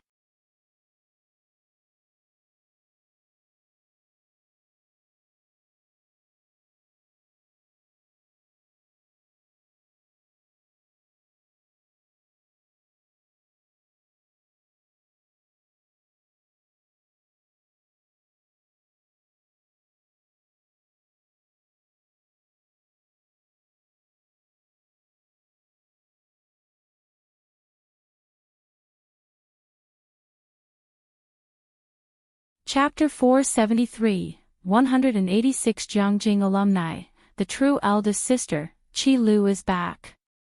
_3 Yan Lu, 3 of them are this thick, and others wouldn't even copy it for 500 a book. Thank you, classmate. Yang Lin glanced at Yan Lu's profile picture, roughly knew who she was, and accepted the task. After accepting it, she leaned against the bus window, contemplating buying a phone for the elderly. With Yang Jianping in prison, everything started to get better. Evening. Inside the Zhang family kitchen, a small kitchen cluttered with everyday items, showing signs of daily life. At this moment, there were cameras set up at various angles. Yan Lu and Mei Yi were cooking, chatting about Great Yong, and reminiscing about the past while familiarly preparing the meal. As Bai Lian and Pu Xiaohan entered, they immediately saw the two laughing and chatting. Bai Lian paused at the doorway. These two play siblings in Great Yong, and they've become good friends off-screen too, said Xing Jia quietly to Bai Lian. Do you think they really look a bit like siblings? Bai Lian placed her backpack on the sofa, her eyes drooping as she nodded gently. To avoid making these students uncomfortable, only one photographer was left in the hall, while others relied on the cameras installed in advance. The director's team was watching the footage from a small room outside. Most of these students wouldn't show their full faces on camera. It's really strange, said the director from the small room outside, watching the screens displaying the faces of Bai Lian, Pu Xiaohan, and the others. Are these friends of Yan Lu so natural in front of the camera? Especially this boy, he pointed at the sullen-looking Ning Xiao, who had found a spot to read as soon as he arrived. How can he be so natural? It's no wonder for Bai Lian, she could be calm and do her homework in a bar on Backter Street. Now, even if someone walked in front of her with a sniper rifle, the director wouldn't be surprised. But, how come Pu Xiaohan and Ning Xiao are all so relaxed, one after another? Recording a variety show, the fear is that poor camera presence or a forced performance could mar the show, but none of Yan Lu's guests appeared restrained or forced, they were all incredibly natural. Mei Yi's agent, who was also watching Ning Xiao on the screen, squinted slightly. It is indeed strange. Inside the room, Bai Lian took out a collection of incorrect homework answers from her backpack and set it aside, asking Yan Lu to pass it on to Yang Lin. Then she went to the table and picked out a lily that had been trimmed from a bunch of lilies. Her phone, which had been set aside, started to ring at that moment. It was Qi Yundai. Qi Lu. Bai Lian trimmed off the excess leaves, then handed the flower to Pu Xiaohan beside her. She walked to the window, where she heard a beep from the phone. It was identifiable as the timer sound from an oven.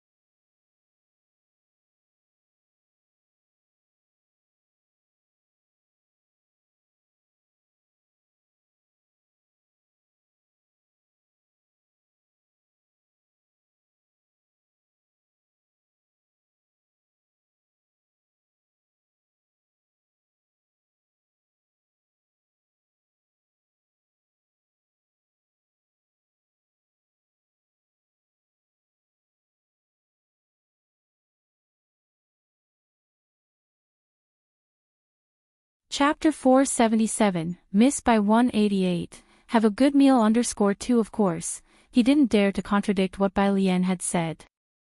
The car stopped at Purish Street, and he got out to walk inside with Bai Lian.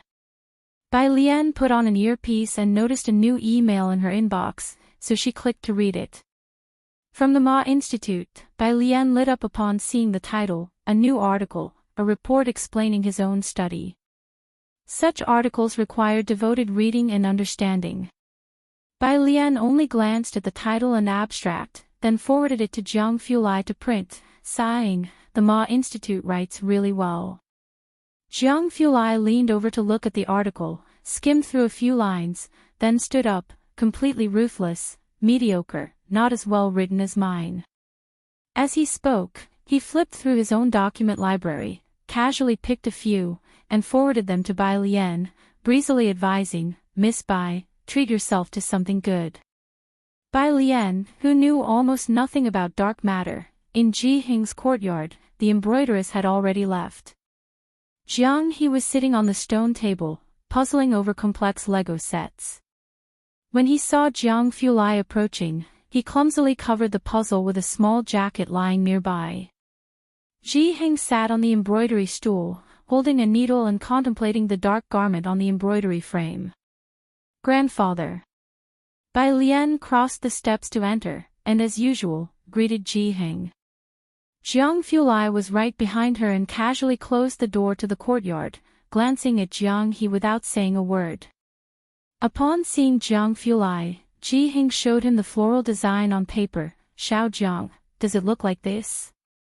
Bai Lian also looked over. Ji Hing had drawn a Dunhuang auspicious cloud pattern. It looked very wealthy. Jiang Fulai stood beside her, eyes and eyebrows lowered, his voice somewhat gentle, that's correct. Then it settled, Ji Hing nodded, casually picked up the nearby smoking pipe. Having finished the drawing, he now had a plan in mind. Recently, he had been embroidering the same pattern, and he intended to use Jiang Fulai's piece to fend off boredom. Jiang Fulai took Jiang He home, with Ji Hing escorting them out the door. Jiang He waved at Ji Hing reluctantly. Ji Hing lit a cigarette and stood in the doorway watching them leave. The alley had streetlights installed a few months ago, and he stayed until they turned the corner. It wasn't until they were out of sight that he turned back into the courtyard.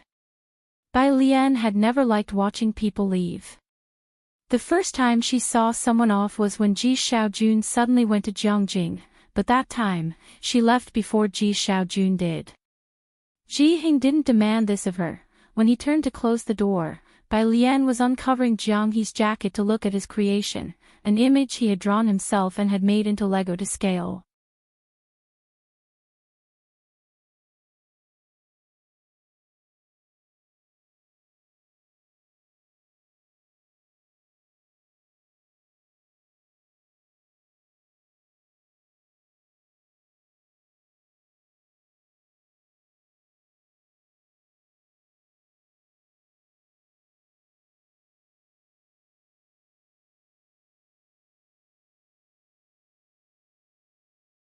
Chapter 479, 189 Outstanding Talents Emerge, Show Preview, Second Update, _1 Bai Lian turned a corner and sidestepped two students coming downstairs, heading down.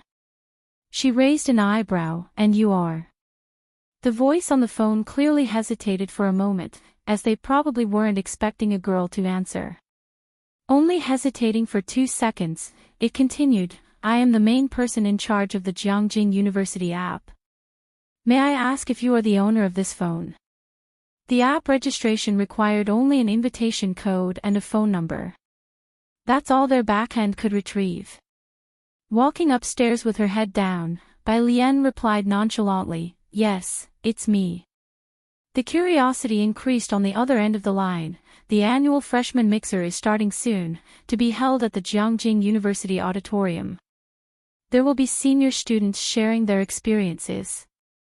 We haven't received your information yet, aren't you planning to come? Emphasis was placed on Jiangjing University and the senior students, hinting at a great opportunity to expand one's network. It was rare for anyone to miss it each year. Except for Su Jiue and Liang Wuyu, everyone was quite curious about this, Bai Jian, who had suddenly appeared. After all, she had already become the standard for answers. With those two also taking an interest in her, many were eager to learn who she really was. Bai Lian politely declined, "Sorry, I don't have the time." She said a couple more words and hung up the phone. Meanwhile, in the office at the comprehensive building of Jiangjing University, the bespectacled young man was still holding the phone to his ear. People around him grew impatient. What did she say? Who is it? Did you find out? Will she come? Everyone in the office looked at him. The young man came back to his senses, pausing slightly. Don't know, she probably won't come, a female student. Ask her again. Someone beside him grabbed his arm pleadingly. You must convince her to come. Do you know how many are searching for information about her? On the second floor, when Bai Lian arrived at the office, only Lu Lingxi was there. Seeing Bai Lian, she smiled gently without speaking right away. Bai Lian was in no hurry and patiently waited on the side. About 2 minutes later, Lu Lingxi finally opened a drawer and took out a stack of money. Bai Lian, this is Yang Lin's medical fee. She handed the money to Bai Lian. Bai Lian tucked her phone into her pocket and did not accept the money, only looking at Lu Lingxi, her eyes deep and inscrutable. Is this from you on her behalf? She knew that Lu Lingxi had always been concerned about Yang Lin, and that for a time even Yang Lin's tuition fees were paid by Lu Lingxi. No, it isn't, Lu Lingxi sighed lightly, knowing she could not deceive Bai Lian. It's from someone else on behalf of Yang Lin. As to who it was, she did not say.